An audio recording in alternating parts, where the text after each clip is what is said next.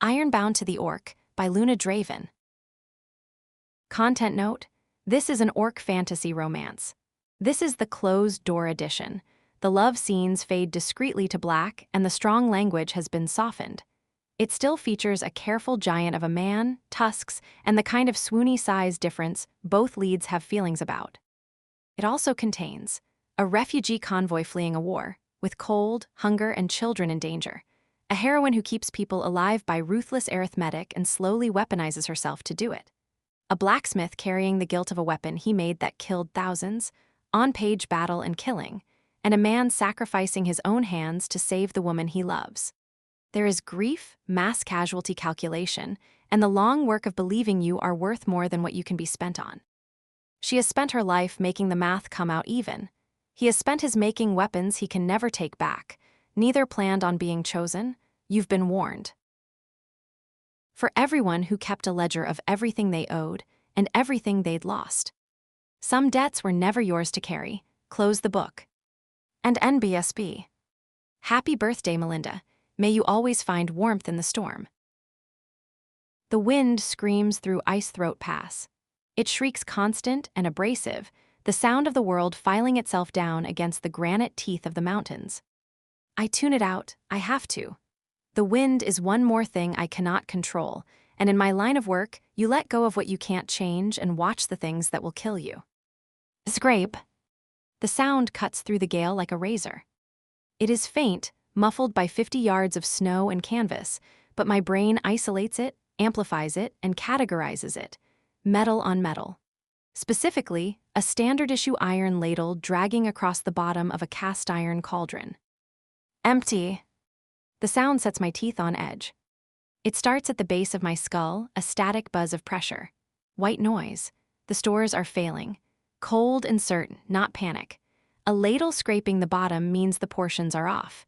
It means the gruel is too thin, or the server is too generous, or, worst of all, the supply is lower than the manifest says. The pressure builds. The world narrows to the one thing I already know in my gut.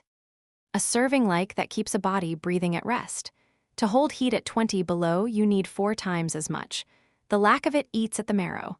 A grown man can last 2 weeks on this. The children in wagon 7, 4 days. I stop walking. The wind slams into my back, trying to push me face first into the permafrost, but I am anchored by the weight of the book at my hip. The ledger. My breath mists inside the wool scarf wrapped 3 times around my face. It freezes at once, stiffening the fabric. I check my internal clock. 14:00 hours. Lunch service should be halfway through. If the pot is scraping now, we are short. 4 ounces, I whisper. The words are lost to the storm, but my throat hums with them. We are short 4 ounces per person. That doesn't sound like much. 1/4 of a pound, a few bites, but it adds up, and it always adds up against us. 4 ounces short for every one of 214 people is 50-odd pounds of food gone ahead of schedule. 50 pounds light today, and at this rate, we run out of food 6 days before we reach the coast. 6 days. I close my eyes, I see the map in my head. A jagged blue line marks the coastline. The convoy is a black dot. The distance between them isn't miles to me, it's meals. Total mortality. The phrase flashes in my mind, red and pulsing. I force my eyes open. The dread loosens its grip just a fraction. Panic is useless. Panic burns through what little I have left. I need to fix this. I turn my back to the wind and march toward the center of the lager. The wagons are arranged in a tight defensive circle, wheels locked, heavy iron chains binding them together against the storm. It is a formation designed to repel bandits, wolves, and the occasional desperate bear. It does nothing against the cold. The camp is a study in gray, from the leaden sky to the dirty snow. Even the faces of the refugees huddled around the few sputtering braziers look ash-dusted. I see the resentment in their eyes.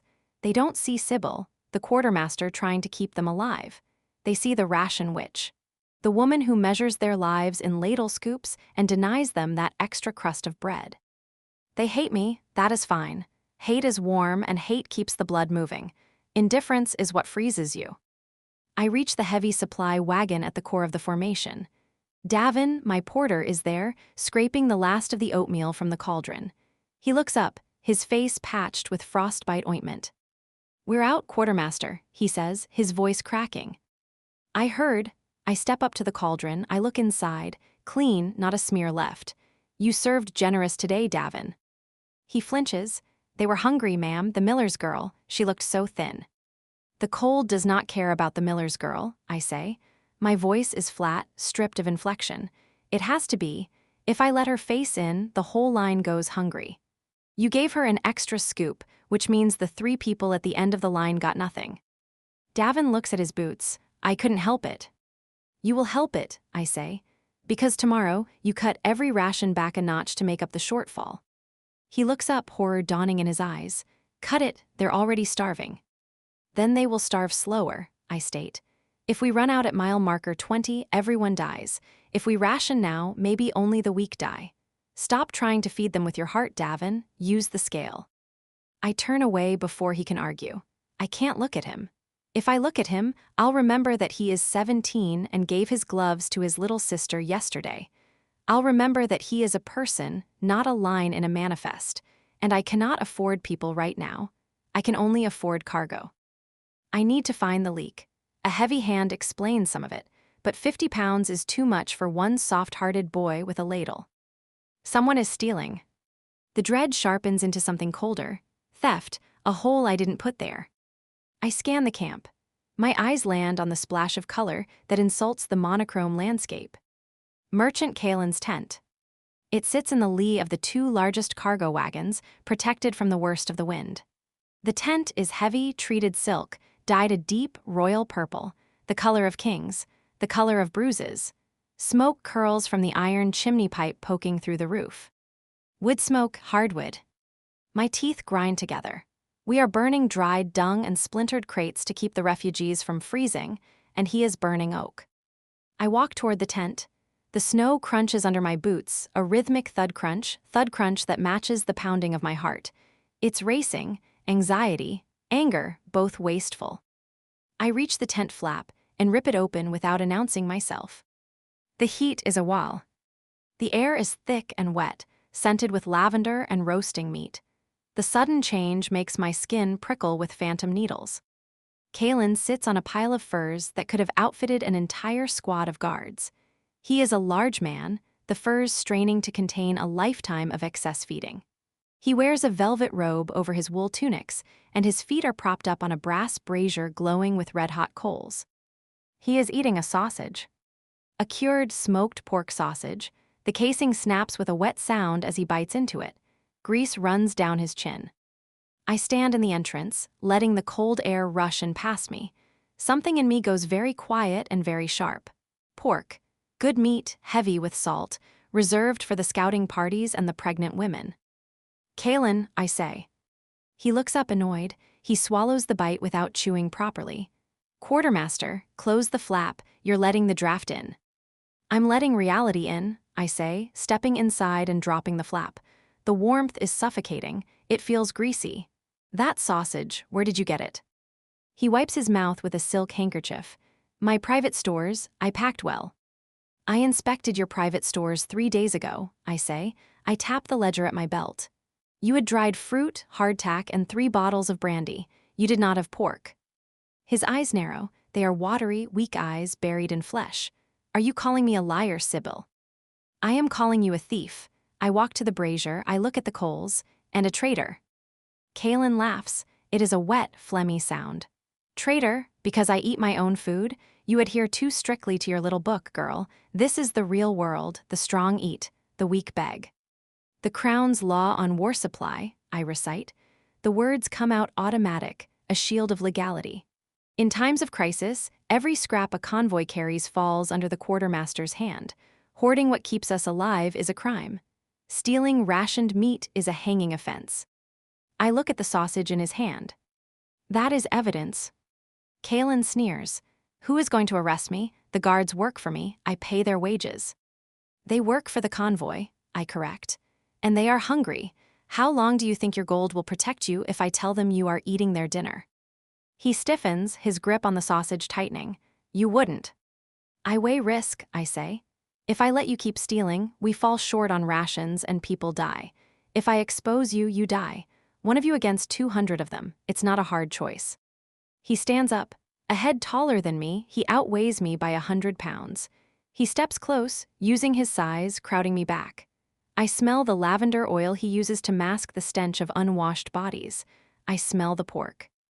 You think you're so high and mighty, he spits. But I know who you are, Sybil. I know why you're out here in the frozen ass end of the world instead of sitting in a warm office in the capital. My breath hitches. Oakhaven, he whispers. The name hits me harder than the cold. Oakhaven. My thoughts skid sideways. Static floods my vision. I see the smoke. I hear the coughing. I see the ledger from that siege, the pages black with crossed-out names. You counted beans while they died, Kaelin hisses. You sat with that book and decided who lived and who rotted. Do you think it makes you a god? It makes you a monster. He pokes a sausage-fat finger into my chest. You killed them, and you'll kill us too. I stare at him. My heart slams against my ribs. My blood roars in my ears. He is attacking the one thing that holds me together. But he made a mistake. He reminded me of the stakes. I grab his wrist. My grip is iron. I might be small, but I am wire tough, and I am fueled by a desperation he cannot comprehend. I twist his hand, forcing the sausage from his grasp, and it falls into the dirt. Yes, I whisper, I know. I look up at him, and I know my eyes are terrifying. I have been told they look like glass when I get like this. Dead, empty. I killed them because I let things get out of control, I say. I let men like you hoard the medicine. I let the strong take from the weak. And good people died anyway. I release his wrist.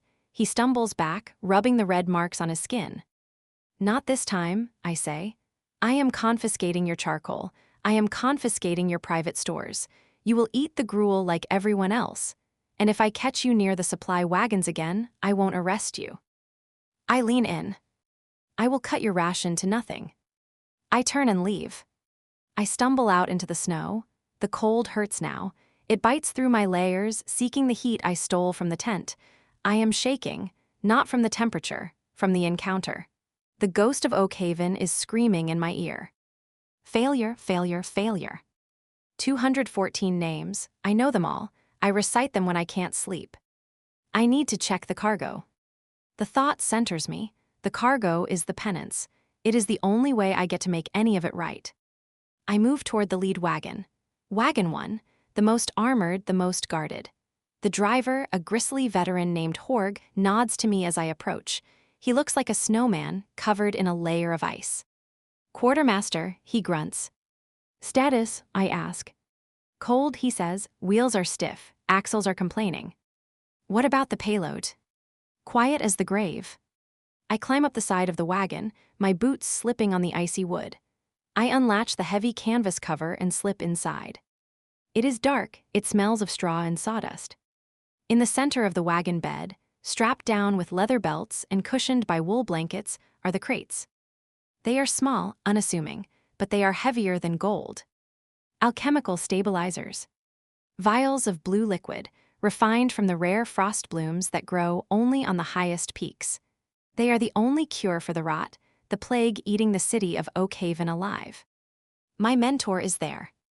Master Alander, the man who taught me that numbers dictate reality, the man who stood up for me at the tribunal when everyone else called for my execution. He is dying. If I get these vials to him, he lives, the city lives, and maybe I can finally breathe. If I fail, I kneel next to the nearest crate. I strip off my glove and place my hand on the wood. Cold, too cold. The stabilizers are touchy about the cold. If they freeze, the glass shatters. If they get too warm, the alchemy turns and becomes poison. They have to sit just above freezing, no colder, no warmer than a cool cellar. I press my cheek against the crate. I can feel the chill seeping through the wood. Too cold, past the line into the danger of it. Something in my chest goes tight. They are freezing. I unbutton my coat. I pull out the spare wool blanket I keep wrapped around my waist. I drape it over the crate. It's not enough. Body heat, I need to give it my heat. I wrap my arms around the crate, pressing my body against it. I give it my warmth. The heat drains out of me, flowing into the wood. I start to tremble. Good. Trembling generates heat. I have to save him. I stay there for what feels like hours. My mind drifts, the wind chill, the distance still to go, the thin glass under my cheek and how easily it cracks. It's bad, worse than I want to admit. We aren't going to make it. I need a better heat source, the smith. Axel. I picture him, the orc, the mountain of muscle and scars who runs the forge wagon. He radiates heat like a furnace. He could keep the crates warm. But Kaelin's words sting. Traitor. Axel is an orc. The enemy. The war ended 5 years ago, but the hate didn't. He travels with us because we need a smith, but he is an outcast. If I bring him here, if I let him touch the stabilizers, the convoy might mutiny. Kaelin would use it against me. A camp this hungry doesn't need an excuse to turn. I can't risk it, not yet. I squeeze the crate tighter. Just hold on, I whisper. Don't break, please don't break. Then it happens. The wind stops. It doesn't fade, it cuts out. 1 second the gale is screaming, and the next, total silence. My head snaps up. Silence in the pass is impossible. The wind funnels through the throat without stopping. Unless the airflow is blocked. I scramble out of the wagon, I jump to the ground. Horg is looking around, confused. Wind died, he says. Maybe the storm broke. I look up. The mountains loom above us, invisible in the gray, swirling mist. But I don't need to see them to know the shape of the danger. The slopes are steep. The snow has been piling up for days, and the wind only cuts out like that when something huge pushes the air ahead of it. Something is coming down. No, I whisper. I look at the snow on the ground. It is vibrating. A fine mist of ice crystals dancing on the surface. Resonance, like a tuning fork struck in the dark. I have seen snow do this before, right before it lets go. All that weight, and nothing left underneath to hold it. The slope's going, I say quiet. What? Horg asks. The whole face is coming down, all the way to the roots. Then the sound comes. A crack, high-pitched, sharp, the sound of the world's spine snapping. It echoes off the canyon walls, a thunderclap that lasts for eternity. I stand frozen. I clutch the ledger to my chest. The iron is screaming. Ordinary ears can't hear it. To the refugees huddled in their furs, the metal rim of the wagon wheel is dead matter, silenced by the frost. To me, it is a living thing in distress. The metal is contracting, shivering against the brutal drop in temperature, crying out as it tightens to the point of shattering.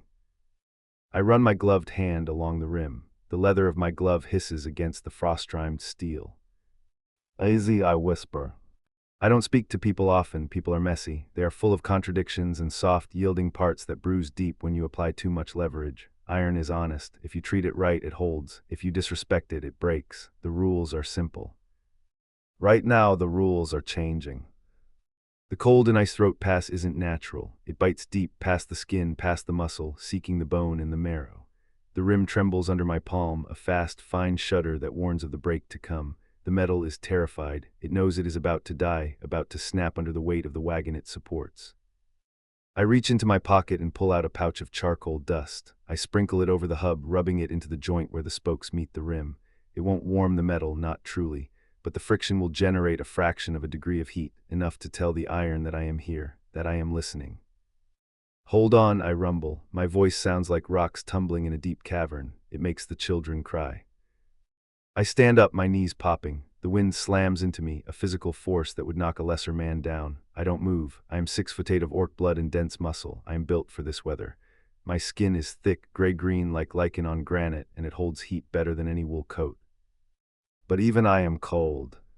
My breath mists in the air, freezing on contact into ice crystals that stick to my beard. I look down the line of wagons. They are strung out like beads on a necklace, black shapes against the blinding white of the storm. The wind is stripping the canvas covers, flaying the wood. We are dying here. The conviction settles in my gut, heavy as an anvil. This pass was a mistake. Sybil knows it. I see her walking toward me, a small, bundled figure fighting a war against the gale. Sybil, the quartermaster. She is terrifying. Not because she is strong, she is tiny. I could crush her skull with one hand without even trying. She is terrifying because she sees straight through a thing to its worth, and I know that in her eyes I am a mouth to feed and a danger besides. She moves with a frantic energy, checking lashings, counting crates, screaming silent orders at the storm itself. I watch her stop at the lead wagon. She is arguing with Horg. I can't hear the words, only the snatched fragments torn away by the wind. She's strung tight, and she clutches that book of hers, the ledger, like it is a holy text. Scribe. My head snaps up. That wasn't the wind. The sound came from above, from the peaks.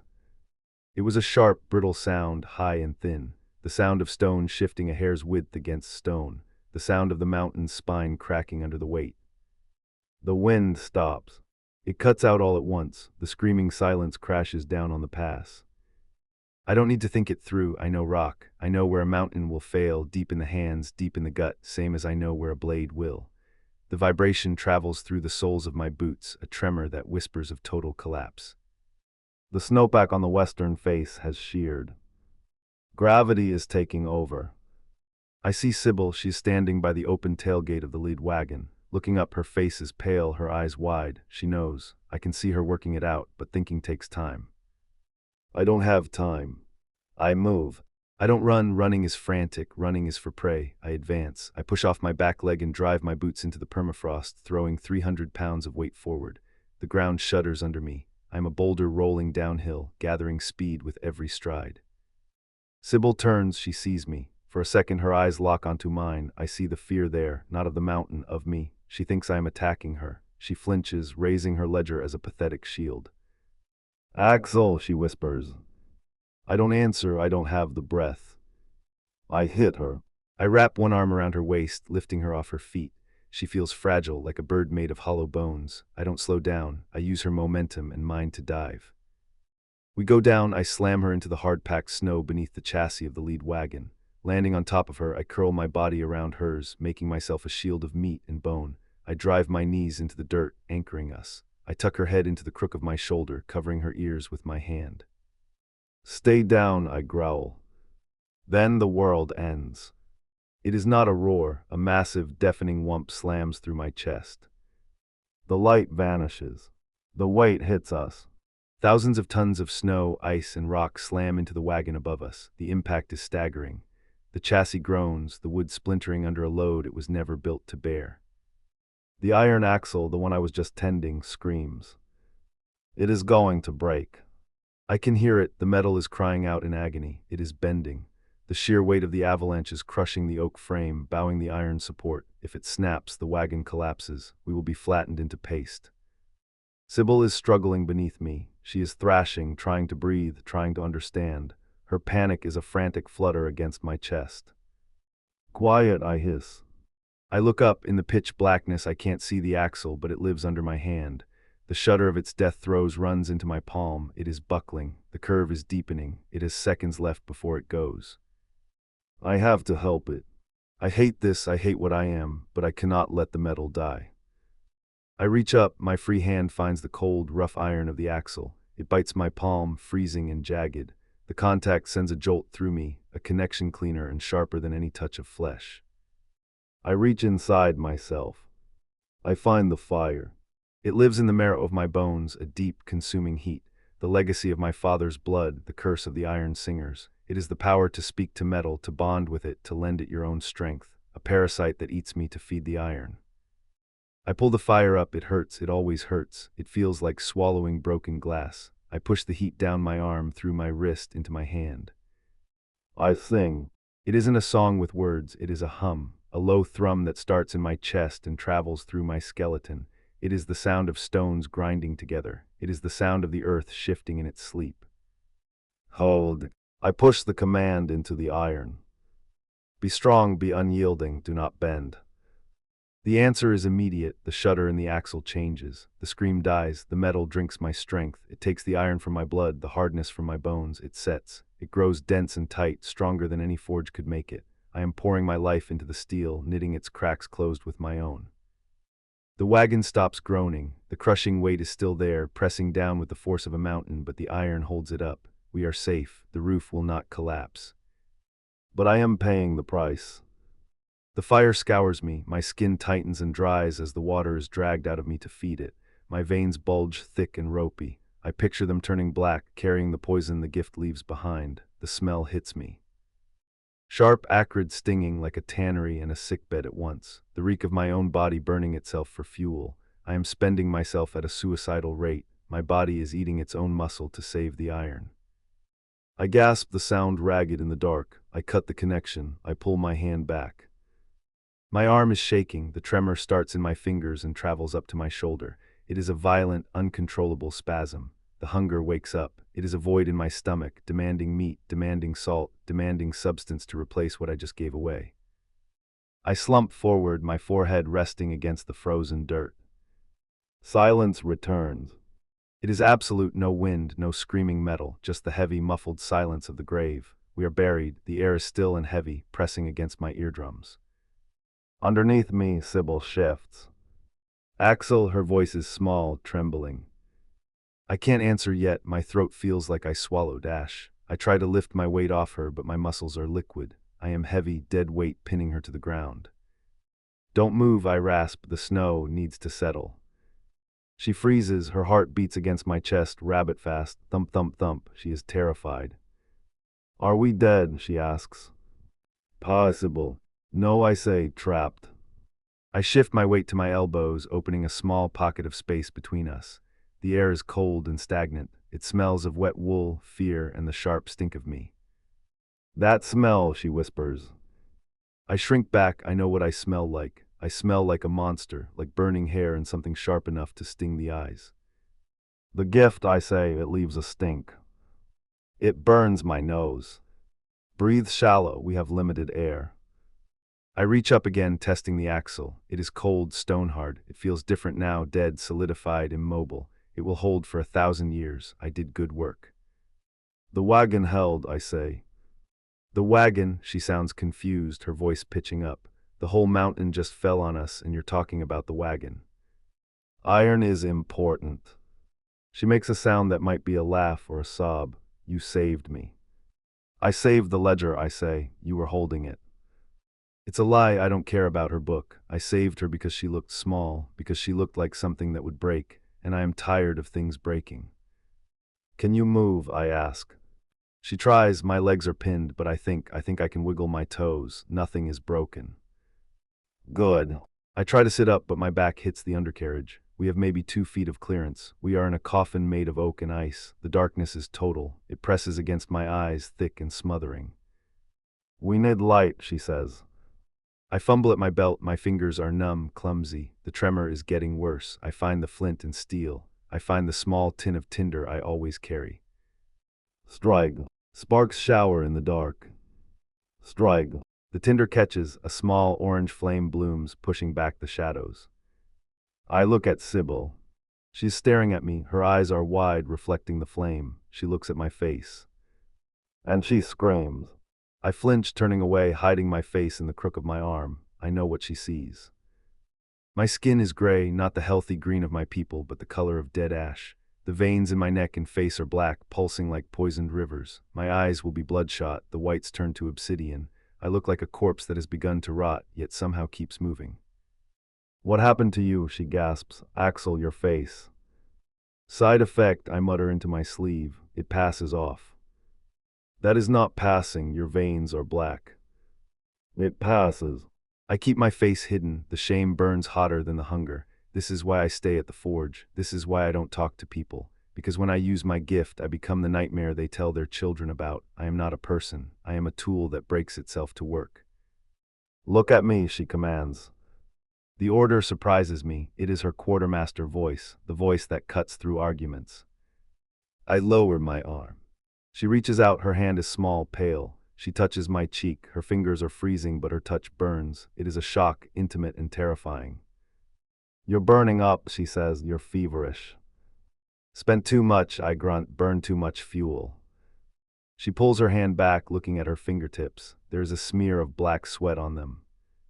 You held the wagon up, she says. It isn't a question. I can see her piecing it together. An axle like this gives out under a couple of loaded wagons. There's a mountain on top of us. It should have snapped like a twig. She looks at the axle above us. She sees the handprint burned into the frost. You did something. I reinforced it. With what? Singing. She stares at me. You're an iron singer. I don't deny it, there is no point. We are buried under 20 feet of snow. Secrets don't matter in the dark. Supposed to be dead, she whispers. Executed after the war. Most were, I say. I'm good at hiding. She looks at the black veins again. Her expression changes. The fear is still there, but something else is mixing with it. Curiosity and something softer, pity. It hurts you, she says. Everything has a cost. How much? What? The fuel it burned, how much did that cost you? I close my eyes, the hunger is clawing at my ribs, a wild animal trying to chew its way out. A lot.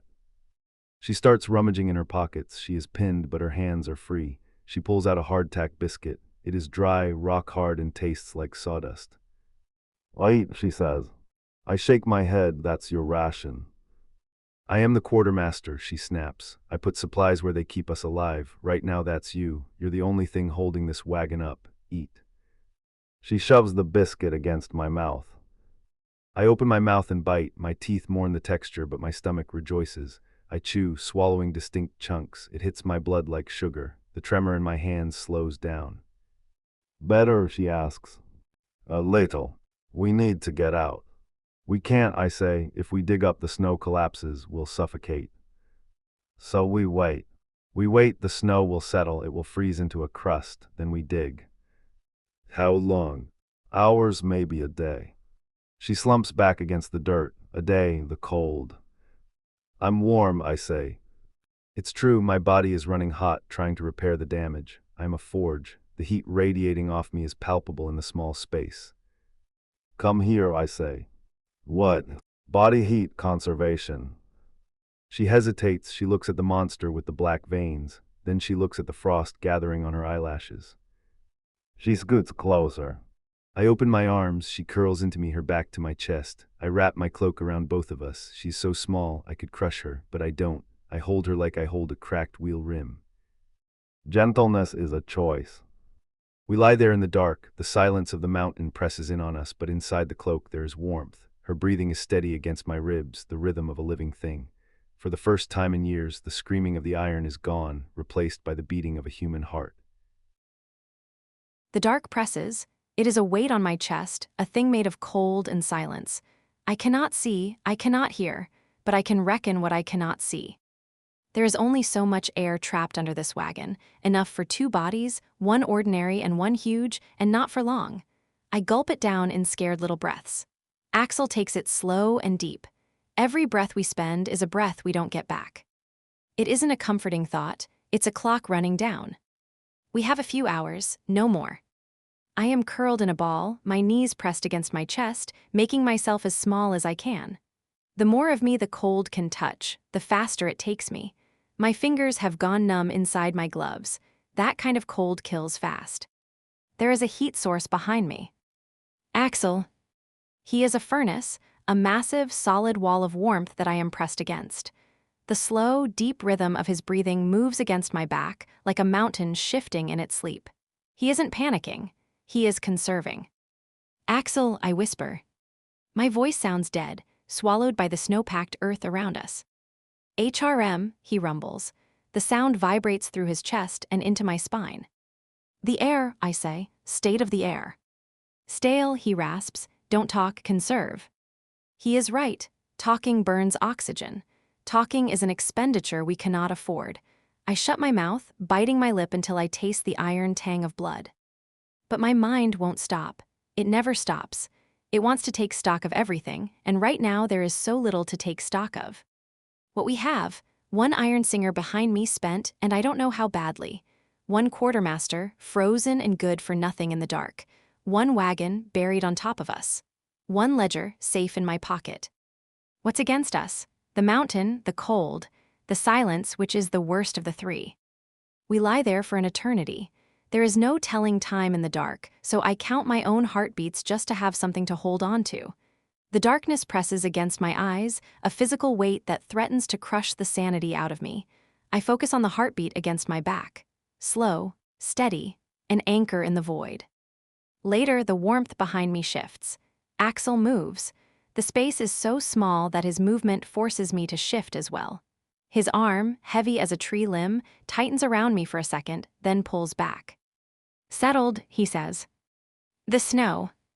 "Yes, it's hard now. We can dig." "Which way is up?" I ask. It's a stupid question.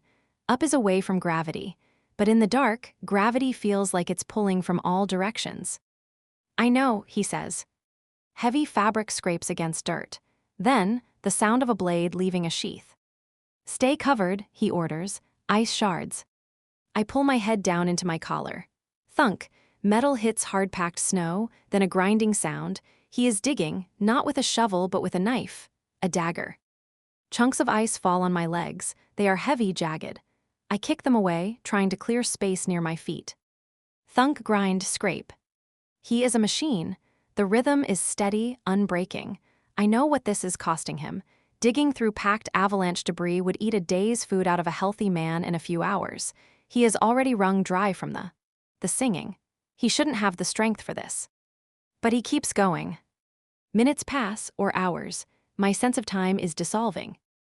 Then a change. The air shifts, a draft. Cold, biting, fresh air hits my face. It tastes like cold stone and pine needles. It tastes like life, sharp and painful. "Breach," Axel grunts. He pushes. There is a cracking sound, loud as splitting ice in the confined space, and then light floods in. It is a brutal, blinding gray, no warmth in it at all. It sears my eyes, and I squeeze them shut against the sudden assault. Tears leak out, freezing on my cheeks. "Clear," he says. His hands close on me. Large, calloused hands that grip me under the arms. He lifts me, as if I weigh no more than a sack of grain. I scramble, my boots finding purchase on the wagon wheel, then the strut, then the wall of the tunnel he has carved. I burst out of the snow. I gasp, sucking in huge lungsful of the freezing air. It burns. It feels like swallowing knives. My chest heaves, fighting to acclimate to the sudden pressure change, the sudden cold. I fall onto my hands and knees, dry heaving. The world spins, white noise filling my ears, static blurring my vision. I squeeze my eyes shut, forcing the panic down. Take stock, one thing at a time. I open my eyes. The world has ended. The pass is gone, the road is gone. The sky is a leaden sheet of gray steel, pressing down on the jagged peaks, and below. White. Just white. A massive, undulating ocean of snow covers everything. The valley floor has been raised by 50 feet. Boulders the size of houses are scattered like pebbles. Trees have been snapped like toothpicks, their splintered trunks sticking up from the powder like bones. The scale of the destruction is absolute. The valley has been erased to the roots. "The convoy," I whisper. I stand up, swaying. I look down the line of where the road used to be. Nothing. Just mounds, slight undulations in the snow that mark where wagons might be buried. Tombstones made of ice. "Dead," I say. The word is a stone dropping in a well. They're all dead. My mind starts down the road I don't want to walk. 214 souls. 15 wagons. The mules, the oxen. Nobody walks away from a mountain coming down on top of them. Almost all of them are under that snow. Axel climbs out of the hole behind me. He stands up, unfolding to his full height. He is covered in snow, a gray giant rising from the earth. He looks at the devastation. He doesn't say anything. He just breathes, steam pluming from his nostrils like a dragon. "Checks," I say. My voice is high, thin, bordering on hysterical. "We need to check the manifests, the logs." I start to scramble over the snow. I sink up to my thighs. Flailing, panic rises in my throat. I can't move, I'm stuck. "Sibyl," Axel says. "No, we have to check. Horg's wagon, the grain wain, the refugees in the rear guard, the children." "Sibyl." He grabs the back of my coat and hauls me out of the drift. He sets me on a patch of wind-scoured rock. "Look," he says, he points.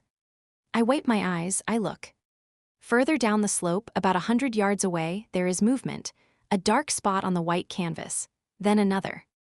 "People. They are digging."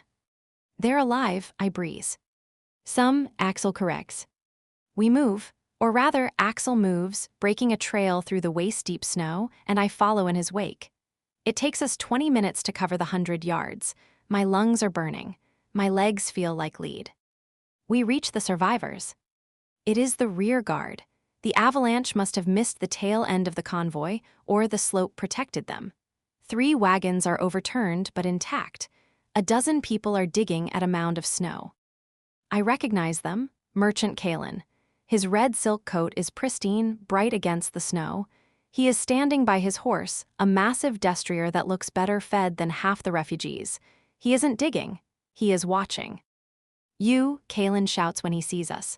"Quartermaster, where is the master? Where is Horg?" I ignore him. I look at the people digging. They are pulling someone out. A woman, she is blue, limp. They lay her on the snow. "Dead," one of the men says. He sounds bored. Shock does that. It scrapes the feeling out of a voice. His eyes are glazed, staring at nothing. He wipes his nose on his sleeve and goes back to digging. "Where is Master Horg?" Kalen demands, stepping in my path. He towers over me, a wall of expensive silk and cheap scent. "Buried," I say, "up ahead." "Is he dead?" "Likely." Kalen sneers. "Then who is in charge? I have cargo. I have perishable goods that—" "Quiet," Axel says. He doesn't shout. He doesn't have to. The word is a low rumble that vibrates in the chest. Kalen shuts his mouth, his eyes darting to the massive smith. Axel walks past him. He goes to the overturned wagons. He looks at the wheels. He kicks a tire. "Intact," he mutters. He grabs the frame of the nearest wagon, a supply cart that must weigh 1,000 pounds empty. He grunts, the muscles in his back bunching under his cloak. He lifts it. The refugees gasp. Kalen's jaw drops. Axel heaves and the wagon rights itself with a crash. Snow flies. "Dig," Axel says to the men standing around. "Clear the wheels." They obey, not because they want to, but because a force of nature just told them to. They pick up their shovels, their movements stiff, mechanical. I watch him. He moves to the next wagon. He is efficient.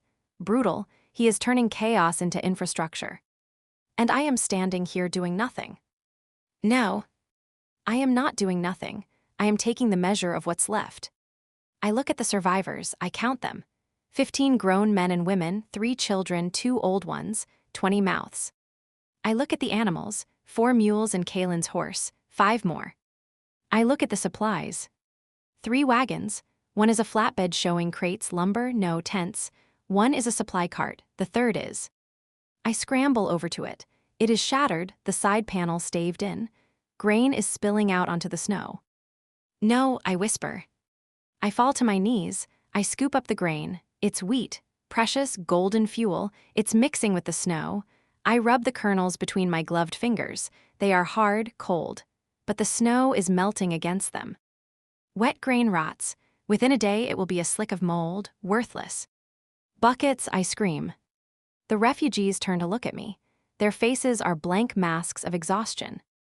"Get buckets, pots, helmets, anything," I yell, my voice cracking. "Scoop it up now. Every grain you lose is a meal you don't eat tomorrow." They stare at me. They are in shock. They see a small, hysterical woman screaming about birdseed while their families are buried. "Do it," Axel roars. The men jump, they scramble for pots, they start scooping. I stand up, my hands are shaking, I wipe them on my coat. "Find what we have, keep it from spoiling or walking off, hand it out so it lasts, 1 foot in front of the other." I need a table. Finding a crate that has fallen off the flatbed, I drag it upright. I clear the snow off the top. I dig the ledger out of my pocket. It is cold, the leather cover is stiff, I open it. The pages are dry, thank the gods. I check my ink pot, frozen, solid black ice. Damn it. I shove the pot between my thighs under my skirt, trying to thaw it with body heat. It burns against my skin, cold as a brand. I hiss through my teeth, but I don't move it. Waiting, I watch Axel right the 3rd wagon. I watch the men scooping grain. I categorize every item I see: rope, canvas, hardtack, nails. 5 minutes later, the ink is slushy. It will do. "Line up," I shout. No one moves. They are huddled together, shivering. The wind is picking up again. "I said line up," I yell. "If you want to eat, I need your name. If you want a blanket, I need your name. If you aren't in this book, you don't exist." That works. The fear of non-existence is a powerful motivator. They shuffle forward. Name, I ask the first one. A man, gaunt, hollow eyes. His hands are shaking so violently he can't keep them still. Bram, he mumbles. Skill. Carpenter. Useless, I mutter, writing it down. The nib of my pen scratches against the cold paper, leaving a trail of half-frozen ink. Half ration. Half, he protests. That's half a loaf a man can't work on. A man can't work if he's dead, I cut him off. We have lost the main food stores. We are scavenging. Next. Name. Clara Weaver. She is clutching a bundle against her chest. A child, maybe 3 years old. The girl is silent, her eyes wide and dark. Useless, can you cook? I a little. Cook 2/3 ration. I look at the child, half for the little one. Clara nods, clutching the girl tighter. Thank you, she whispers. I work down the line. It is a butcher's list. I am slicing away their hopes, their comfort, their dignity, and giving back less than they need. They hate me. It comes off them thick as smoke. They look at the ledger with loathing. They look at me like I'm a witch casting a curse. Good, hate is warm. I get to the end of the line. Kalen steps up. He leans on my crate, his weight making it creak. He is eating an apple, a fresh, red apple. The smell of it, sweet, crisp, cuts through the stale air. My stomach cramps. Name, I ask, not looking up. Merchant Kalen, he says, taking a loud, crunching bite. And I don't need your ration ticket, girl. I have my own stores. I look up. Private stores are confiscated during a Class 4 emergency. Section 7 of the Caravan Code. He laughs, it's a wet, sticky sound. The caravan master is dead. The code is buried with him. I keep what is mine. He turns to walk away, then he stops. He looks at the mules. There are 4 of them. 3 are standing, heads down, enduring the wind. The 4th, Bessie, is lying on the snow. She is old. Her coat is patchy. She is wheezing. Kalen walks over to her. This beast is finished, he announces. He kicks her.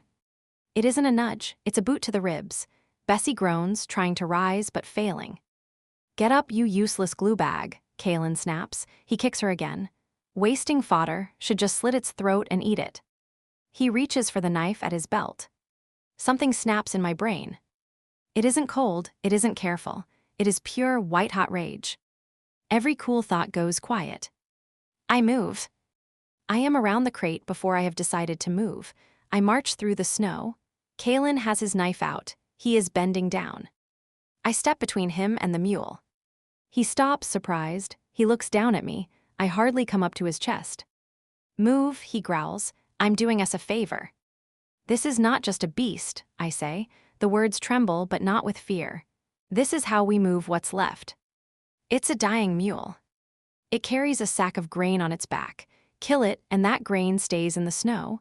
That's a month of full bellies gone. I look him in the eye. That means people starve. He sneers, then let them die, less mouths. He tries to push past me. He puts a hand on my shoulder to shove me aside. Don't touch me, I whisper. I said move, Kalen roars. He raises his hand. A shadow falls over us. Kalen freezes, he looks up, and up. Axel is standing behind me. I didn't hear him approach. The snow muffled his steps, but he is there, a gray mountain looming over the red merchant. Axel has a heavy iron crowbar in his hand. He is resting it on his shoulder. He doesn't say a word. He just looks at Kalen with those black, obsidian eyes. The veins in his neck are still dark, pulsing with the aftermath of the magic. He looks like a monster from a bedtime story. Kalen swallows, his throat bobbing. He takes a step back. I was just conserving resources, Kalen stammers. The mule stays, I say. Fine, feed the damn thing. See if I care when we all starve. He holsters his knife. He turns and stalks away, retreating to his own wagon. The air rushes out of me. My knees feel like water. I put a hand on Bessie's flank to steady myself. She is warm, shivering but warm. I turn to Axel. Thank you, I say. He looks at me, then he looks at the mule. Cold reasons, he rumbles. What? The mule, you gave him cold reasons to keep it. Yes. But you stood in front of the knife. He tilts his head, studying me like I'm a puzzle he can't quite solve. Protecting what keeps us alive, I say, that's all it was. If you say so. He turns and walks back to the wagons. I watch him go, I touch the ledger in my pocket. It was sense, I tell myself, cold sense, nothing more. But as I stroke the old mule's ears, listening to her wheezy breathing, I know I'm lying. I look at the camp. We are a tiny dot of life in a white wasteland. The sun is setting, the temperature is dropping, the real cold is coming. It's going to be a killing night, and I know it. The cold deepens with every hour. We have firewood for half of it, maybe. After that, there's only the heat of our own bodies, and that runs out too. And not one soul in this camp has any hope left to keep them upright. I walk back to my crate. I dip my pen in the slushy ink. Night 1, I write, status critical. I close the book. The sound of the cover snapping shut echoes in the silence. We are alone. The wind has stopped, but the screaming hasn't. It is quieter now, a high-pitched keening that lives on the edge of hearing, vibrating in the marrow of my bones. It does not come from the refugees huddled in the center of the lager, or from the dying mule that Kalen kicked. It comes from the iron. I walk the perimeter, my boots crunch on the hard-packed snow, a sound like dry vertebrae snapping. The cold has deepened again, far past the point where breath turns to ice on a beard. It is in my teeth and in the plates of iron banded around the wagon hubs. When it gets this cold, common wrought iron forgets how to bend. The cold draws the metal in on itself, packing it tight until there is no room left to give. It stops being tough and turns to glass. It wants to shatter. I stop at the grain wain. It is the heaviest wagon we have left, loaded with 2 tons of scavenged wheat, precious, damp fuel that Sybil fought to save. The rear left wheel is groaning. I crouch down, pulling the glove from my right hand. The air bites my skin, numbing the calluses on contact. I ignore it. I need the metal under my bare palm. I touch the rim. It burns, cold burn, a shock that travels up my arm and hits my shoulder with a dull thud. The iron is vibrating, one thin, clear note, D-sharp. The note iron sings just before it gives. I look closer, tucked against the oak fellows. The iron band has a hairline fracture, too fine for any eye but mine. To me, it looks like a canyon. The strain gathers at the tip of the crack, the metal crying out where it is being pulled apart. If this wheel hits a rock, the band snaps, the wood explodes, the wagon collapses, the grain is lost. Hold, I whisper. I shut my eyes and reach down for the fire in my marrow. It is harder this time. The hunger is already there, a gnawing void in my gut. I haven't eaten a full meal in 2 days. My body knows it and it resists. It wants to hoard what little I have left for heat, for the work of my heart, for breath. It does not want to spend it on a piece of dead metal. Bad luck, I tell it. The wagons come first.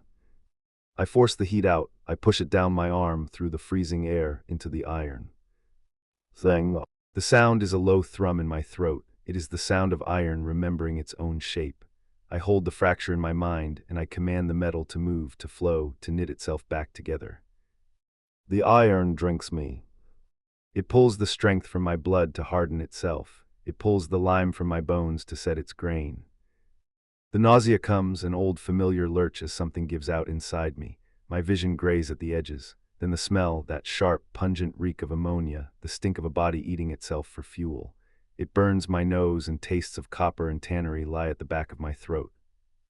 The veins on the back of my hand are no longer blue. They darken to the color of old bruises, then black. The ichor rises, the foul leavings of the trade, thick and slow under my skin, carrying the spent heat away from my core. The vibration in the wheel changes. The D-sharp drops to a low C. The metal eases. It gives up being brittle glass and remembers how to be steel. The fracture seals, fused with my own marrow. I peel my hand off the rim. I gasp, the air searing my lungs. I slump against the wheel spokes, shaking. The tremor is violent, rattling my teeth. My right hand is a claw, the fingers stiff and blackened. Easy, I mutter to myself, easy. I rub my hand against my thigh, trying to work warmth back into the frozen, poisoned flesh. It takes a minute before I can move my fingers enough to pull the glove back on. My joints grind, dry and painful. I have aged 10 years in 10 seconds. I stand up, the world tilts. I grab the wagon rail to steady myself. Axel. I stiffen, I turn. Sybil is standing 10 feet away. She is wrapped in layers of blankets, looking like a pile of rags with a face. She is holding a small tin cup and a piece of hardtack. What are you doing? She asks. Her voice is muffled by her scarf. Maintenance, I rasp. She steps closer, she sniffs the air, her nose wrinkles. That smell, she says, it's stronger. I step back, keeping my back to the wind so it carries the scent away from her. The forge work I told you. You look, she hesitates, you look gray, grayer than usual. It's dark. It's moonlight, she corrects, and you look like death. Your eyes are sunken, Axel, you look like you've been bled. She holds out the tin cup, soup, or hot water with a suggestion of mule fat and a biscuit. I look at the food, my stomach contracts, a violent spasm of need. The wolf in my belly howls. It wants that biscuit, it wants the cup, it wants to eat the tin cup. It wants to tear the leather off my belt and chew until it softens. I shake my head. Give it to the children, I say. The children are fed, she says, her voice hard. This is your share. A big man doing the work of 10 earns it. The work needs meat, I say. Fat marrow, real food. That biscuit is dust. It won't help. It's fuel, Axel. Take it. No. Why are you so stubborn? She is angry now. Good. Anger keeps her warm. You are doing all the heavy lifting. You righted the wagons. You dug the latrines. You are keeping the wheels from exploding. Yes, I know that's what you're doing. I see you touching them. She steps closer, thrusting the cup at me. If you starve, the whole camp comes apart. I cannot lose the one thing holding it together. Eat. I look down at her. She's so small. She comes up to the middle of my chest. She is shivering, a constant vibration that she likely doesn't even notice anymore, but her eyes are clear, sharp. She is right. She is always right. That is the maddening thing about quartermasters. They see exactly what a thing is worth. But she doesn't understand the cost. If I eat that biscuit, my body will burn through it in seconds and want more. It will wake the hunger all the way up. Right now the hunger is a dull ache, a low noise under the wind. Feed it a scrap and it turns to frenzy, to an order I might not be strong enough to refuse. I can't, I say. Why? Because if I start eating, I say, my voice low, I might not stop. She stares at me, she looks at my face, truly looks at it, at the hollows under my cheekbones, the black veins pulsing at my temple. She sees the monster I am trying to keep on a leash. You're starving, she whispers. I'm managing. You're eating yourself. I turn away, go back to the fire, Sybil, you're losing heat. Axel, go. It is an order. I put the weight of the forge into it, the tone that makes metal yield. She flinches, she looks at the cup in her hand, then back at me. For a second, I think she's going to throw the soup in my face. Instead, she turns and marches back toward the braziers. She walks with stiff steps, angry and cold. I watch her go. Good, I think. Hate me, hate keeps you alive. I turn back to the perimeter. There are 14 more wheels to check. I walk. My boots crunch, step, crunch. I focus on the rhythm. It helps drown out the memory of the soup. I stop at the second wagon, Kalen's wagon. It is the only one with a full canvas cover reinforced with leather. It looks warm. I can smell the smoke of a private brazier coming from inside. I should tear the cover off. I should kick the brazier over and drag the fat merchant out into the snow. I should take his private stores and distribute them to the children. But I don't. Because Sybil said law. Caravan code, I mutter, civilized behavior. Civility is a luxury. It is a veneer we paint over the rust to pretend the structure is sound, but the rust is always there. I check the wheel, it is silent. Kalen's wagon is newer, the iron of higher quality, probably southern steel, high carbon content tempered in oil. It laughs at the cold. It mocks the lesser iron of the refugee carts. I move on. The darkness beyond the wagons is absolute. The avalanche changed the landscape so thoroughly that I don't recognize where we are. We are in a bowl of white death, surrounded by peaks that look like broken teeth. The stars are hard, diamond-bright chips of ice in the sky. I look out at the snow. There is something out there. I don't see it. The skin on the back of my neck draws tight, tight as it does when a blade hovers too close. Something out there is watching me. I stop, I listen. The wind has died, but the air is moving. It swirls around me, lifting the loose powder in small devils. Then a sound. Not a wheel, not a scream. A voice. Beautiful work. I spin around, my hand goes to the hammer at my belt. There is no one there, just the snow, just the dark. Who's there? I growl. The heft of it, the voice says, it is everywhere and nowhere. It is carried on the air itself, amplified, distorted, but clearly human. I always admired how it sat in the hand, the world breaker. You made that, didn't you?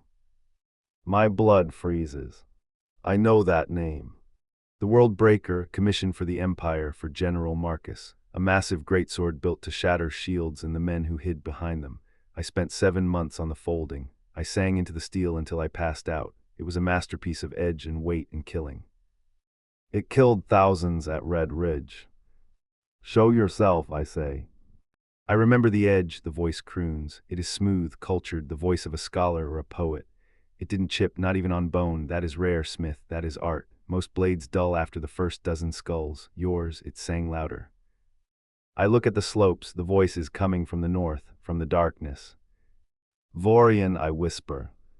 Legate Vorian, the voice corrects gently, but you can call me a patron. Vorian, the scavenger king, the necromancer of the peaks. The stories say he eats the dead to extend his life. The stories say he commands the wind to bring him fresh meat. He isn't a story, he is here. What do you want, I ask. I keep my voice level, but my heart is hammering against my ribs. Want, I have what I want. The storm provided, the mountain provided so much, raw material. Do you know what is loosed when a mountain falls, Smith? Such force, such ruin, and after it the silence, the beautiful, heavy silence of the dead. I look back at the logger, the sleeping refugees, the children. They are people, I say, not material. Vorian laughs. It is a soft sound, like snow sliding off a roof. Flesh is flesh, Smith, bone is bone. It is all just structure waiting to be repurposed. You should know that. You repurpose iron. You twist it, beat it, force it to be what you need. Are we so different? You impose order on metal. I impose order on flesh. I don't kill to do it. Don't you talk to the men at Red Ridge. Ask them about your world breaker. Ask the widows of the Iron Valley about the siege engines you reinforced. You provide the tools, Smith. Gravity does the rest. I just harvest the result. The guilt lands like a fist to the gut. It is an old wound, long since scarred over, but Vorian knows just where to press. He knows my history. He knows my sins. That was war, I say. And this is survival, the purest form of war. The wind picks up. It swirls around my legs, cold and heavy. I am not attacking you, Smith, Vorian says. Not yet. The cold is doing my work for me. Why spend myself when the winter is so thorough? Every hour the cold deepens, your herd grows weaker. Every scrap of warmth they burn shivering is warmth they cannot spend fighting me. He pauses and I can hear him smiling. We will survive, I say. Will you? I can smell you from here. Ammonia, the reek of a body feeding on itself. You are burning your own candle at both ends. How long until you burn out? I can smell the bonfire in your blood, Smith. You are melting down your own skeleton to keep those wagons standing.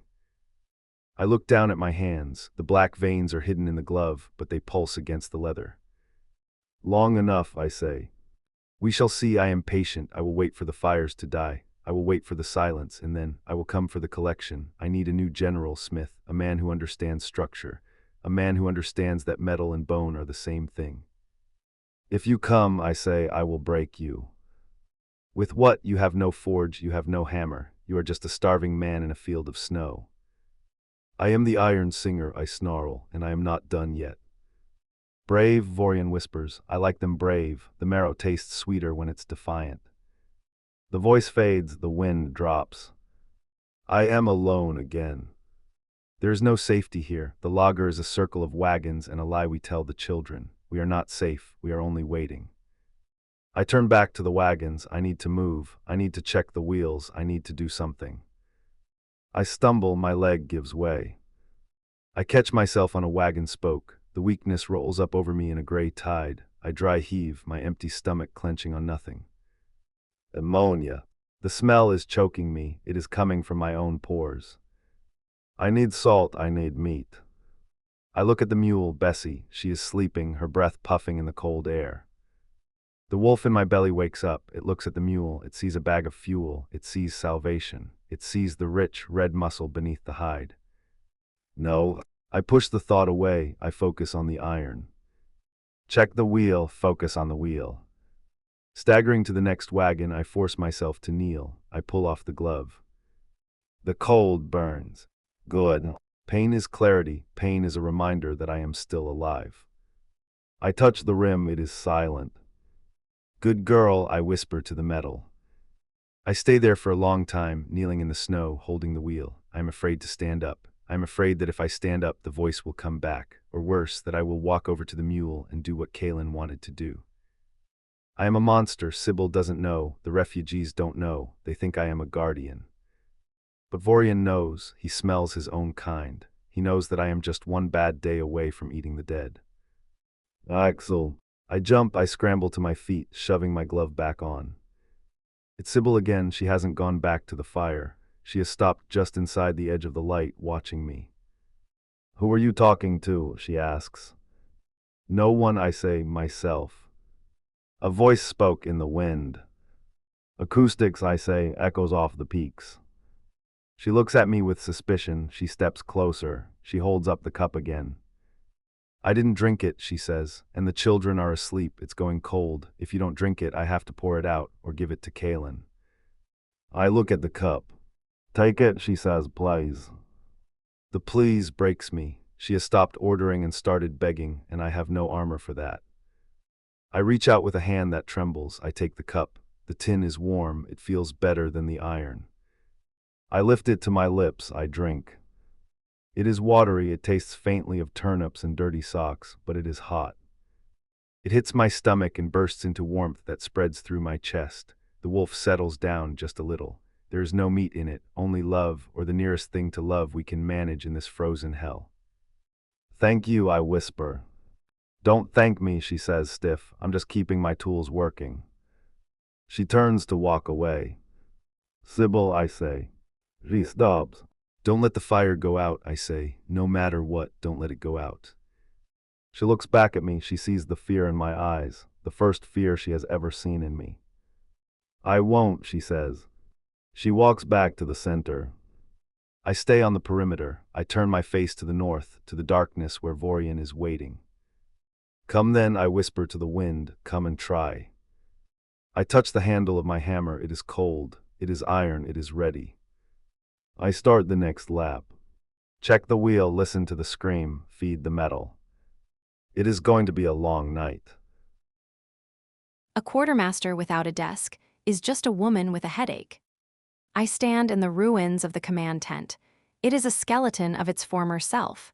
The avalanche didn't hit it head-on, but the displacement wind shredded the canvas as if it were tissue paper. The main ridgepole is snapped. My desk, a beautiful folding teak campaign table, is splintered kindling. And the cold, it is a thing that spreads. It has taken every inch of the logger for its own. I am holding my quill, but I can't feel it.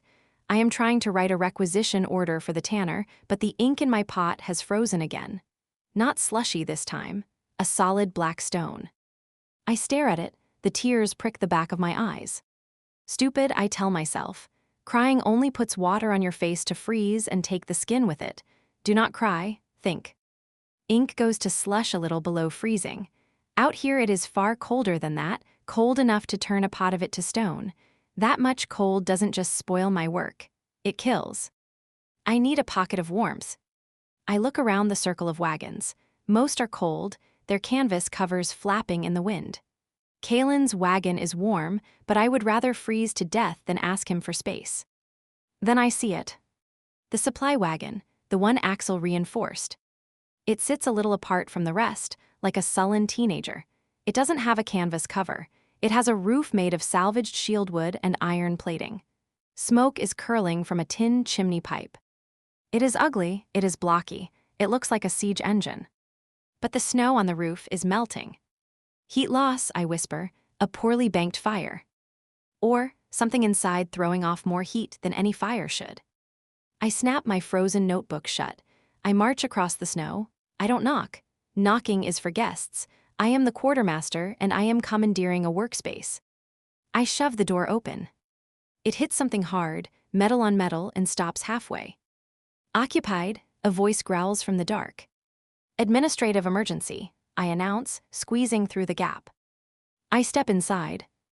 And I stop. I have walked into a bear's den. It hits me all at once. The air is thick, hot, heavy, and it shoves the breath back into my lungs like a wall. It smells of scorched iron, old leather, and musk, powerful male musk. It smells like a fighting pit after the match if the fighters had also been smiths. Under it runs coal dust, hot flux, and the sharp tang of damp wool drying by a fire. "Close the door," Axel barks. "You're letting the heat out." I slam the door. I blink, trying to adjust to the gloom. The only light comes from a pot-bellied iron stove in the corner, glowing a cherry red, and a single oil lamp hanging from a hook. The space is tiny, maybe 6 feet by 10, and every single square inch is full. There are crates stacked to the ceiling, defying gravity and good sense. There are tools hanging from the walls, hammers, tongs, things I don't have names for. There are coils of wire, sheets of metal, gears, springs, and buckets of bolts, every gap packed with one more lethal thing. And in the middle of it all, taking up more than half the room on his own, is Axel. He is sitting on a crate, hunched over a workbench that looks like it was made from a wagon door. He isn't wearing his heavy coat. Instead, he is in his undershirt, the sleeves rolled up to reveal forearms that are thick as my thighs. His skin is gray-green in the lamplight, slick with sweat. Sweat. I haven't seen sweat in 3 days. "You're burning coal," I accuse him. He doesn't look up. He is filing a piece of metal, the rasping sound filling the small space. "Charcoal," he corrects, "burns hotter, cleaner."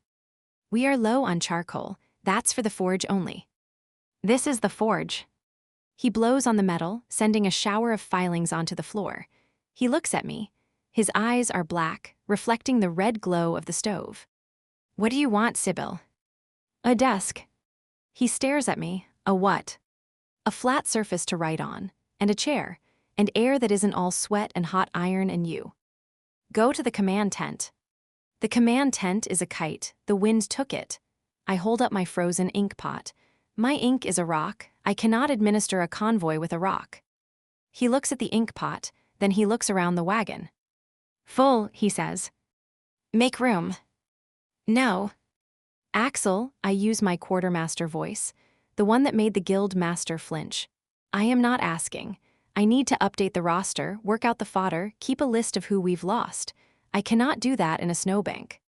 He sighs. It is a long, rumbling sound, like a forge bellows let go all at once. He stands up. The wagon feels very, very small. He has to hunch to keep his head off the ceiling beams. The heat comes off him like an open furnace. I take a step back, hitting the door. He moves to the back wall.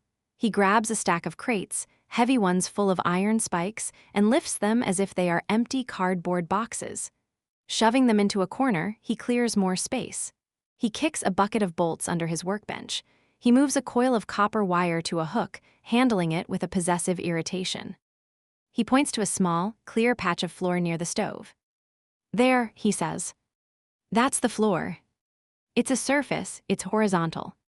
I need a table." He growls something under his breath that sounds like orcish profanity. He grabs a spare crate, flips it over, and kicks it into position. "Desk," he says. He grabs a smaller crate. "Chair." He sits back down and picks up his file. Rasp, rasp, rasp. I look at my new office. It is a crate next to a stove. It is dusty. There are iron filings on the wood. "Thank you," I say stiffly. "Don't touch anything," he says, "especially the wires. They're wound tight enough to take a finger." I sit down. The heat is overwhelming. I start peeling off layers. My scarf, my outer coat, my gloves. I pile them on the floor because there are no hooks. I open my ledger. I set my ink pot on the stove. We work in silence for an hour. It is an uncomfortable silence. Silence should be empty. This silence is full. It is full of the sound of his breathing, full of the smell of him, full of the heat radiating off his body. I try to organize my space. I move a pair of pliers that are encroaching on my ledger. "Don't," he says without looking up. It's on my side. It's my pliers. It's crossed over onto my half of the crate. I need it. He reaches out and snatches the pliers. His hand brushes mine. His skin is rough, callous hard, and burning hot. I snatch my own hand back into my lap. I try to focus on the work. What grain we saved, set against how fast 20 mouths go through it. A little over a week if no one cheats and nothing spoils. Not enough. It is never enough. It comes easier here in the warmth. My brain thaws out. I can think. but I can also feel him watching me. I look up, he is staring at my ink pot. "Don't put that there," he says. "It needs to thaw." Heat straight off the iron, glass doesn't take it, it cracks. As if on cue, the ink pot makes a sharp crack. I snatch it off the stove. A hairline fracture runs down the side. Ink, black and precious, is weeping out. Damn it. I hold it up, trying to stop the leak. It's hot. The glass burns my fingers. "I told you," he says. He doesn't look up from his filing. "Do you have a spare jar?" I ask. "No, use them for grenades." "Grenades?" "Alchemical stabilizers, for the pass." I glare at him. "You used my stationary supplies for explosives." "Priorities," he grunts. "Living people file fewer complaints." I wrap a rag around the pot. It's ruined. If I lose the ink, I lose the records. If I lose the records, I lose control. Without records, we are just a mob. "I need to keep it warm," I mutter. "Gentle heat." I look around. There is nowhere gentle in here. Everything is either freezing or burning. Except me. I hesitate. I look at Axel. He is focused on his work. The rasping is steady. I slide the wrapped pot off the desk. I tuck it between my thighs, high up where the big vein runs close to the skin. It's the warmest part of the body. The glass is still hot. It burns through my skirt, stinging the tender skin of my inner thighs. I hiss, shifting in my seat. Rasp. The filing stops. I freeze. Axel puts the file down. He turns on his stool. He looks at me. He looks at my lap. "What are you doing?" he asks. His voice is low. Gravel turning in a barrel. "Bookkeeping," I say, and the word comes out half a pitch too high. "Putting the warm thing next to the cold thing." "You put the ink between your legs." It is a sensible use of body heat. His eyes darken. He stares at the spot where the ink is hidden. The air in the wagon seems to get hotter, thicker. A flush climbs my neck that has nothing to do with the stove. "Take it out," he says. "No, it will freeze." "Take it out." "Give me a better solution then," I snap, "unless you want to breathe on it for the next 6 hours." He stares at me for a long moment, then he stands up. He walks over to me, he looms. He is so big that he blocks the light from the lamp. I am in his shadow. He holds out a hand, palm up. The skin is scarred, stained with soot, the fingernails black. "Give it to me." I hesitate, then I reach under my skirt and pull out the rag-wrapped pot. I place it in his hand. He looks at it. He looks at the rag, damp with black ink. He brings it to his nose and sniffs it. "Lavender," he asks. "My soap," I whisper, "and rosemary." He closes his hand around the pot. His fist completely engulfs it. He carries it back to his workbench. He sweeps his arm across the surface, clearing a space. Tools clatter to the floor. He grabs a scrap of iron pipe. He grabs a sheet of copper. He grabs a hammer. He starts to work. He doesn't speak. He moves with a frightening speed. He heats the iron in the stove until it glows orange. He puts it on a small anvil clamped to the bench. Clang, clang, clang. The sound is deafening in the small space. It rings in my ears. I watch him. I have never watched a smith work. It is violent. He hits the metal with force that shakes the floorboards, but it is precise. Every blow changes the shape. The pipe flares, the copper bends. And under the hammering, there is singing. A low thrum comes from his throat and lands in my chest. The metal changes color, and not from the heat. From will, it flows like warm clay under his hands. He is folding the iron into itself, coaxing the grain to lie down flat. He is sweating now. Rivulets run down his neck and soak his undershirt. The muscles in his back bunch and release with every swing. He is beautiful. The thought is a traitor. It sneaks past my defenses. No, he is a strong back and nothing more. A pair of hands that lift wagons. But those hands, incredible hands, capable hands, hands that fix broken things. He stops hammering. He grabs a small pouch from a shelf. He pours a gray powder into the cavity he has created between the iron and the copper. Ember dust, he mutters. He seals the top. He fuses the metal with a touch of his bare finger, magic, subtle, and quick. He dunks the object in a bucket of water. Hiss. Steam fills the wagon, smelling of wet iron. He dries it on his shirt. He walks back to me. He sets the object on my crate. It is a cylinder, heavy. Black iron on the outside, gleaming copper on the inside. It has a heavy lid that screws down snug, the threads cut clean and true. Double-walled, he says. Ember dust in the cavity. Insulated. It captures ambient heat and holds it. Won't freeze for 12 hours. I stare at it, I reach out and touch it. It is warm, not hot. Warms like a living thing. Pour the ink in, he says. I unscrew the lid of my broken pot. I pour the black liquid into the copper well. It fits perfectly. I look up at him. You made this. I maintain the equipment, he says gruffly. In 5 minutes. It's rough work, ugly. I trace the rim of the iron. It is smooth, perfectly round. It's perfect, I whisper. Axel, you made a machine to save my ink. Keeping my tools working, he says, throwing my own words back at me. Can't have you whining about frozen lists. He turns away, he sits back down, he picks up his file. Rasp, rasp. But the rhythm is different, faster. I look at the inkwell, I wrap my hands around it, the warmth seeps into my palms. He made a tool and more than a tool. He saw my problem, he saw my pain, and he fixed it. He spent his hands, his magic, his precious materials to build a little fortress for my paperwork. My chest feels tight. Thank you, I say. Don't mention it. No, I mean it, this is thoughtful. He stops filing, he doesn't look around. You were cold, he says. I was. And you were putting glass between your legs. It's dangerous. It was warm. This is safer. It is. The silence comes back. It has changed, though. The sharp edge is gone from it. Now it is heavy, thick. I look at his back. I want to touch him. I want to put my hand on that sweaty shoulder and feel the heat of the furnace directly. Stop it, Sybil. Be sensible. He is an orc, an outcast, a man the whole camp would rather see gone. He would never want me, and even if he did, I cannot afford to fall apart over the one person keeping this convoy on its wheels. Wanting him is a luxury I do not have. I dip my quill in the warm ink. It flows smooth, beautiful. Night 2 I write, status, stable. I look at Axel's back again. Correction, status, complicated. Axel. What now? It's getting late, and the wind is worse. So, I can't go back to the tent. There is no tent. He turns around. He looks at me, then at the pile of my clothes on the floor, then at the bedroll in the corner. His bedroll. One bed, he says. I am small. I hardly take up any room at all. I take up a lot. I know.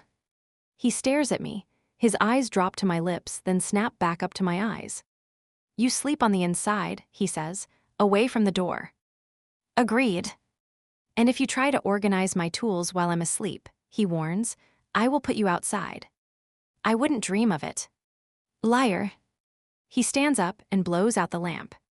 The darkness is total, save for the red eye of the stove. Move, he says.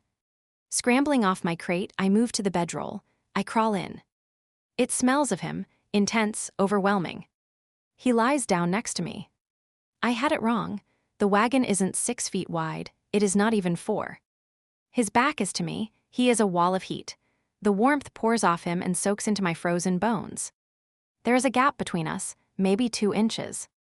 I lie there, stiff as a board. I hold each breath careful so I don't disturb him. All I can think about is that thin band of cold air between us and the warmth of him bleeding away into it. I could close it. I could scoot forward and press myself against that iron back. I don't. But I don't move away, either.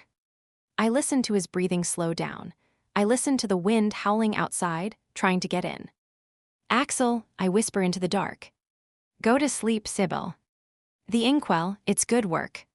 He doesn't answer, but in the dark his hand reaches back. He finds my hand, he squeezes it, once, hard, his calluses scratch my skin. Then he lets go. My heart is hammering, and for once it has nothing to do with rations or cold or any list in my book. It has everything to do with him. I close my eyes, and for the first time in days I am not cold. The wind changes. It has been howling for 3 days, a constant roar like a distant waterfall. but at midnight the sound of it changes. It stops being wind and starts being something with weight behind it. It hits the wagon with a hard thud, shaking 2 tons of iron and oak like a child's toy. I wake. Sybil is curled against my back. She doesn't wake. She is in the heavy, drugged sleep of exhaustion and hypothermia recovery. Her breath is warm against my spine, a small, rhythmic puff of life in the freezing dark. I lie there for a second, listening. Thud, thud, rip. I know that sound in my bones, wind strong enough to flatten a man. Canvas will not hold. The frozen guy ropes are already going. Another rip, louder this time. It sounds like a cracking whip. Damn it, I whisper. I try to slide away from Sybil. I move inch by inch, fighting to preserve the pocket of heat we have built under the furs. She murmurs something in her sleep, short, we're short, and shifts, her hand clutching at my shirt. I freeze. I wait until her breathing evens out again. Then I pry her fingers loose and roll out of the bedroll. The cold slams into me, stealing the breath from my lungs. It is much colder than when we went to sleep. The air inside is biting, sharp with the smell of frost.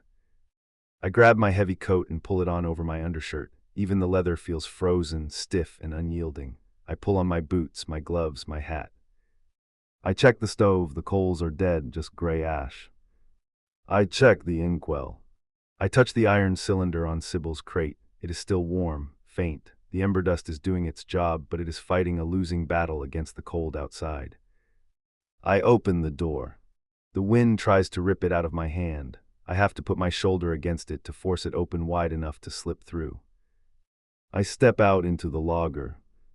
It is chaos. The world has turned into a white void. I can't see the mountains. I can't see the sky. I can hardly see the wagon next to mine. The snow is horizontal, a screaming wall of ice shards that scours any exposed skin. And the noise, it is deafening.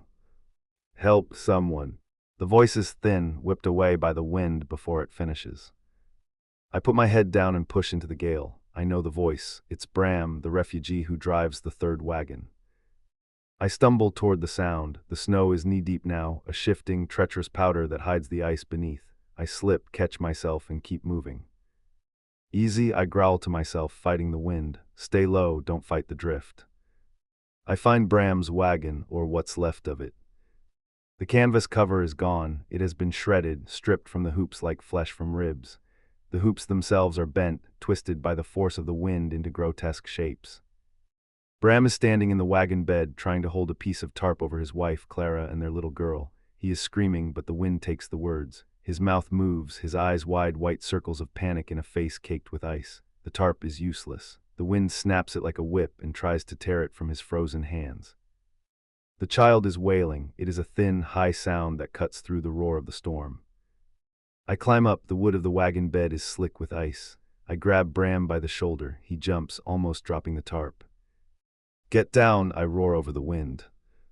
The cover, it's gone, he screams back, his voice cracking. They're freezing. Clara can't feel her feet. Get them out, move to the center. Where there's no shelter, the snow will bury us. My wagon, go. He stares at me. Your wagon, it's full of iron. It has a roof, go. I grab the child, a girl, maybe 3, named Miri, and shove her into his arms. She feels impossibly light, a bundle of rags and bone. I grab Clara's arm and haul her up. She's stumbling, her lips blue, her eyes glazed with the onset of hypothermia. Move. I herd them off the wagon. They drop into the snow, huddling together. I point them toward the dark bulk of my supply wagon. Run, don't stop, keep moving. They run. I stay for a second, looking at the other wagons. The weaver's cart, cover ripped, flapping loose like a distress flag. The cooper's wagon, hoops collapsed, the barrels rolling free in the bed. Kalen's wagon intact, the reinforced leather is holding. The heavy oak structure is secure, of course. I see a face peering out of Kalen's window, the merchant. He is wrapped in fur, holding a warm cup. He watches the refugees running through the snow, stumbling, falling, getting up again. He watches Clara trip and Bram drag her to her feet. He doesn't open his door. He watches for another second, his expression unreadable, then he closes the shutter. The latch clicks. Something hot and molten turns over in my gut, and I let it. It is good fuel, better than charcoal. I weigh his door against my hammer. I could break it down. I could throw him into the snow and put the children in his bed. Later, I promise myself, save the fuel. I move to the next wagon and the next. It is the same everywhere. The storm has worsened. Plain canvas cannot stand the wind at this cold. The fabric freezes, turns brittle, and shatters. The whole camp is coming apart.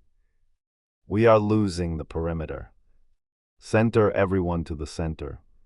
I move through the camp like a sheepdog, barking orders, shoving people toward the middle. I grab scared teenagers. I carry an old man, the leatherworker, who can't walk because his joints have locked up. I pack them into the space between the heaviest wagons. It offers some windbreak, but not enough. The snow is swirling in the eddy currents, burying them as they stand. There are 42 of them, 42 shivering, terrified people standing in the snow. We need fire, someone shouts. It's Merrick, the smith's apprentice. No wood, I shout back. Wood is structural. Burn the broken wagons. We need the wagons to carry the food. If we burn the transport, we starve in the pass. I look at them, they are huddling together, a mass of misery. The children are crying, their tears freezing on their cheeks on contact. The adults are silent, which is worse. Silence means they are giving up. They are going to die. There's no way around it, cold past the killing point. Wind that doubles it, bodies already starved thin. A couple of hours in the open, and then none of them get up. Iron is honest, and so is this. You cannot get heat from nothing. I look at my wagon. Sybil is standing in the doorway. She has let Bram and his family inside. It is packed tight. She looks at me, her face is pale, tight with fear. She sees the crowd. She is weighing all those bodies against the little space we have, and her face says it will never be enough. I walk over to her. How many can you fit? I ask. 12, she says, maybe 15 if we stack them. Axel, the others. We can't fit 40 people in a 6x10 box. The others will freeze. We need the command tent. Gone. We need a heat source, a bonfire. No fuel.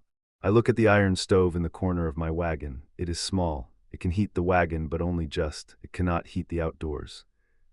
I look at the refugees. I look at Bram's girl shivering in her father's arms. I look at Clara, who has stopped shivering. That's the danger sign. I look at the iron plating on my wagon walls. Thick plates scavenged from a siege tower. Good iron, honest in the grain, the kind that drinks heat and holds it. An idea forms in my head, a terrible, dangerous idea. Get everyone close, I say. What? Pack them against the wagon, touching the walls, as many as possible. Put the children in the middle of the huddle, against the iron. Sybil looks at me, she narrows her eyes. She is smart, she is figuring it out. Axel, she warns, the stove is out. I know. How are you going to heat the walls? Body heat isn't enough. I don't answer, I turn to the crowd. Move, I shout, against the supply wagon. Now, rotate the children to the walls. They move, they are desperate, they follow the loudest voice. They press against the wagon. It is a solid block of iron and wood. It's cold, someone complains. It's sucking the heat out of us. Wait, I say. I climb into the wagon. There is no room for any of this. Bram and his family are squeezed against the crates. The floor is full. The air is already stale, thick with the smell of wet wool and fear. Out, I say to Sybil, make room. No, I need to work. You need to explain. Heat, I say. I am going to make the iron rub against itself until it burns. Now move. She doesn't move. She watches me take off my coat, then my gloves. Standing in the center of the wagon, I strip down to my undershirt. I check my breathing. I check my stance. I need to be grounded. The air is freezing, but I don't feel it. I feel the hunger. The wolf in my belly is awake. It is snarling. It knows what I am about to do. It remembers the last time. Don't, it whispers, we are empty. We are running on fumes. You know the cost. You barely survived the wheel. I know, I tell it, but they are cold, and cold breaks iron. I reach out, I place my hands flat against the iron walls on either side of the wagon. My span is wide enough that I can bridge the gap. Left hand on the north wall, right hand on the south wall. I let my head drop and find the iron with everything but my eyes. Axel, Sybil's voice is small, scared. I ignore her. I reach down, deep, past the hunger, past the fatigue, down to the pilot light that burns in the marrow of my bones. It is a small flame, flickering. It feeds on the last sweetness in my blood. I grab it, I pull it up. Burn. I push the heat into the iron. Most times I sing to settle. I sing to make things still, strong, silent. I coax the grain to lie tight and the bonds to hold. This time I sing for ruin. I send a broken, jangling note into the metal. I command it to shudder, to grind against itself, to dance. Move, crash, burn. The sound starts low, a hum with no music in it, the sound of a hive of angry bees trapped in a metal box. Thrum. The vibration travels up my arms, it shakes my teeth, it rattles the tools on the walls. The iron pushes back, it is cold, it wants to be still, it fights me. I need the one true note, the pitch where the iron stops resisting and starts to scream. I adjust the pitch, C sharp, number D no. E flat. The walls shudder, the paint on the old siege plates cracks, dust falls from the ceiling. There. I lock onto the note, I pour everything I have into it. More. I need fuel. The wolf howls, it starts to eat. First it takes the easy fire, the quick sweetness banked in my flesh. Gone in seconds, a flash of heat, bright and brief. My hands begin to shake, not from the cold, but from the sudden empty drop inside me. It hits like a hammer, my vision grays, the world tilts. Push through it, don't fall. I push harder. Worse. The smell of ammonia hits me, stronger than ever before. It fills the wagon, sharp and choking. Axel, Sybil coughs, covering her mouth. What is that smell? The walls are starting to hum louder. The warmth rises under my palms. The frost on the rivets is melting. Outside I hear voices. It's getting warm. The wall, it's warm, put Miri against it. It's working, the iron grinding against itself throws off heat, the same as two sticks rubbed for a fire. But the wagon is huge, thousands of pounds of iron. To heat it all, to turn it into a wall that throws warmth back at 40 people against a wind that kills in 2 hours, I need more than the quick fire. I need fuel that burns long. It goes for the fat next. The wolf eats the stores on my hips and belly, the winter layer I packed on over months of heavy eating. It hurts, a fire lights under my skin, something deep gives way and pours out as heat. The warmth roars out of me, I am the conduit, I am the furnace. The vibration gets louder, the floorboards are shaking. Thrum, thrum, thrum, thrum. It sounds like a heartbeat, a massive, metallic heartbeat. The fat is gone, the wolf is still hungry. It turns on the meat that holds me together. It eats the muscle. It tears strips off my arms, it melts the strength out of my legs. Whatever it takes, it turns to heat and pours into the iron. The pain is enormous, a burning ache, a cramp that wraps my whole body at once. Every thread of me is screaming, my own flesh is feeding on itself. The ammonia smell is so thick now it burns my eyes. Tears stream down my face, freezing on my cheeks and then melting again from the heat of my skin.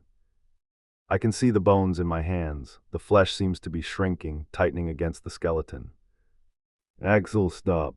Sybil is in front of me. She's grabbing my arm. Her grip is stronger than I expected. It's enough, they're warm. I shake my head, not enough. That wind out there strips heat off bare iron in a breath. If I stop now, it all bleeds away. Hotter, the iron has to drink it deep. I push deeper. I see movement in the corner of the wagon. A shadow, tall, elegant. Vorian. He is leaning against a stack of crates, watching me. He isn't bundled against the cold. He is wearing his fine, velvet robes, untouched by the frost. He holds a glass of wine in one hand. He is smiling. Beautiful, he whispers, look at you burn. I snarl at him, get out. You are doing my work for me, Smith. Ruin, you are hurrying the rot along yourself. Look at your hands. I look. My hands are gray, the veins are black ropes, the skin is paper thin. How tidy, Vorian croons. A man eating himself to feed the cattle, nothing wasted, nothing spared. Why fight it, just let go. Ruin is rest, holding the world up is pain. You are holding up the sky, Axel, put it down. They are people. They are meat and so are you, but you are cooked meat now. That stink off your blood, that is bone fire. You have started in on the last of it, Smith, the marrow itself. He is right, I can taste it, chalk, dust. My bones are going soft, the hardness leaching out of them to feed the fire. My skeleton is turning brittle. Axel. Sybil's voice cuts through the hallucination.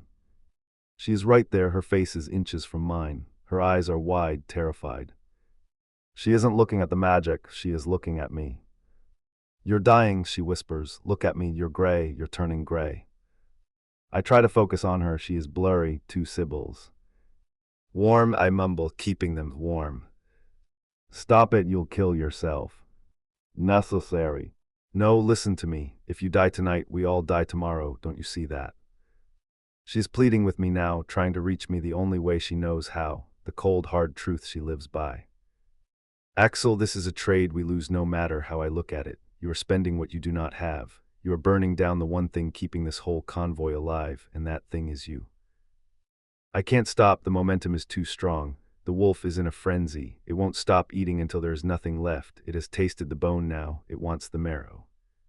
Sybil sees it. She sees that I can't stop. She sees the machine running wild.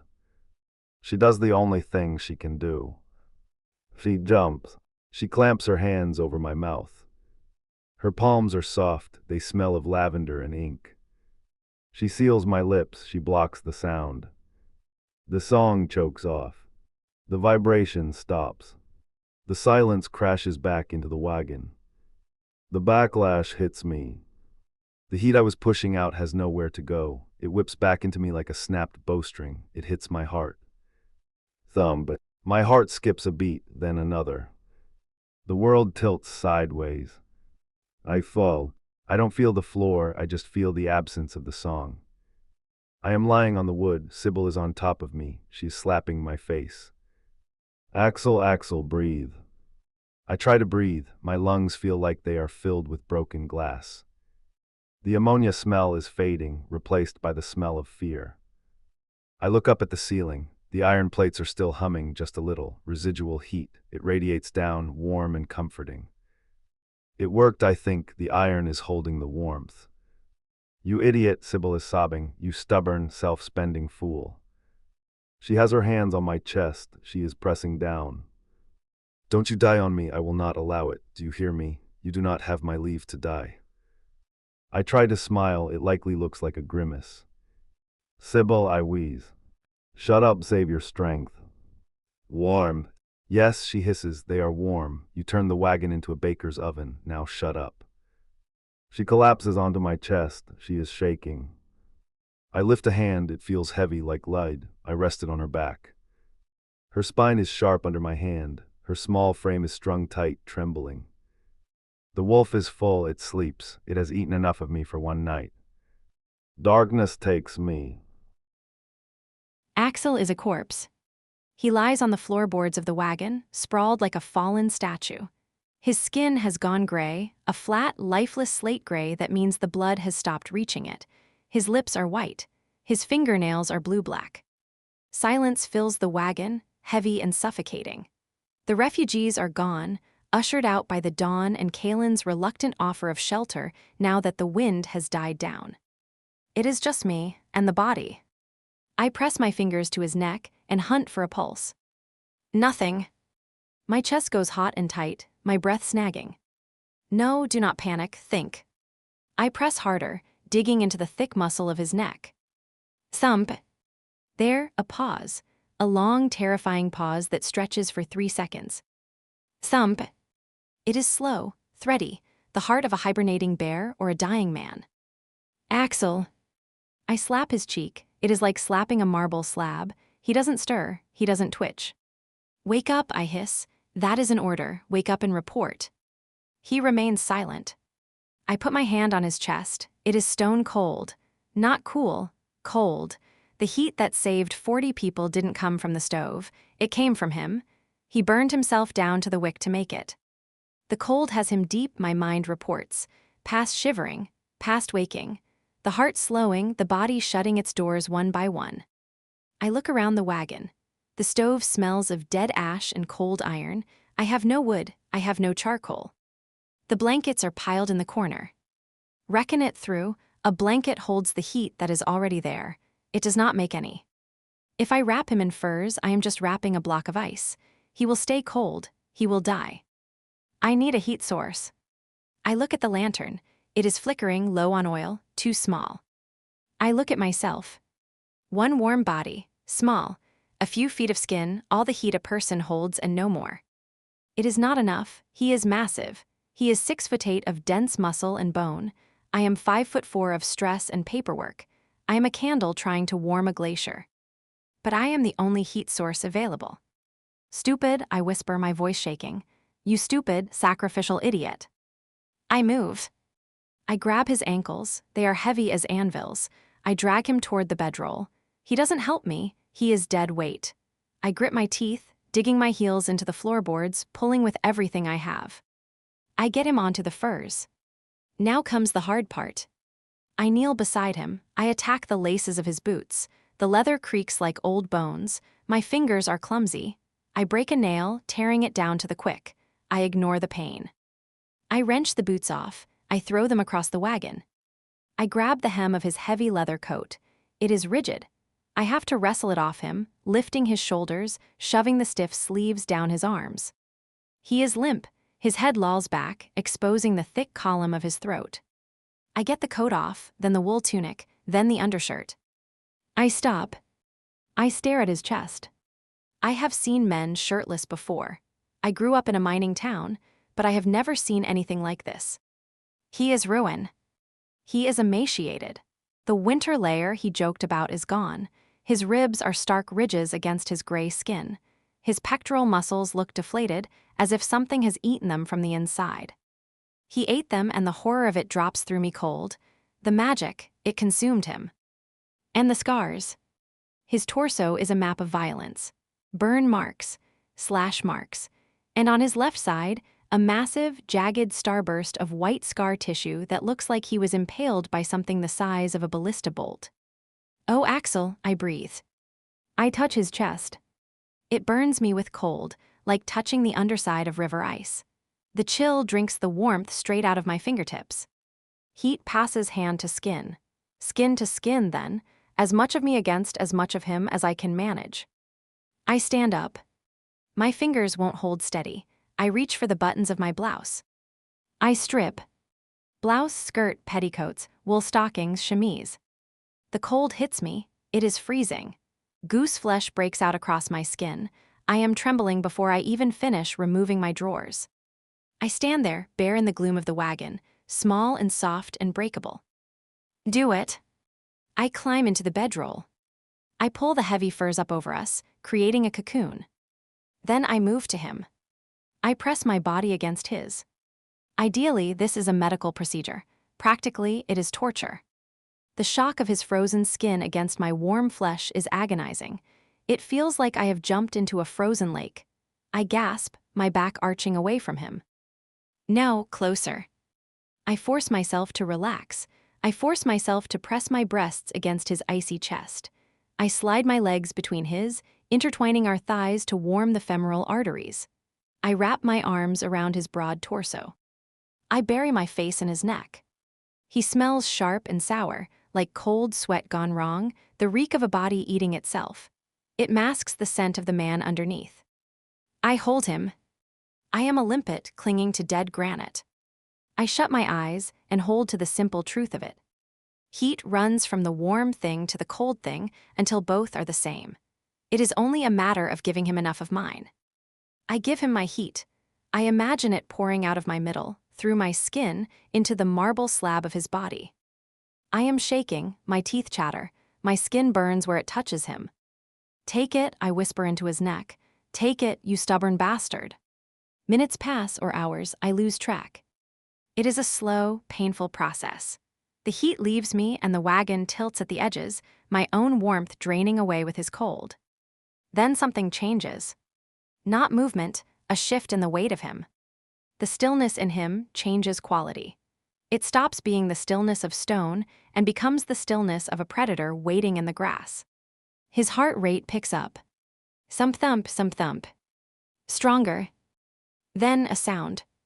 A low, rattling inhale. Sea cold. It is hardly a word. It is a vibration against my chest. I know, I whisper, I have you. He shifts. His muscles twitch and jump as the feeling crawls back into them. Sybil. I'm here. Why are you naked? Medical necessity. You needed heat, I had it. Do not read into it. He tries to move. He tries to pull away. Too cold, he mumbles. Hurt you. You aren't hurting me. You're freezing. Stay still. I tighten my grip. I wrap my leg tighter around his, hooking my heel behind his calf. I press my pelvis against his hip. He stops fighting. He groans, a deep, guttural sound of pain. The blood is returning to his hands and feet, and that is its own torture, the burning ache of frozen flesh waking up. Hungry, he says. I know, the magic ate everything. I reach out, keeping my body plastered to his, and fumble in the pile of my clothes. I find my pocket. I find the emergency ration bar. Hardtack and dried fruit, bound with honey. Hard fuel for an empty body. I bring it back under the covers. Eat, I say. I hold it to his lips. He tries to bite, his jaw clicks. He can't generate the force. His facial muscles are frozen. Can't, he slurs. Yes, you can. Lucked. I look at him in the gloom. His eyes are open, but they are unfocused. Glassy. He is looking through me, not at me. The pupils are blown wide. I take a bite of the bar. It is tough, like old leather. I chew it. I chew it until it is a soft paste, until my own mouth has done the work his frozen jaw can't. A starved man needs feeding any way it can be done. Whatever works. I lean forward. I press my mouth to his. His lips are cold, stiff. I use my tongue to push the mash into his mouth. He startles, his whole body jerks. For a second he freezes, then instinct takes over, he swallows. I pull back, I take another bite, chew. I feed him again. This time his lips part, not for a kiss but for the food, and he sucks it from my mouth.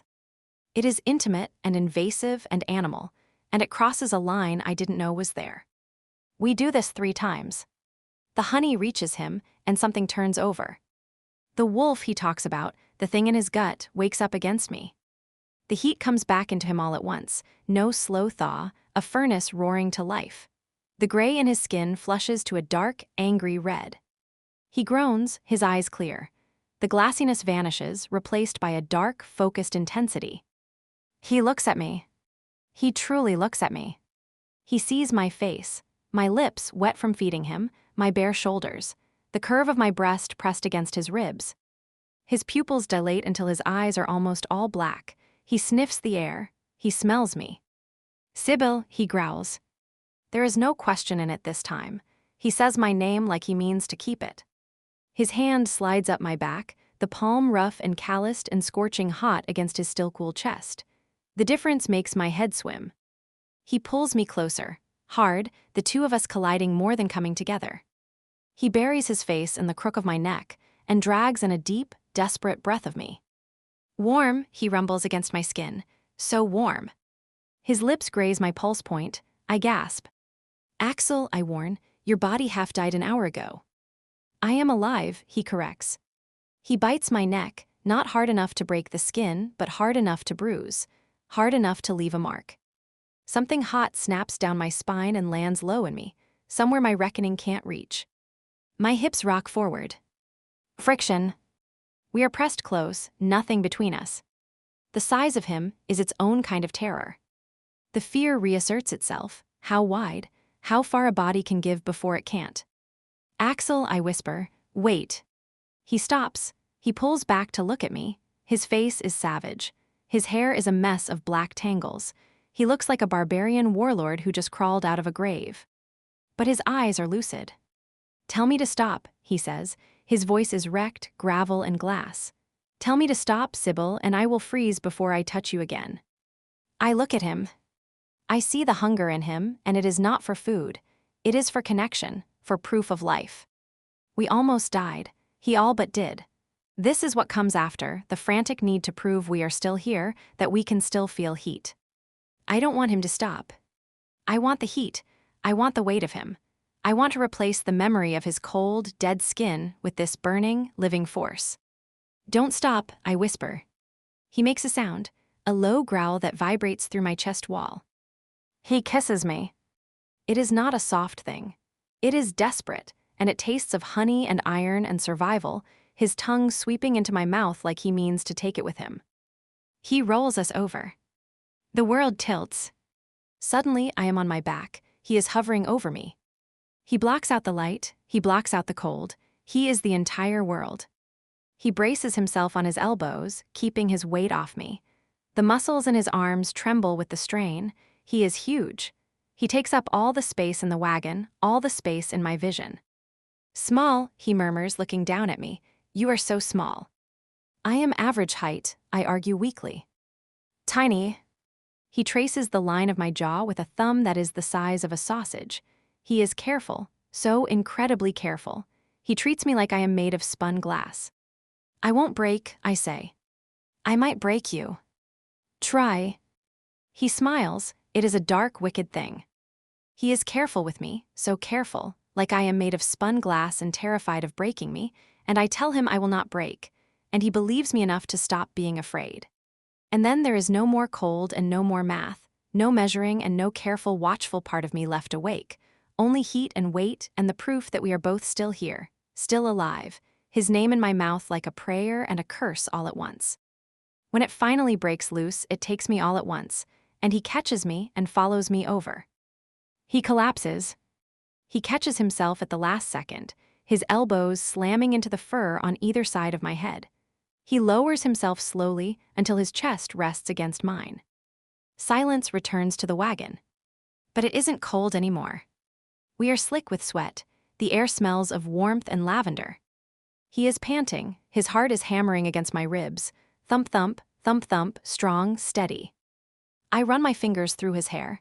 It is damp. Alive, I whisper. Yeah, he breathes. Alive. He rolls off me, pulling me with him so I am tucked against his side. He pulls the furs back up to our chins. He wraps an arm around me. It is heavy, possessive. We lie there in the dark. My mind starts to gather itself again, watchful as ever. Heart fast but steady, breathing, even, the two of us, something I have no name for. You stayed, he says into the dark. His voice is rumbling deep in his chest. I hesitate. Logistical necessity, I say. You required a heat source. He huffs, it might be a laugh. Liar. I am the quartermaster. I manage assets. You are a critical asset. Is that what this was? Asset management? I look at the ceiling. I trace the pattern of the iron plates with my eyes. No, I whisper. He squeezes me. Good. He kisses the top of my head. Go to sleep, calculator. We have to survive tomorrow. Understood. I close my eyes. I listen to his breathing slow down as he drifts off. He keeps his arm around me. He is a wall of heat. I press my back against his chest. I am not cold. I wake up warm. It is so strange, so wrong for this frozen waste that my first thought is danger. I am back in the forge. I have fallen asleep too close to the fire again, and the coals have crept up on me in the dark. I flinch, my muscles locking up, ready to roll away from the burn. But the heat doesn't burn, it breathes. I freeze. I open my eyes. The interior of the wagon is dim, lit only by the gray, filtered light of dawn leaking through the cracks in the iron plating. Dust motes dance in the sliver of light, swirling in the stillness. I look down. Sybil is asleep on my chest. She is curled into a tight ball, her limbs tangled with mine. Her head rests in the hollow of my shoulder, her breath ghosting across my collarbone. She is naked. I am naked. The weight of her is negligible. She is bird-boned, built for ledgers and libraries, but her presence is heavier than an anvil. The memory of the night before crashes into me like a war hammer. The cold that nearly killed me, the shaking, the desperate animal need for food and friction, the taste of the ration paste on her tongue, how she opened for me, how she screamed my name. And then the sleep, deep and bottomless, a body shut down to mend itself. I lie there paralyzed, her heart beats against my ribs, thump, thump, thump, thump, steady, strong. Mine is racing. I look at her in the daylight. She looks smaller than I remember. Her skin is pale against my dark, scarred chest. There is a bruise on her neck, a purple mark where I bit her. It stands out like a brand, a signature. I stare at the mark. A wave of nausea rolls through me. It starts in my gut and rises up to my throat, bitter and acidic. What have you done? The wolf in my belly is quiet, sated. It curls up, licking its chops. It enjoyed the feast, the heat. To it she was prey, taken and used and done with. But the man, the smith, is horrified. I didn't make love to her. I didn't even court her. I used her. I was dying, the cold had me down past the last door, something in me smelled warmth and seized it. I wrapped myself around her like a leech. I drained her heat to light my own fire again. I treated her like a log thrown on the coals. I look at my hands, they are resting on her back. They are huge, swarthy, covered in calluses and burns. Hands that bend iron, hands that forge weapons. Hands that have killed men by the thousand. And now they are touching Sybil. My rough palms are rasping against her soft skin. Contamination, Vorian's voice whispers in my memory. You corrupt everything you touch, even the innocent. I have to get out. I have to get away from her before I taint her further, before the cold in my bones seeps back out and freezes her solid, before I hurt her again with my carelessness. I move. Slow, agonizing, I extricate myself. I lift her arm from my waist. It is heavy with sleep, limp and trusting. I place it on the furs. I slide my leg out from between hers. She murmurs something, stay, and reaches for me blindly. Her fingers brush my hip. I dodge her hand as if it were a blade. I roll off the bedroll, hitting the cold floorboards with a soft thud. The cold hits me at once. It is aggressive, biting at my naked skin. Good, I deserve it. I welcome it. It is clean. It burns the scent of her lavender soap off my skin. It reminds me of what I am. I grab my clothes. My undershirt is stiff with dried sweat. My tunic is rigid. My boots are dead weight, the leather screaming as I force my feet inside. I dress in silence. I move like a ghost. I buckle my belt. I check my knife. I check my hammer. The tools of my trade, destruction. I look at the bed one last time. Sybil has curled up in the space I left, seeking the residual heat. She looks peaceful, vulnerable, too vulnerable for a world that contains men like me. I am not a protector, I tell myself. I am a danger. I am a live coal sitting in a bed of dry straw. I turn away. I open the door just wide enough to slip through, and I step out into the white. The logger is waking up. The storm has broken. The wind has dropped to something a man can stand against, hard but no longer murderous. The sky is a flat, oppressive gray, promising more snow, but for now the air is clear. I see people emerging from their wagons. They move stiffly, joints locked, eyes wide and hollow. They look like the dazed survivors of a sacked town. They survived, we survived. I walk toward the perimeter. I need to work. I need to exhaust myself. I need to sweat until the memory of her skin is gone. I need to replace the softness of her with the hardness of iron. I reach the barricades. The storm did damage. The heavy oak shielding on the windward side is splintered. The iron chains linking the wagons are slack. Smith. I turn, it is Kalen. The merchant is standing on the steps of his wagon. He is wrapped in a coat of silver fox fur that probably costs more than my entire forge back home. He looks rested. He looks annoyed. He holds a porcelain cup of tea, steam rising from it. The perimeter is compromised, he says, pointing a gloved finger at the broken wood. Fix it. I look at him. I think about the shutter closing last night. I think about the refugees falling in the snow. I recall the warmth of his wagon while children froze. My hand twitches toward my hammer. No, don't engage, be the weapon. Weapons don't have tempers, weapons don't judge. Yes, I say, and the word comes out rough. I haven't used my voice since I groaned her name. And check the axles on the grain wagon, Kalen adds. The grinding noise is concerning. I will not have my profits delayed by mechanical incompetence. Yes. I turn my back on him. I walk to the pile of spare lumber. I grab a beam. It is a 6x6 timber, 10 feet long, solid oak. It weighs nearly 200 pounds. I lift it. I don't use a winch. I don't ask for help. I squat, grip the wood, and power it up to my shoulder. The weight settles on me. It presses down on my spine. It grounds me. This is real, I think. Iron, wood, weight, strain. I carry the beam to the gap in the barricade. I drop it. The impact shakes the ground. I grab my hammer. Clang. I drive a spike into the wood. Clang.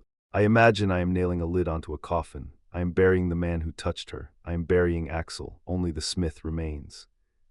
Morning, Axel. I freeze. The hammer hovers in the air.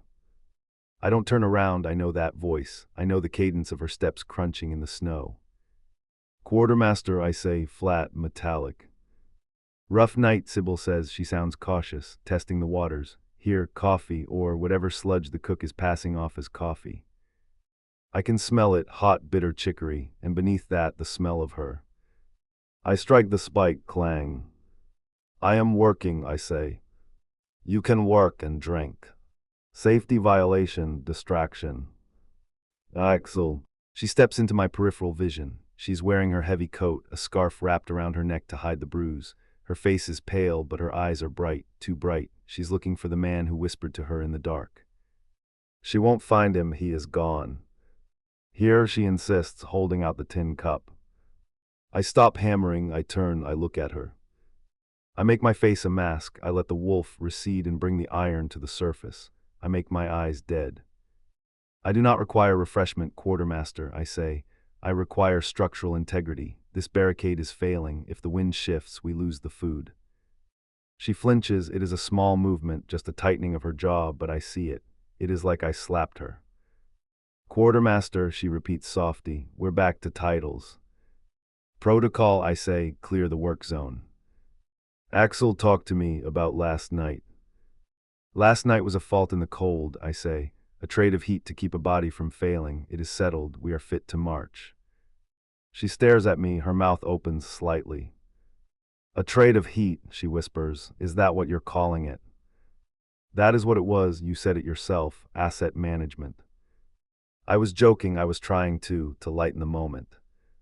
There is no lightness here, I say. I gesture at the gray sky, the broken wagons, the exhausted refugees. There is only survival and duty. I have a duty to fix this wall. You have a duty to the inventory. Go see to it. It is cruel, it is precise. It is a hammer blow to the chest. I see the light die in her eyes. I see the hurt flood in, followed fast by a wall of defensive frost. She straightens her spine. She raises her chin. The quartermaster returns, cold and sealed. Understood, she says, her voice is ice. I will leave you to your structural integrity. She sets the cup down in the snow. She turns and walks away. She doesn't look back. I let her. Good, I think, hate me. It is safer that way. Don't look at the monster. I pick up the hammer. Clang. I hit the spike so hard the head flattens. Clang. I work for hours. I rebuild the windbreak. I fix the weaver's wheel. I reinforce the cooper's hoops. I work until my muscles scream. I work until the sweat freezes in my hair. I work until my hands are raw inside my gloves. But the cold doesn't leave me, and silence doesn't come. Because the wind is picking up again. And with the wind comes the whisper. It starts at noon, a low whistle through the gaps in the iron plating. Blacksmith. I ignore it, just the wind, a tired mind hearing words in the howl, faces in the coals, nothing more. Smith, do you remember? I grit my teeth. I hammer a rivet into the chassis of the grain wagon. Red Ridge, the wind whispers. Do you remember Red Ridge? My hand slips. The hammer rings off the steel rim. Red Ridge, 5 years ago, the first time the Empire loosed the shield breakers, my design. The heavy, serrated blades meant to shear through a wall of spears. I made them to be efficient, to end the siege fast. 4,000 the wind size, 4,000 conscripts, farmers, boys with wooden shields. Your blades went through them like scythes through wheat. Do you remember the sound, Smith, the sound of wood splintering, or was it bone? Shut up, I mutter. I look around. The refugees are huddled by the fire. None of them seem to hear it. It is meant for me alone. They didn't stand a chance, Vorian's voice croons. It sounds like it is right next to my ear. The physics were perfect, the leverage, the edge retention, a masterpiece of metallurgy. I can see it. I close my eyes and I am there. The mud, the smoke, the scream of metal on metal. I see a young boy, no older than 16, looking at his shield split down the middle, looking at the blade coming for him. 4,000 souls using your exit strategy. I hammer the rivet. I hit it again and again, long after it is flush. And Oakhaven, the wind continues, smaller, intimate, 700. No, not Oakhaven. The fire started in the armory, your armory, the white burning flares you forged to light a battlefield. They light up bone very well. Stop, I growl. That fire didn't only burn, Smith, it blinded, it burned in water, it burned through stone. 700 women, children hiding in the cellar. The heat ran so high it melted the rock around them. They were sealed in glass. I drop the hammer. It falls into the snow with a dull thud. I cover my ears. It doesn't help, the voice is inside. It is vibrating in the iron of the wagon wheels. It is resonating in the steel toes of my boots. You pour death out of yourself, Axel. Last night you poured heat, but most days you pour ruin, you pour endings. I look down at my hands. I am wearing my gloves, leather, stained with grease and soot. But I don't see leather. I see red. Thick, viscous red, it drips from my fingertips. It pools in the lines of my palms. It runs down my wrists. I blink, the hallucination holds. I rip the gloves off, I throw them down. My bare hands are clean, gray-skinned, scarred but clean. Are they? Vorian asks, can you wash off 10,000 ghosts? I stagger back, I hit the side of the wagon. I slide down until I am sitting in the snow. I grip my head in my hands. Get out of my head, I whisper. I am not in your head, Smith. I am in the wind. I am in the cold truth you keep trying to outrun. I am the thing that waits at the end of every road you take, and it never changes. I look up. Across the clearing, the refugees are watching me. Bram is there holding his daughter. He looks at me with wide, fearful eyes. He pulls the girl closer, shielding her face. He thinks I am mad. He is right. I am hearing voices. I am seeing blood. And Sybil. I look toward the supply wagon. She is sitting on the tailgate, the ledger on her knees. She is counting. She looks up. Our eyes meet across the logger. She doesn't look afraid. She looks worried. She looks like she pities me. She moves to stand up. She is coming over. No, he will hurt her. You will hurt her, Vorian whispers. You are the danger, Axel. You are the lightning rod. As long as you are here, I will come, and I will bring the storm. He is right. I know it in my gut, the way I know when a blade is about to crack along a flaw I cannot see. Vorian wants the smith. He wants the man who forged the world breaker. He bends the weather to claw his way to me, and he is battering the convoy to do it. As long as I stay, the storm stays. They die. She dies. I have to remove the target. I stand up. Sybil sees the look on my face. She stops. She hesitates. Axel, she calls out. I shake my head. I turn away from her. I turn away from the barrier I just fixed. I walk toward the edge of the camp, past the last wagon, into the open snow. Axel, where are you going? I don't answer. To answer is to engage. To engage is to endanger. I keep walking. The snow is deep here, drifting up to my thighs. It is hard going. Good. I need the resistance. Where are you going, Smith? Vorian laughs. A walk in this weather. I am drawing the fire, I think. Come on, follow me. Leave them alone. I walk 50 yards, 100. The wind howls. It tears at my clothes. It tries to push me back. I lower my shoulder and push into it. Axel. Sybil is running. She is stumbling through the snow behind me. She dropped the ledger. Axel, stop. You can't leave the perimeter. I stop. I turn around. She is 20 yards away. She is panting, her face flushed with cold and effort. Get back, I roar. The wind snatches my voice and throws it at her. No, what are you doing? You're going to freeze. I am the heat, I scream. Don't you get it? I am the fire that burns the house down. You're hallucinating. Come back to the wagon. I can't. He's here, Sybil. He's in the wind. He's naming the dead. Who? Vorian, he wants me. If I stay, he kills you all. She stops. She stares at me. She sees the madness in my eyes. Axel, she says, her voice steady, trying to find the logic. Vorian is an elf. He is a shadow walker. He is not a god. He is playing tricks. Psychological warfare. Don't fall for it. It's not a trick. I see the blood. Look at my hands. I hold them up. There is no blood, she says, just scars. It's there, Cinderfall, Red Ridge, the children in Oakhaven. I killed them all. You made weapons. Soldiers killed them. I made the weapons better. I made them efficient. I made the killing cleaner. I fall to my knees. The guilt is heavier than the timber beam. It crushes me. I am a monster, I whisper. Vorian knows. He knows what I am. Sybil walks toward me. The snow is up to her waist. She fights through it. She reaches me. She doesn't touch me. She stands in front of me, blocking the wind. You are not a monster, she says. You are an idiot. I look up. You are a battered, sleepless, half-starved idiot whose magic is still ringing in your skull like a struck bell. She reaches into her pocket. She pulls out another ration bar. I eat, she orders. I don't want food, I want penance. Penance is inefficient, survival is mandatory. Eat. She rips the wrapper open, she shoves the bar into my hand.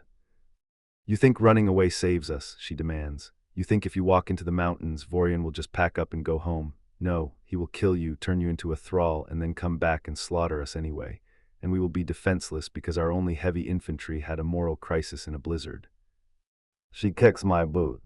Get up, come back to the line. If you want to pay for Red Ridge, you don't do it by dying, you do it by saving us.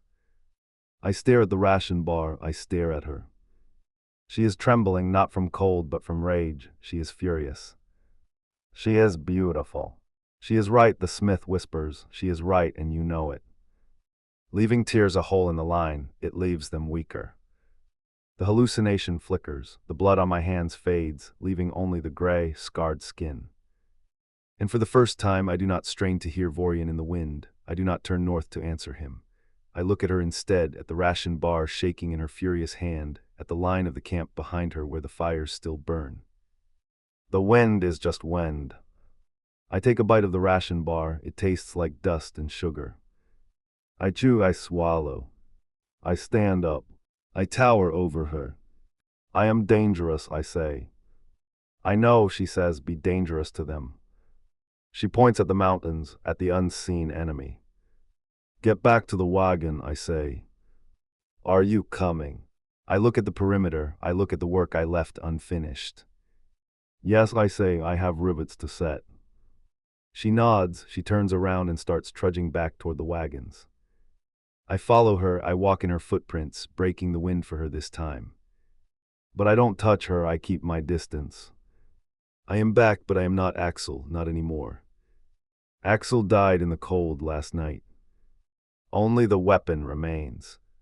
And the weapon has work to do. A ledger does not lie. People lie. Merchants lie with every breath they take, inflating values and deflating responsibilities. Orcs lie when they tell you the night was asset management, when they reduce the memory of your bare skin against theirs to a line item in a ledger of survival. But a stock list is plain truth, cold and inviolate. I sit in the supply wagon, staring at the ledger with the kind of focused intensity reserved for deciphering ancient texts. The ink is frozen again, despite the inkwell's best efforts. I have to breathe on each line to thaw it enough to write, watching the black letters blur and reform under the heat of my exhalation before they solidify again into damning lines. Food a body burns in this cold, near double a fair weather day. Rations in stock, 18 days at full measure. Days to the supply post, 22. It does not come out right, no matter how many times I rework it. 4 days short. 4 days of starvation, weakness, death. I scratch the figures out with enough force to tear the paper and try again, shifting the only things I have left to shift. Maybe if I cut the children's portions and give it to the adults to keep the workers strong. No, that kills the weakest first, and the children are already living on the bare edge of what keeps a small body going. I keep at it, pouring my focus into a shortfall I cannot close, because the alternative is thinking about other things I cannot close. I am also trying very hard not to think about the fact that Axel has not spoken to me in 6 hours. Quartermaster. That is all he says now, delivered in passing like a weather report. Not Sybil, not calculator, not the whispered name in the dark.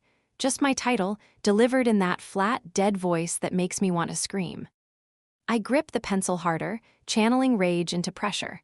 The lead snaps with a sound like breaking bone. Damn it. I throw the pencil across the wagon with more force than necessary. It bounces off a crate and disappears into the shadows, lost among supplies I should be cataloging instead of brooding. Focus, I have work to do, a convoy to keep alive, assets to manage. I stand up, feeling my back crack in 3 separate places. I have been hunched over the ledger for hours, avoiding the screaming wind outside and the silence between us. My spine protests the movement, vertebrae popping like knuckles. I should check the high-value cargo, the alchemical stabilizers, the plague cure that justified this entire death march through the mountains. I move to the back of the wagon, where the medical crates are secured with rope, and positioned away from the walls to minimize temperature fluctuation. They are wrapped in wool blankets that I requisitioned from the textile supplies, creating a buffer zone that should, in theory, maintain a stable temperature. Theory, I am learning, does not survive contact with a blizzard. I pull back the blanket, my hands already knowing what I am going to find. The air hangs thick here, a Swedish reek that has no business being loose. The first crate looks intact from the outside. I wrestle with the lid, my fingers clumsy with cold despite my gloves. The nails screech as I pry them loose. Glass vials packed in straw. Each vial contains a pale blue liquid the color of deep winter ice, precious and irreplaceable. The plague cure. The reason I took this contract. The reason I am freezing in the mountains instead of behind a warm desk in the capital, growing soft and comfortable and safe. I lift one vial to check the seal, holding it up to the dim light filtering through the wagon's cracks. It is cracked. A hairline crack runs down the side of the glass like a frozen streak of lightning. The liquid inside has turned to ice, and ice swells as it forms, the same as it always has, and the glass could not hold against the push of it. The vial is split, and the precious green liquid is seeping out, freezing into useless slush. No. I grab another vial with shaking hands. Cracked, the fracture wider this time, the liquid already half leaked. Another cracked. Another cracked. I rip through the straw packing with increasing desperation, pulling out vial after vial, my breath coming faster as the ruined ones pile up. Cracked, intact, cracked. My hands are shaking, and it is not from the cold. I move to the second crate, knowing what I will find, but unable to stop myself. I tear it open with enough violence that splinters lodge in my palm through my glove. More cracks. More frozen slush leaking out and staining the straw a sick green, like the color of infected wounds. No. I sort them into piles despite myself, the whole and the ruined, because my hands need something to do while the rest of me comes apart. 200 vials packed, more than 80 of them cracked. I sit back on my heels, staring at the broken glass, and the loss settles over me like a death sentence. Near half the cure, gone, frozen, useless, turned from liquid hope into crystallized failure. Oakhaven needs this medicine. The plague is spreading through the mining camps like fire through dry timber. Without it, people will die, miners, merchants, families. You failed them, a voice whispers in my head, and it is not Vorian's voice. It is mine, the ghost of Sybil past, the specter that follows me through every supply run, reciting my failures back to me. You failed Oakhaven before. You're failing them again. This is what you do. You plan and you measure and you promise, and people die while you are still bent over the work. I close my eyes against the memory, but it comes anyway, vivid and sharp. The faces, the miners with their coal-stained hands, the merchants who trusted my schedules. My mentor, old and kind and dying, trusting me to deliver the next supply run on time because I was always on time, always precise, always reliable. I was 3 days late. The bridge collapsed, the roads were washed out by floods that no one could have predicted. There was no road left that reached him in time. The stabilizers he needed ran out. He died alone in that clinic, asking for me, and I was stuck on the wrong side of a broken bridge. It was not my fault. Everyone said so. Acts of nature, unforeseeable circumstances, no one could blame me. But he still died. I open my eyes. I look at the broken vials and I make a decision. Not this time, save what you can, grieve later. I grab an empty crate and start pulling the intact vials, wrapping each one individually in scraps of my own spare clothing. My second chemise, the one I was saving for when this one wore through. My wool scarf that my mother knit for me. My emergency stockings. Anything with insulation, anything that might create one more barrier between the glass and the killing cold. I work fast, my fingers clumsy but determined. Each intact vial gets nested in fabric, then placed in the new crate, creating layers of protection that should have been there from the start. I salvage 117 vials. I count them twice to be sure. It is not enough to save everyone in Oakhaven, but it is enough to save some. Enough to make the difference between catastrophe and disaster. I close the crate. I secure it with rope, pulling the knots tight enough to hurt my hands. I am about to cover it with the blanket when I hear the sound. Thud. The wagon lurches hard enough to throw me off balance.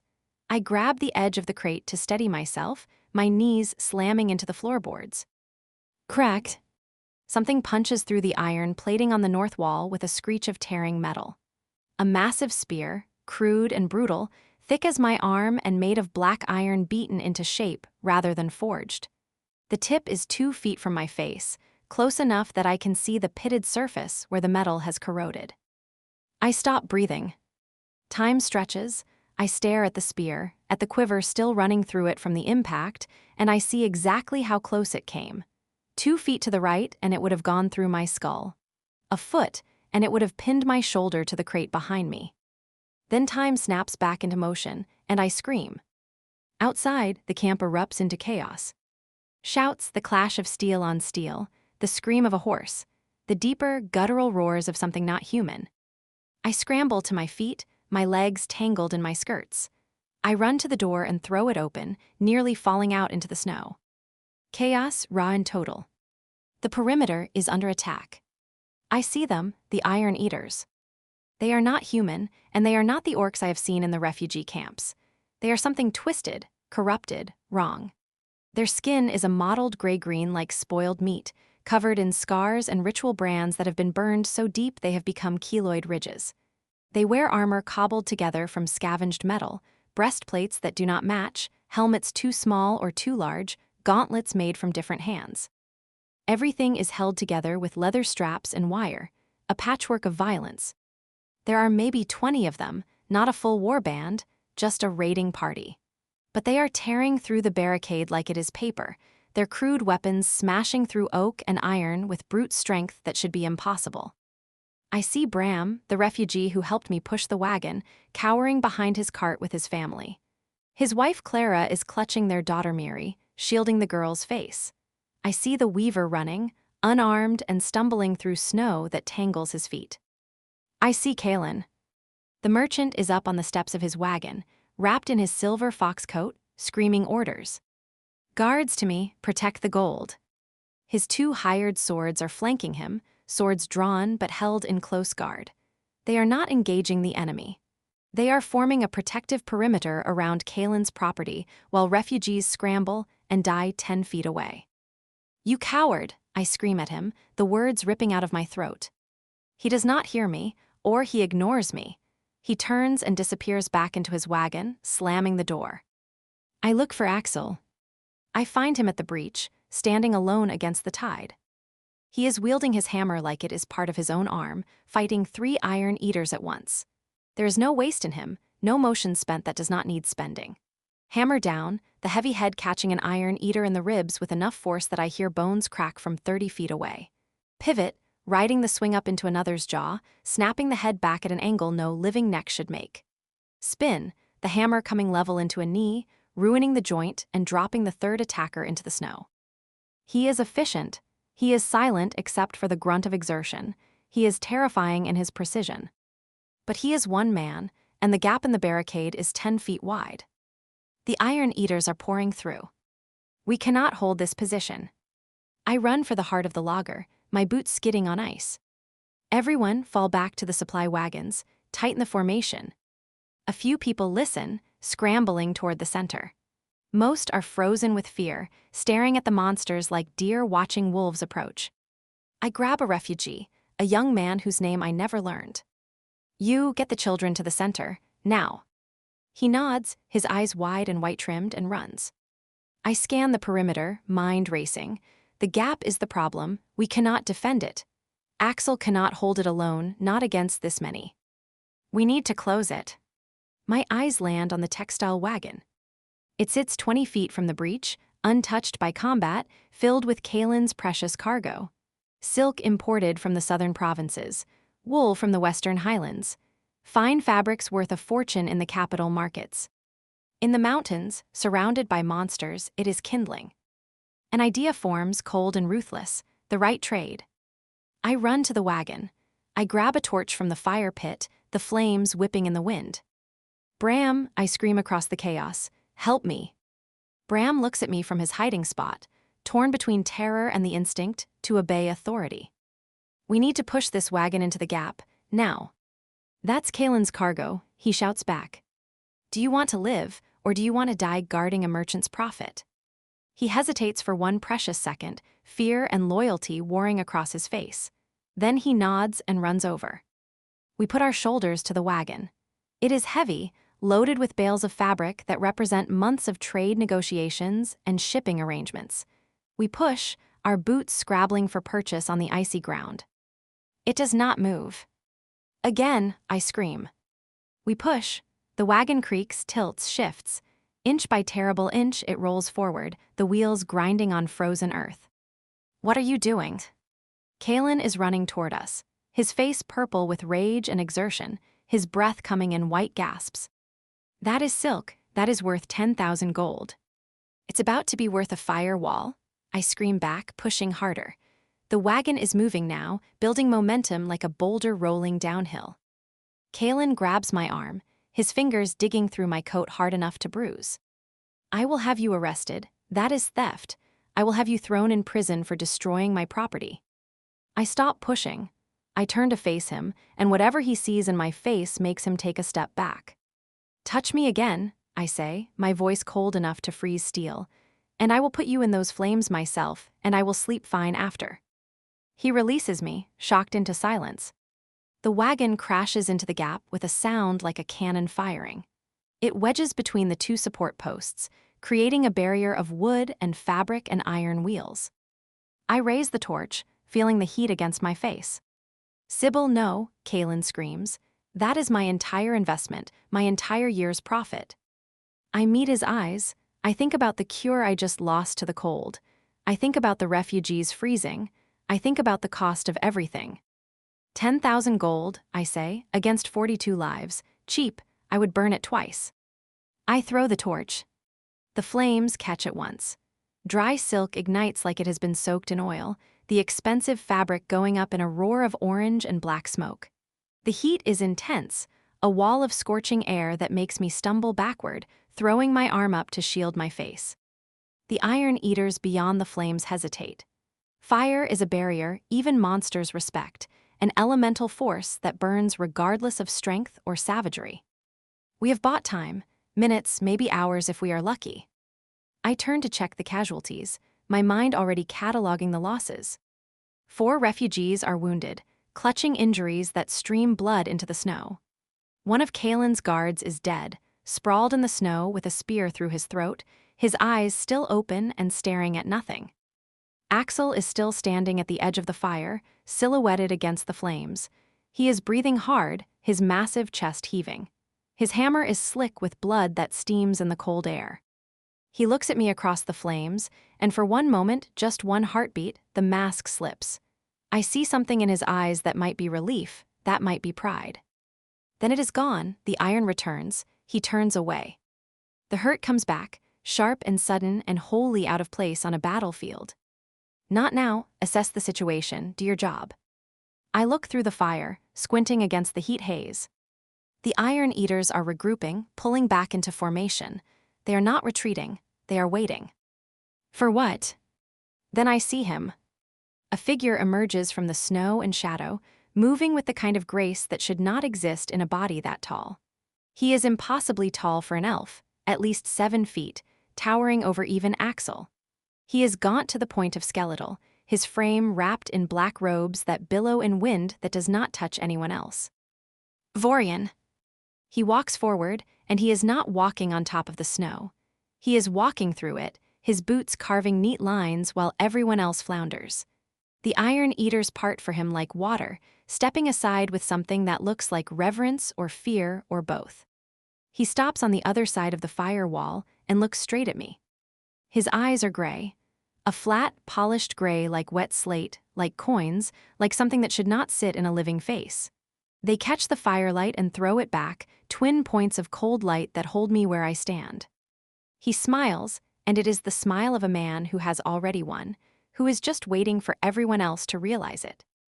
Then he lifts his hand, and I see what he is holding. A sword. It is massive beyond reason, a greatsword that would be two-handed for Axel and is one-handed for this skeletal elf. 6 feet long from pommel to tip, made of dark steel so black it seems to absorb light rather than reflect it. The blade is covered in runes that pulse with a violet glow, and as I watch, they shift, writing and rewriting themselves in a language I do not recognize. I know that sword. I have never seen it before, but I know it. I have seen the craftsmanship in the tools on Axel's walls. I have seen him balance impossible weight until it sits perfectly still in the hand. I have seen the brutal economy of his work, every angle set to throw the most force for the least effort. This sword carries that same hand, the same ruthless economy made solid in steel. The pommel is weighted to balance the blade. The grip is wrapped in a pattern that holds the hand without ever pinching it. The guard is forged at an angle that runs the shock of a blow down the tang instead of into the wielder's wrist. It matches the hammer in Axel's hand. It matches the inkwell on my desk. Axel did not just make weapons during the war. He made this weapon. The truth of it comes down on me like a snow slope giving way, burying me in the weight of what it means. This is no common blade. This is a masterwork, months of design and forging, a weapon made for one purpose. Vorian sees the recognition in my eyes, watches the understanding land across my face. His smile widens. "Quartermaster," he calls out over the roar of the flames, and his voice is smooth, cultured, pleasant, the voice of a professor giving a lecture, not a monster commanding raiders. "Tell the smith I have his masterpiece, the World Breaker. It sings so well when it cuts." He swings the sword in a lazy arc, just a casual demonstration of control. The blade hums, a true sound, no trick of my ears. The metal shivers and gives off a low, ringing note that I feel in my bones, in my teeth, in the marrow of my spine. "Tell him," Vorian continues, his gray eyes finding Axel through the smoke, "that it has a chip. On the edge near the guard, it makes the song flat, imperfect." He pauses, and his smile turns sharp. I know he cannot abide imperfection. He sheathes the sword with a theatrical flourish, the scrape of metal on metal producing another harmonic tone. "Come fix what you made, smith, or I will use it to carve through this rabble until I reach you. I will write your name in their bones." He turns and strides back into the snow, the Iron Eaters following in perfect formation, and the attack ends as fast as it began. The battlefield goes quiet except for the crackle of flames and the moans of the wounded. I stand there and I am shaking again, but it is not from cold this time. It is from rage that has nowhere to go, from understanding that has come too late to change anything. The refugees are staring at Axel, and the change moves across their faces while I watch. The fear that was aimed at the monsters is turning, swinging round, finding a new mark. The understanding spreads through the crowd like the plague I am supposed to be curing. They heard Vorian, they understand now. The orc is not just a blacksmith who repairs their wheels and forges their nails. He is the war criminal who armed the elf. He is the smith who made the weapon that killed their brothers, their fathers, their sons. Kalen is the first to speak, because of course he is. He has a nose for weakness and a talent for exploitation. "Did you hear that?" he shouts, pointing at Axel with all the drama of a prosecutor delivering closing arguments. "The elf called him Smith. That monster made the weapon that killed our people." The crowd murmurs, the sound growing from a whisper to a roar. I step forward, raising my hands. "Silence," I scream, putting every ounce of authority into my voice. "Everyone shut up and listen." They do not silence, they do not listen. "He armed the elf," someone in the back shouts, emboldened by anonymity. "He is the reason we are under attack," another voice joins. "Traitor," the word is taken up by multiple voices, becoming a chant. I look at Axel, desperate for him to defend himself, to explain, to say anything. He is standing at the fire wall with his back to the crowd. His shoulders are rigid, locked into a position I recognize from military formations. He is braced for impact, waiting for the blow. He does not defend himself, he does not turn around, he does not speak. He just stands there, absorbing the hatred like it is his due, like he has been waiting for this moment and is almost relieved it has finally arrived.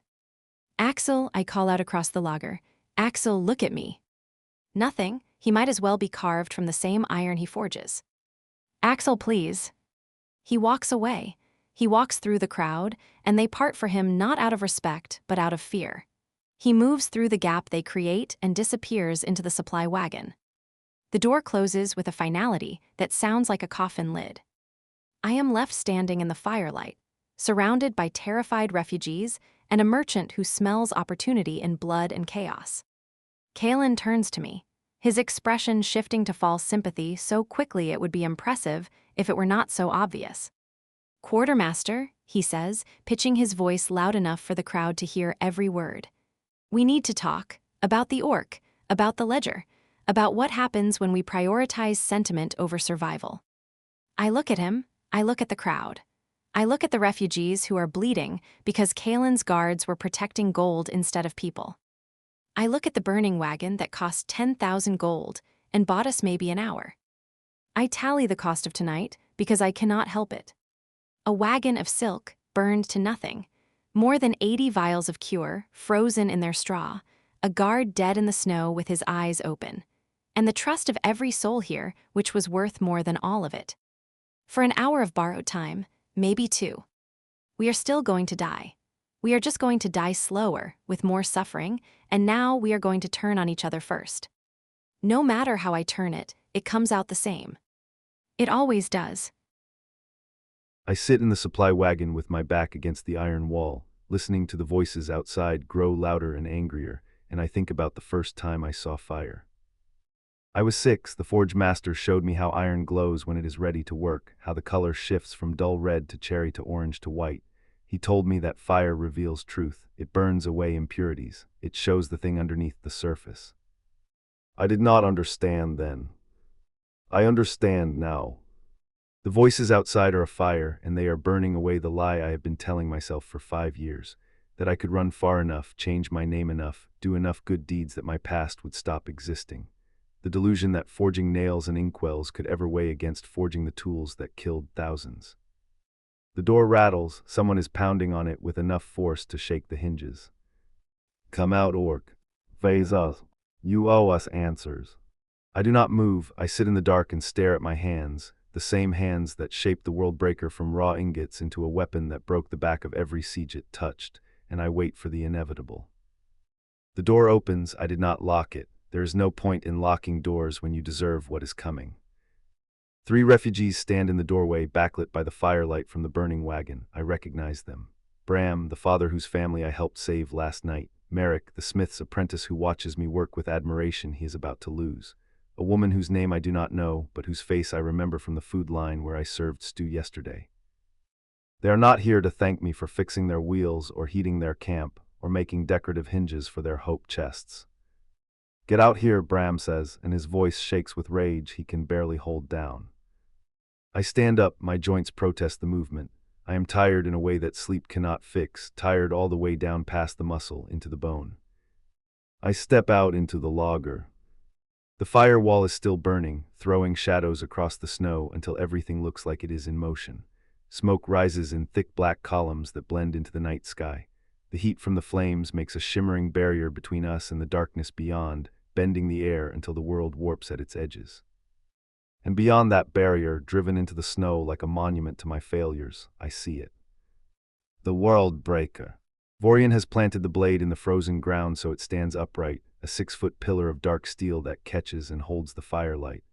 The violet runes pulse with a steady rhythm that matches my heartbeat, and even from here, even across 50 feet of fire and smoke and bitter air, I can hear the song. Hum. It is flat, off-key by perhaps a quarter tone. The chip near the guard is breaking the harmony, throwing up a sour note that scrapes against my nerves like fingernails on slate. I know that sword. I know every inch of it, every angle, every curve of the fuller that runs down the center of the blade like a river of darkness. I know the exact weight of the pommel because I hammered and shaved it to hair to balance the great blade. I know the pattern in the grip wrapping because I cut it to hold a hand fast without rubbing it raw through a long fight. I know the runes because I etched them myself, working 3 days straight without sleep to get the spacing perfect so the song would carry true through the steel. 7 months I gave it, 7 months of 16-hour days in a forge I never let go cold, because the steel would only take the temper I wanted if the heat held steady through every fold.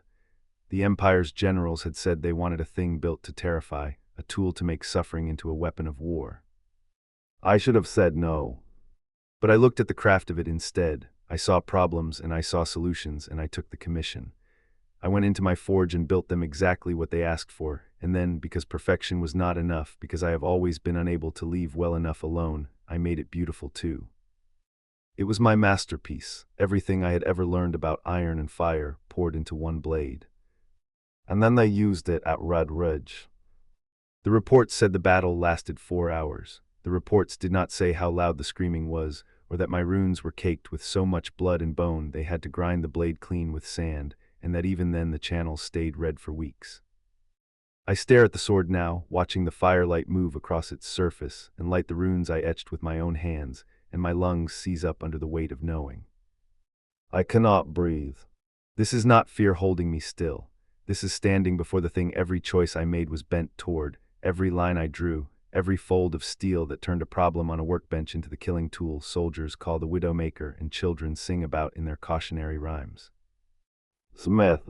Vorian's voice cuts through the roar of flames. He is standing beyond the fire wall, his tall frame dark against the snow.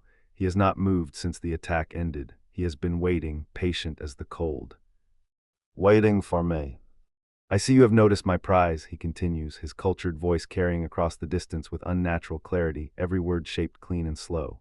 Beautiful work, truly. The balance is perfect despite the mass. The edge still holds keen after years of hard use, and that hum. He gestures to the sword with something close to reverence. That hum is genius. It breaks a man's nerve before the blade breaks his bones. It makes them soil themselves before they die. I force air into my lungs. I try to speak. Nothing comes out except a sound like grinding metal. You wept when you finished it, Vorian says, and the jolt of it goes through me. He knows. He has studied me, hunted down every detail, knows my forge work as well as I know it myself. The forge master told me this himself before I killed him. He said you stood in your workshop at dawn, holding the world breaker, and tears ran down your gray face while you listened to it hum. I remember it, the weight of it in my hands, balanced clean, though it was heavier than most men could lift, the morning light catching the runes until they glowed like embers. I remember thinking I had made something that would last 1,000 years. I did not weep because it was beautiful. I wept because I knew exactly what it would do. I had spent 7 months answering one question: how do you break a human being with as little waste as possible? And the answer sat in my hands, singing its flat, perfect song. But then Vorian's voice shifts, becoming harder, edged with something that might be contempt or might be disappointment. You handed it over. You took the gold, 30,000 pieces, if I recall correctly. You closed up your workshop, and you ran like a coward fleeing fire. The crowd around me is silent now, every person hanging on every word, their eyes on me like brands pressed to the skin. You made the deadliest killing tool the world has ever known, Vorian says, his gray eyes finding mine across the fire and holding me there, and then you pretended you had nothing to do with how it was used. You sharpened the slaughter, and then you fled from the screaming. You did the dirty work of survival, and then you decided your hands were too clean to touch what came of it. That is not, I start, but my voice cracks like thin ice under weight. That is not what, Vorian interrupts, his voice sharp as the blade he is describing. True, you forged this blade, yes or no? Yes, I say, the word dragged out of me like a confession under torture. You knew what it would be used for, yes or no? Yes. You shaped the edge and the weight to break through a shield wall, yes or no? Yes. And after Red Ridge, after Cinderfall, after Oakhaven burned with your white fire flares, after 10,000 people died using tools you designed and refined and perfected, you ran.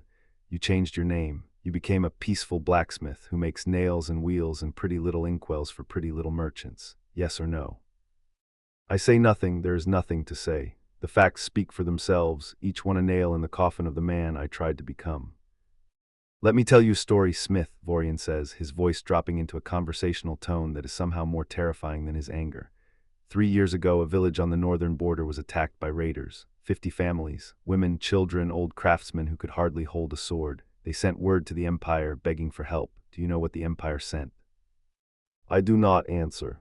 Nothing, Vorian continues, because the village was worth nothing to them. No mines, no trade routes, no soldiers worth the saving. So the raiders came, and the villagers fought with kitchen knives and farming tools, and they died screaming while the Empire weighed their lives and found them too cheap to defend. He pauses, letting the story sink in. I was passing through, I heard the screaming. I drew the world breaker and I killed 17 raiders in 4 minutes. The villagers lived, they built me a shrine, they pray to me as a god. His smile is cold and sharp. Your pacifism, Vorian says, and now his voice is almost gentle, almost sympathetic, is cowardice wearing a mask of morality. You did the dirty work of survival, and then you refused to own the consequences. You are a weaponsmith who claims to oppose violence. You are a hypocrite who built the tools and then ran from the work. The word hypocrite lands like a hammer blow to the chest. But I am not, Vorian continues, spreading his arms wide in a gesture that encompasses the burning wagon, the refugees, the darkness beyond. I am honest about what I am. I wield the world breaker because someone must. Only a monster can scare back the dark smith. The sheep need wolves to protect them from bears. Your precious refugees out there, he gestures to the logger. They are alive because I am willing to be the monster you refuse to become.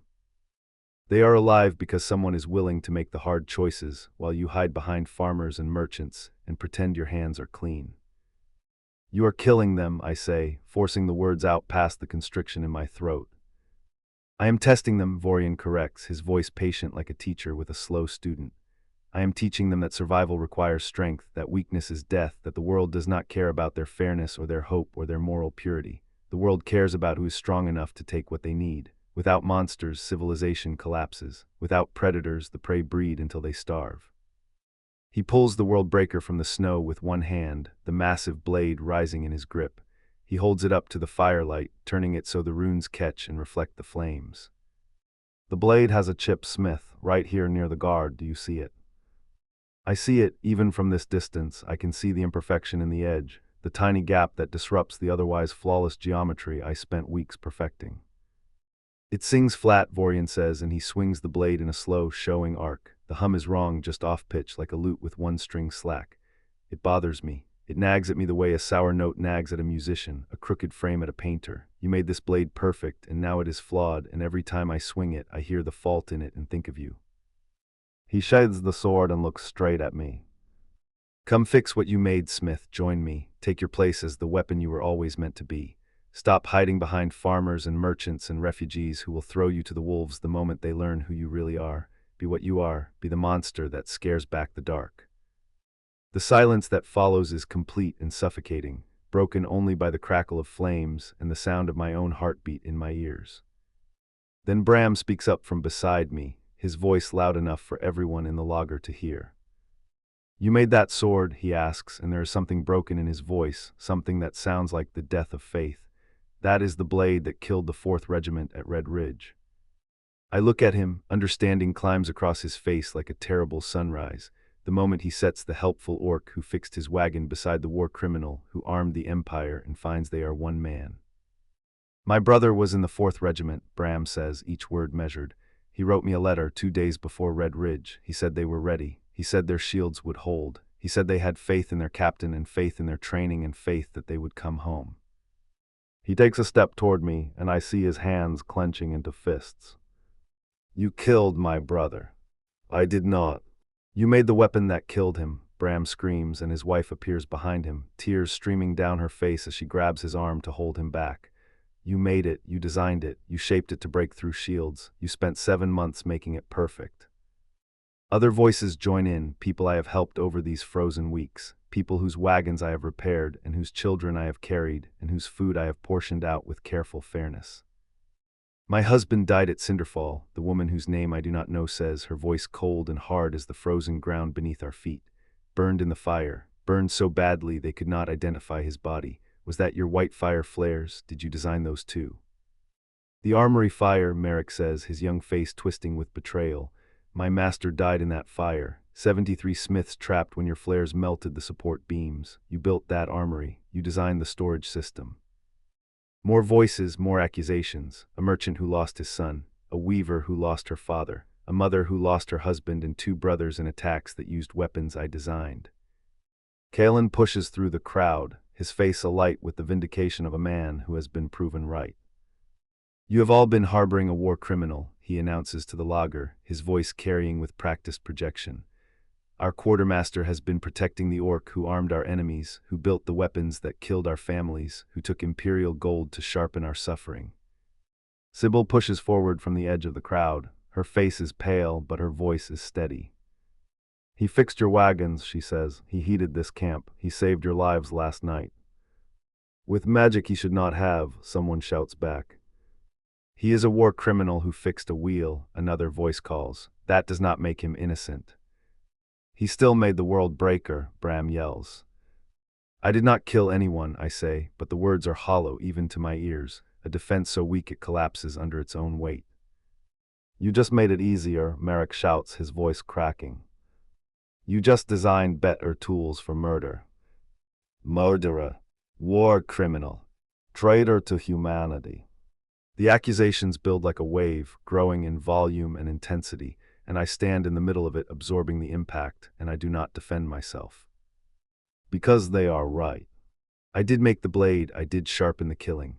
I did take 30,000 pieces of gold and then run from the screaming and tell myself it was not my fault, that I was only solving problems of iron and fire, that I was not to blame for how my work was used. Vorian is right too. I am a coward who hid behind moral philosophy, while people died using tools I made perfect. I look across the crowd and find Sybil. She's still trying to defend me, her voice rising above the mob, spending reason on people who have stopped listening to it. He was a soldier following orders, she shouts. He was contracted by the Empire, he did not choose the targets. But I see the looks the crowd is giving her now. They are turning on her too, seeing her defense as complicity. I cannot let that happen. I cannot let her tie herself to a sinking stone. I turn around without a word and walk back into the supply wagon, my boots crunching on the frozen floorboards. I close the door behind me. I bar it from the inside with the heavy oak beam, sliding it into the iron brackets with a sound of finality.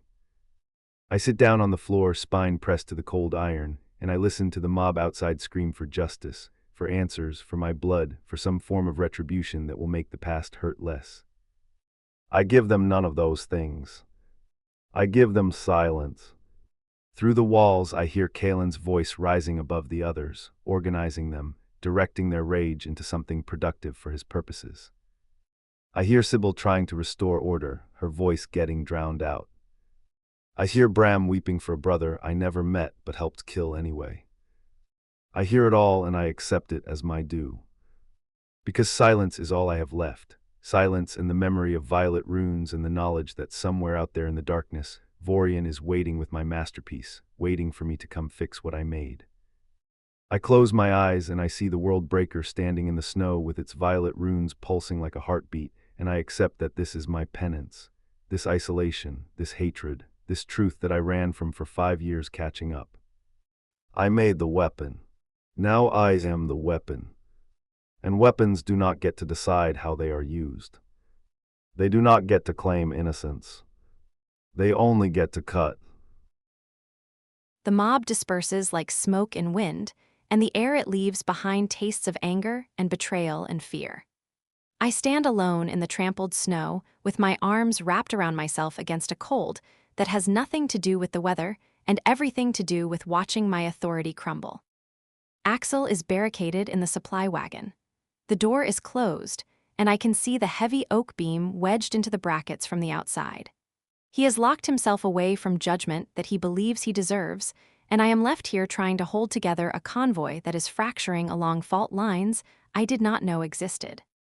The refugees break into clusters, groups of 3 or 4 huddled together, whispering. They glance at me and then look away fast, like I am something shameful or dangerous or both. Bram is with his family, his face still red from screaming accusations. Merrick stands with the other young men, their faces hardened into something that wears the shape of righteousness but stinks of the mob. And I see Kaelin. He is standing near his wagon, surrounded by his own cluster of supporters. The 2 merchants who have been his allies since the beginning, the guard who survived the Iron Eater attack, a handful of refugees who have gravitated toward his orbit like debris caught in a whirlpool. He is smiling. Not big, just a small, satisfied curve of his lips that makes my stomach clench with the certainty that something worse is coming. I need to check the supplies. I need to do inventory. I need something solid in my hands, anything, to make the world make sense again. I walk to the supply wagon. I knock on the door. Axel, it's me, Sybil. Silence. Axel, I need to access the medical supplies. Can you open the door? More silence, then his voice muffled through the wood. Use the side hatch.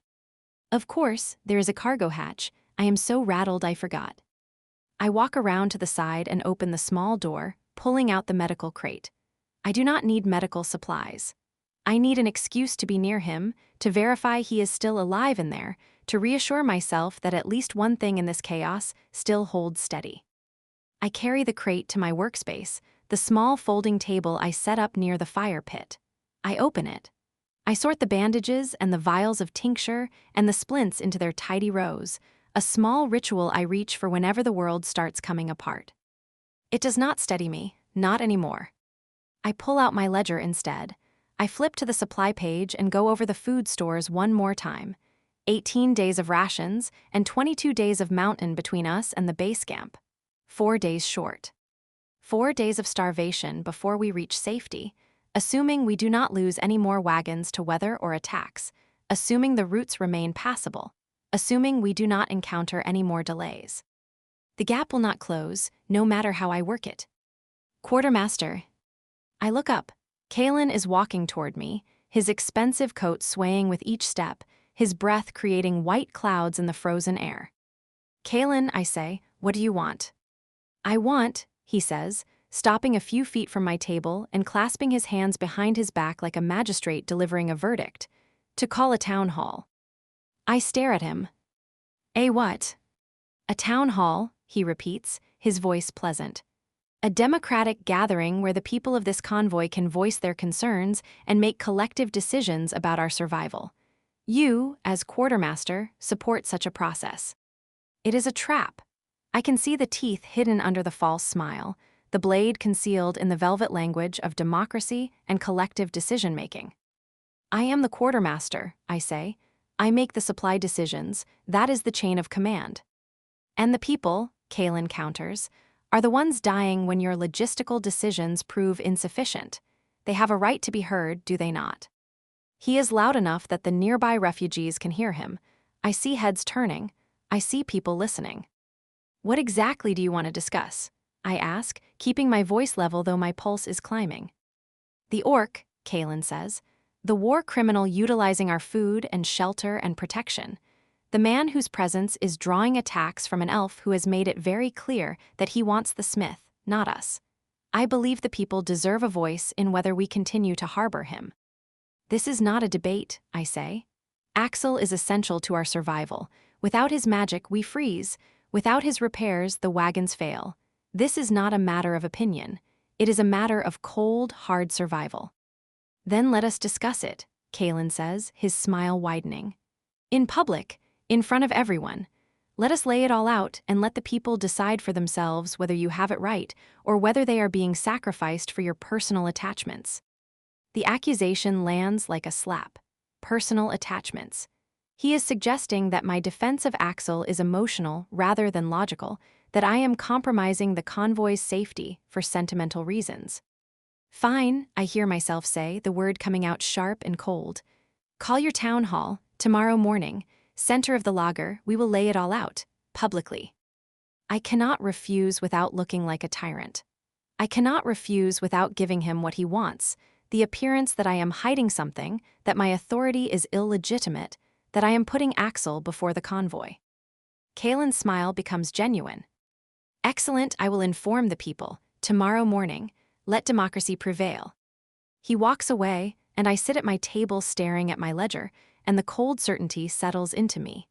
I am about to lose a battle I did not know I was fighting. I spend the rest of the day preparing my defense. I go over the stores again, and the heat, and the wagons, weighing what we lose with Axel against what we lose without him. I marshal every fact I have, every hard piece of proof that his presence is not a liability, but our only advantage against the cold and the distance and the elf who wants him. I build a fortress out of plain truth. But fortresses can be sieged, and walls can be breached, and I am beginning to understand that being right is not as invincible as I always believed it to be. The morning comes too quickly. I wake to the sound of voices gathering, the murmur of a crowd assembling between the wagons.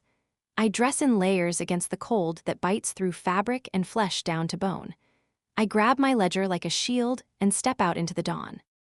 The refugees have formed a rough circle in the snow, maybe 40 people standing in a ring with an open space in the center. It looks like a trial. It looks like an execution. It looks like democracy practiced by frightened people who have forgotten that mob rule and justice are not the same thing. Kalen is already there, standing on one side of the circle with his arms crossed and his expression grave. He has positioned himself so the light is behind him, casting his face in shadow, creating an aura of authority. I walk to the opposite side of the circle, feeling every eye on me. I clutch my ledger against my chest. Kalen raises his hands, calling for silence. The crowd quiets. "Thank you all for coming," he begins, his voice carrying across the circle with practiced projection. "We are here this morning because we face a crisis. Not just the crisis of the storm or the distance or the attacks, but a crisis of leadership, a crisis of priorities, a crisis of who we are and what we stand for." He pauses, letting the words sink in. He is good at this. Too good. "Our quartermaster has made decisions," Kalen continues, gesturing toward me. "Decisions that she believed were in our best interest. I do not question her intentions, but I do question her judgment." He pulls out a ledger of his own. My stomach sinks. "Let us talk about the orc," Kalen says, opening his ledger and reviewing the page with theatrical precision. "The war criminal currently occupying our supply wagon. Let us talk about what he costs us." He looks up at the crowd. "Food. An orc his size needs as much in a day to keep his strength in this cold as 3 grown men. 3 full portions, every day, gone into one body." He pauses, letting the implication land. That is not just a figure on a page. That is Miri's ration. That is the widow's share. He eats 3 days of our survival every single morning. The crowd murmurs.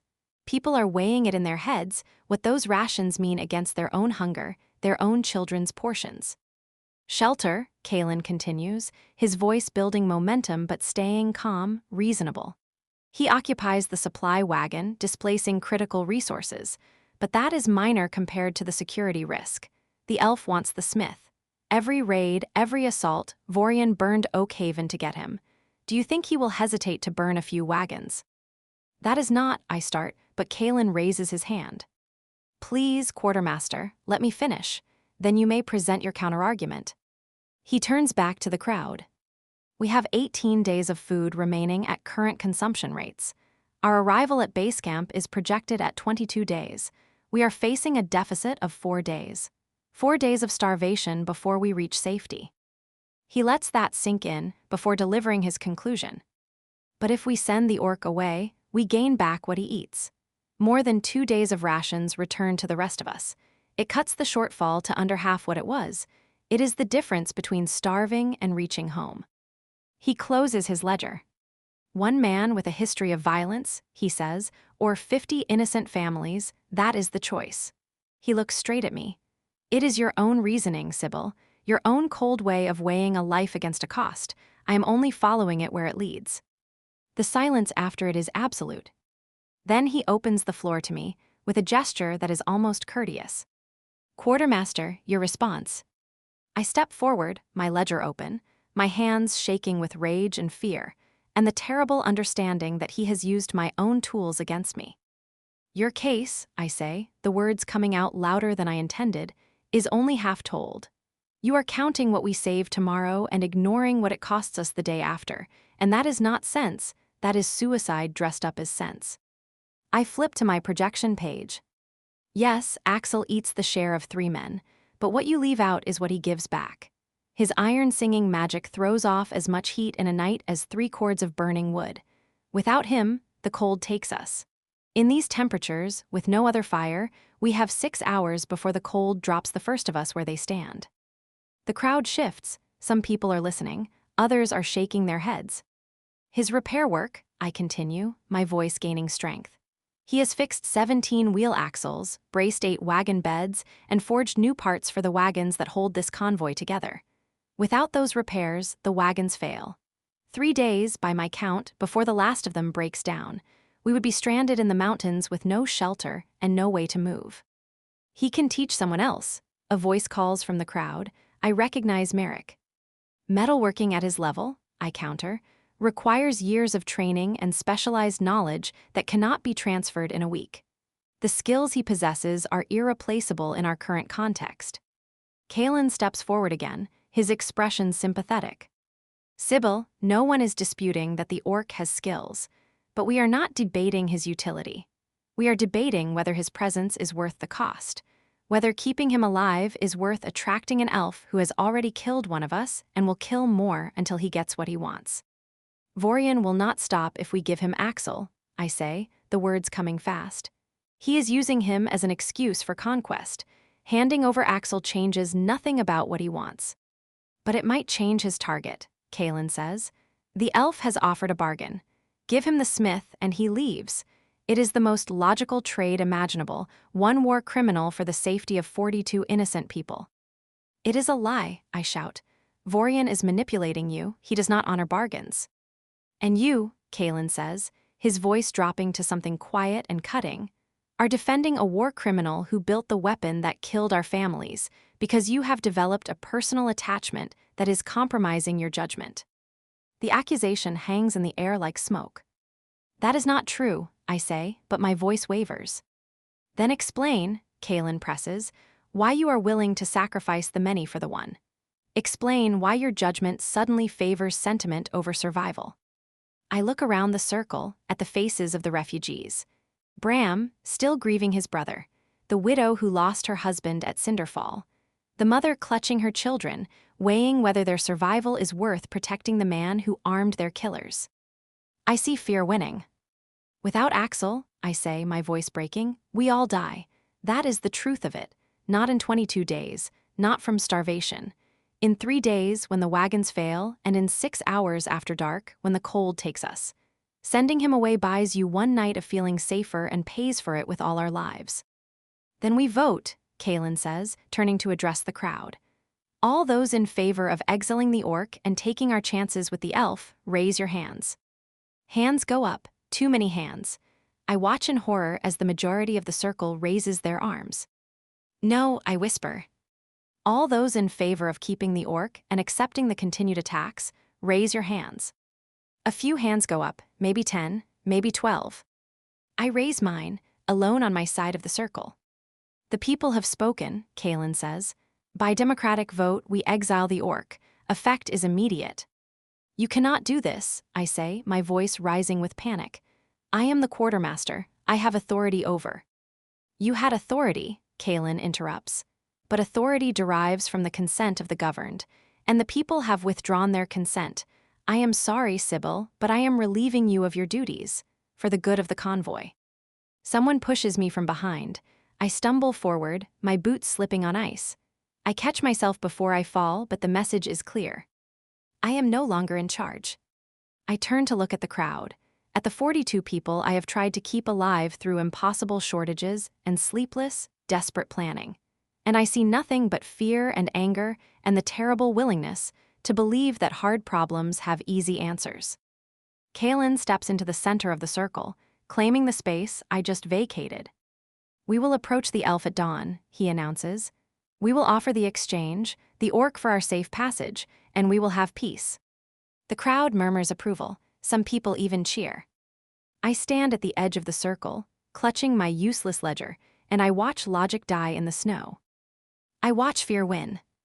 I watch my authority crumble not because I was wrong, but because being right cannot compete with terror, because reason is too quiet and panic is too loud, because a vote without wisdom is just mob rule with better manners. Kalen looks at me across the circle, and he smiles. You are welcome to stay with the convoy, Sybil, he says, as a regular refugee, but your days of making decisions for everyone else are over. I turn away, I cannot watch anymore. I walk toward the supply wagon where Axel is barricaded, and the cold, bitter truth of it lands. I have just watched an execution carried out with ledgers and votes, and the terrible logic of frightened people who think sacrifice can buy safety. The town hall disperses. The people go back to their wagons, satisfied that they have solved the problem, convinced that giving Vorian what he wants will make the attack stop. I sit down in the snow outside the supply wagon, my back against the wheel, and I do the only thing I can do. I go over it again. Half a day before Kalen hands Axel to Vorian. 3 days before the wagons fail with no one to mend them. 6 hours after sunset before the cold starts taking us one by one. And almost no chance, none worth the name, that any of us see home without him. No matter how I turn it, it comes out the same. It always does. But this time, no one is listening. Fear is louder than truth. And I have just learned that all the careful planning in the world cannot save people who have already decided to die. I sit in the dark with my back against the iron wall of the supply wagon, and I listen to my trial being conducted in the snow outside. The walls are thick, lined with metal plating I fitted myself to keep the supplies from the cold and the jolts of the road, but sound carries through iron better than most people know. Iron keeps no secrets. The voices come through the plating clean and whole, every word of the town hall delivered to my ears with brutal clarity. I hear Kalen's voice first, smooth and confident, the practice carry of a man who has given speeches before and knows how to pitch his voice to land. He is talking about food. He is talking about me like I am a cost to be cut, a resource to be spent down, a problem with one clean answer. As much as 3 grown men, his voice rings through the metal, each word setting the iron faintly humming. 3 full portions gone into one body. He is right, I cannot fault it. An orc my size does need that much to hold his strength in cold like this, and the convoy's food stores are thinning with each day we sit stranded in the mountains, and I am eating what could keep someone else alive 3 more days. I agree with him. That is the worst part, sitting here in the dark with my eyes closed, listening to a merchant turn cold reason into a weapon against Sybil, and knowing in my bones that he is right, that his case holds, that his ending is the only one this can have. 1 life against 50, the answer makes itself. I hear other voices now, refugees weighing in one by one. Bram's voice thick with grief, my brother died because of weapons he made. The widow, my husband burned. Merrick, he armed our enemies. Each voice sets the iron ringing in its own way, and I have listened to metal long enough to read it. I can place each of them in the circle by how their words come through the plating. Bram is on the east side, the widow is southwest, Merrick is south, standing near Kalen. I hear Sybil's voice next, rising in volume and desperation as she tries to counter their arguments. She's laying it out for the crowd, the heat I throw, the repairs I make, how long the wagons last without a smith. She's trying to prove that I am worth more than I cost, that I come out ahead if you weigh everything and look far enough down the road. But she is missing the one thing that matters most. Guilt.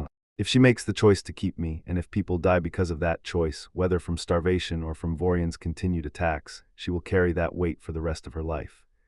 She will become me, haunted by the cost of surviving, bent over her ledgers at night and seeing ghosts between the lines, turning over and over whether different choices would have spared them.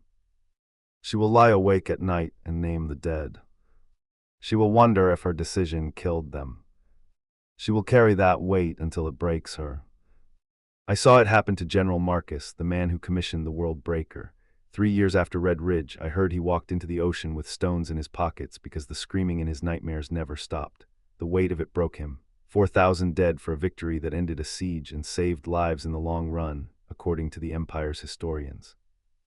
The reasoning was sound, the general drowned anyway. I will not let that happen to Sybil. I will not let her become me, spending 5 years running from a debt that cannot be outrun. I hear the vote being called, I cannot see hands being raised, but I can sense it in the pattern of silence that follows Kalen's question. The quality of quiet that descends when a majority has made a decision and only a few dissenting voices remain against the tide. All those for exiling the orc, Kalen says, his voice carrying the false solemnity of someone performing theater and calling it democracy. The hush that drops is heavy and complete, the kind of absence of sound that speaks louder than shouting. It means hands are up, many hands, too many to ignore. I can hear the rustle of fabric as arms lift, the slight shift in breathing patterns as people commit to their choice. Then Sybil's voice, breaking like ice under pressure, no. I flinch from the word, from the pain I can hear underneath it, from the desperation of someone watching their logic fail in front of them. And those for keeping him, Kalen continues, already knowing the outcome. A different silence, thinner, emptier, the sound of a few hands raised in futility. The people have spoken, Kalen announces with satisfaction bleeding through his fake solemnity. He goes, we exile the orc, effective now. I hear Sybil trying to argue, her voice rising to a shout that comes through the iron walls like a blow against them. She's screaming about how fast the cold kills and how soon the wagons fail and how little chance any of them have without me, hurling the truth into a wind that scatters it before it can land. She is losing. Not because she is wrong, but because fear is louder than reason, and the mob has already decided that I am the price of peace, the one thing they can cut loose to make the rest of it come out right. I hear someone push her. I hear the stumble, the catch of breath, the small cry of surprise and pain. I hear the silence that follows when authority crumbles and no one knows what to do with the empty space it leaves behind. My hands clench into fists. I stand up. The decision has been made for me, which means I need to make it mine. I need to take the choice out of Sybil's hands so she does not have to carry the guilt of my death alongside all the other weights she already bears on those small shoulders.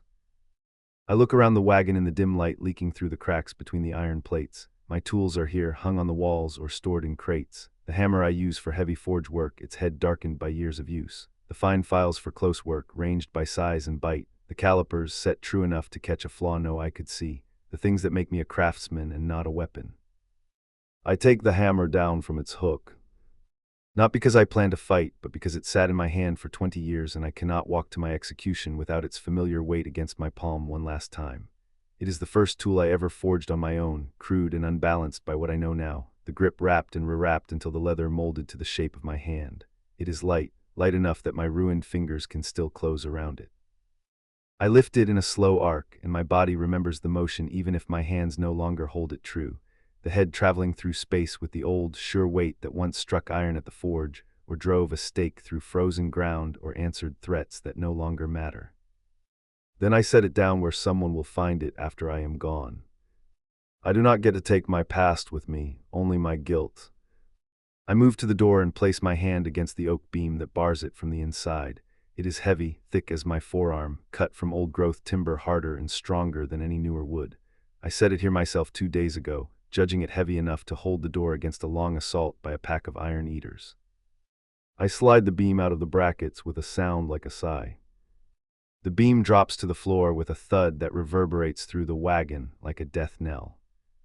Outside, the crowd goes quiet. They were not expecting me to open the door voluntarily. They were expecting Kaelin to have to break it down, to drag me out fighting and screaming like an animal, to validate their fears with violence. I will not give them that satisfaction. I push the door open and step out into the morning light. The crowd pulls back, creating a circle of empty space around me as if I am plague-ridden. 42 people standing in the snow, and every single one of them takes a step backward when I emerge, creating a buffer zone of fear and disgust.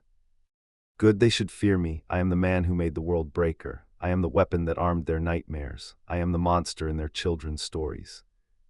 I see Kaelin standing at the front of the crowd, his expression shifting from triumph to something more complicated, surprise perhaps, or scheming, when he realizes I am not resisting. He has chains in his hands, heavy iron links meant for binding prisoners or securing cargo during transport. I see the merchant guards flanking him, hands resting on sword hilts, bodies tensed for violence that will not come.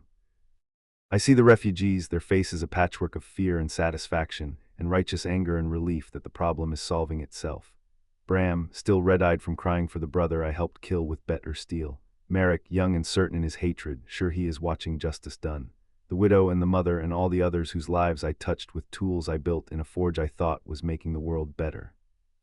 And I see Sybil. She is at the outer ring of the crowd, her ledger clutched against her chest like armor that has already failed. Her face is pale, her eyes wide with shock and something that might be horror or might be understanding, or might be the terrible recognition that she has just watched logic lose to fear for the first time in her life. She is shaking her head in small, desperate movements. No, do not do this. I can fix this. Give me time to think. I hold her gaze for one long moment, taking in everything. The brown of her eyes that goes the color of autumn leaves in certain light, her breath clouding white in the frozen air and thinning fast, like warmth that was never quite real. The set of her jaw that tells me she is about to do something stupid and brave to stop a sacrifice she thinks is needless. I cannot let her. I turn away from her, breaking the connection before she can find the words that might break my resolve. I walk to the center of the circle. Each step is measured, deliberate, final. I walk to my execution with the same care I gave the forge, the same steady eye I turned on a blade as I judged where it would bear weight and how long it must hold the heat. I will not stumble or hesitate or give them any reason to think I am anything other than what they believe. A monster accepting judgment. I stop at the heart of it and spread my arms wide, making myself as large and vulnerable as possible, offering myself to their chains and their justice. I yield, the words carry across the silence with a resonance that makes several people flinch backward. 2 words, simple, absolute, irrevocable. The crowd does not know what to do with voluntary surrender. They were prepared for resistance, for violence, for the moral simplicity of subduing a dangerous criminal who fought back and thus deserved what he got. They were not prepared for compliance, for acceptance, for a monster who agrees with their verdict. Kalen recovers first, he always does. He is good at adapting to circumstances, at turning chaos into opportunity, at seizing moments of uncertainty and shaping them to his advantage. Chain him, he orders his guards, his voice regaining its command. The orc comes willingly. Good, that saves us the trouble of bloodshed. The guards approach, chains rattling with each cautious step. They are nervous despite my surrender. It shows in how they keep their distance until the last possible moment, in their shaking hands as they fit the iron cuffs around my wrists, in the shallow breaths they take through their mouths as if standing too close to me might be catching. I do not resist. I let them bind my arms behind my back with enough chain to hobble an ox. I let them wrap more chain around my torso, pinning my arms to my sides in layers of iron. I let them treat me like a wild animal that might bolt at any moment despite all evidence to the contrary. The chains are heavy, pressing down on my shoulders with increasing weight as they add more layers. Good iron, forged right, with links that will not break under strain no matter how hard I might pull. I should know. I made these chains 3 days ago when the cooper asked for something to secure his barrels during transport, never imagining they would be used for this. I made the instruments of my own binding. The irony is not lost on me, and I wonder if this is what poets mean when they talk about fate. When they finish, I am wrapped in enough chain that I can hardly move my arms. The weight settles on my shoulders like guilt made manifest. Like all the deaths I am responsible for transformed into physical mass, pulling me down toward the earth that will eventually claim me. I look up through the cage of chains and find Sybil again in the crowd. She is pushed to the front now, her face a mask of barely controlled panic. She is searching. I can see it in her eyes, in the tiny movements of her lips as she runs through it again, hunting for the one thing she could change that would alter the outcome, for some other way this ends. There is none. This is the only way that works. Keep them alive, quartermaster, I say, pitching my voice so only she can hear it across the circle. 3 words that contain multitudes. Keep them alive, do your work, see to the supplies. You are still the quartermaster even if they stripped your authority. The people still need feeding, and you are still the one who knows how. Keep them alive, remember that one life given for 50 is a trade, not a murder. Do not call this your sacrifice. It is not yours to grieve. Let it be the cold, clean choice it has to be, and do not let it follow you home. Keep them alive, this was always going to end here. Red Ridge, then Cinderfall, then Oakhaven, and now this. It was set in motion 7 months ago when I took the commission for the World Breaker. None of it lands on you. Keep them alive, do not carry guilt for this choice because it is not your choice. It is mine, I am making it, I am taking it from you. Let me have this one thing. Keep them alive and then live, please, just live. Survive this mountain and this winter and this war. Find warmth somewhere. Build something good with those quick, careful hands. Do not let my death mean nothing by joining me in it. I see the moment she understands all of it. Her face crumples as each meaning lands in turn, as she works through the layers and grasps what I am doing and why. Her mouth opens to protest, to argue, to reason her way out of my death as she has reasoned her way through every other problem. Kalen does not give her the chance. Take him to the gap, he orders his guards, his voice climbing back into command now that the dangerous part is done, now that the monster has chained himself. He gestures toward the perimeter of the laager, toward the place where the wagons part and the open snow begins. The elf is waiting. March him out. Let us be done with this. A guard sets a hand against the chains at my shoulder and pushes. The iron drags cold across my back, and the weight of it shifts me forward a half step before I catch my balance. I do not look back at Sybil. If I look back, I might change my mind. If I see her face one more time, I might fight. If I hear her voice calling my name, I might remember that I want to live, that I want warmth and light, and the quiet sound of her working something out in the dark beside me. So I keep my eyes forward. and I take the first step toward the gap. I watch them turn Axel toward the gap, wrapped in chains heavy enough to hold a war beast, and something in my head breaks. It happens in my body, a bone snapping under more weight than it was built to hold. The part of me that has always weighed the odds and found the cold path through impossible situations fractures and stops working. None of it matters if he is dead. None of it matters if I never see him again. There is no clever path left if I lose him. I have spent my entire life believing that a clear head could solve everything, that careful thinking would always reveal the safe way through. I was wrong. Logic is a cage, and I am breaking out. I turn and run toward the supply area, my boots slipping on ice. Behind me, Kalen's voice is climbing into command again, ordering his guards to march the orc out, already organizing the mob to congratulate themselves on their moral calculus. I grab a skinning knife from the butcher's supplies. It is sharp enough to process game, sharp enough to cut through leather and gristle, sharp enough to make my bluff believable. I run back toward the circle. The guards have a hand on Axel's chains, turning him toward the perimeter, toward the gap where the wagons will part and the open snow begins. He has taken a single step, no more. He is still in the center of the circle, still inside the laager, still close enough to reach. Stop, I scream. The mob turns, Kalen turns, the guards holding Axel's chains turn. I am standing 10 feet from him, with a knife in my hand and madness written across my face, because several people take a step backward. March him through that gap and everyone dies, I say, flat and cold and certain. Kalen recovers quickly, he always does. Sybil, put the knife down, this is over, the decision has been made. Take one more step toward the elf, I repeat, and I detonate the explosive wagon. Silence. The mob looks at each other. There is no explosive wagon. I never prepared explosives. But they do not know that, and in the gap between what I am saying and what they think they know, I have leverage. You are bluffing, Kalen says, but his voice has lost its certainty. Am I ask, and I press the knife against my own throat hard enough to produce a thin line of blood. Try me, hand him over, and I cut my throat and fall against the cart with the blasting stores. You know what happens when that powder catches in a closed space. You have seen the results. Do you want to count the dead? It is complete nonsense. Cutting my throat would not ignite anything, but they are frightened, and frightened people do not think clearly. The mob hesitates. She is insane, someone whispers. Good, let them think that. Insanity is unpredictable, and unpredictability is power when logic has already failed. Let go of him, I say to the guards holding the chains. Now. They look at Kalen. He looks at me, trying to decide if I am bluffing, weighing the risk of calling it against the cost of being wrong. I press the knife deeper, more blood. Sybil, Kalen starts. Drop the chains.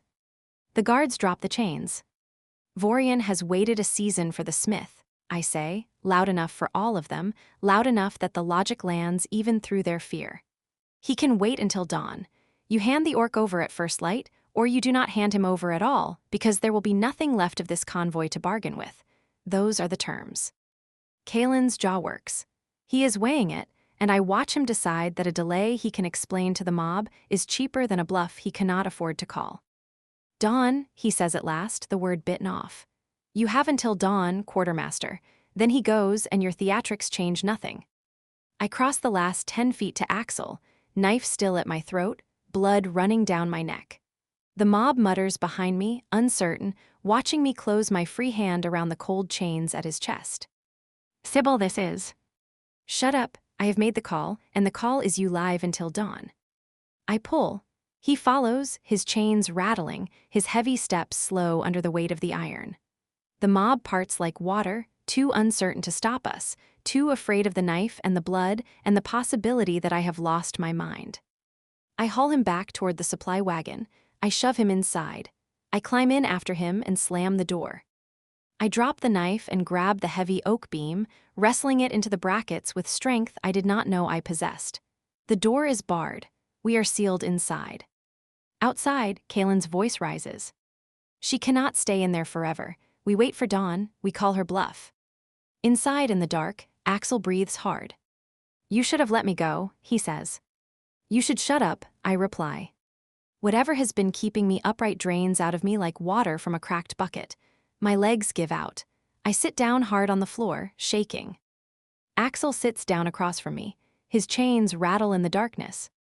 They are going to call your bluff at dawn, he says quietly, and then they are going to kill us both.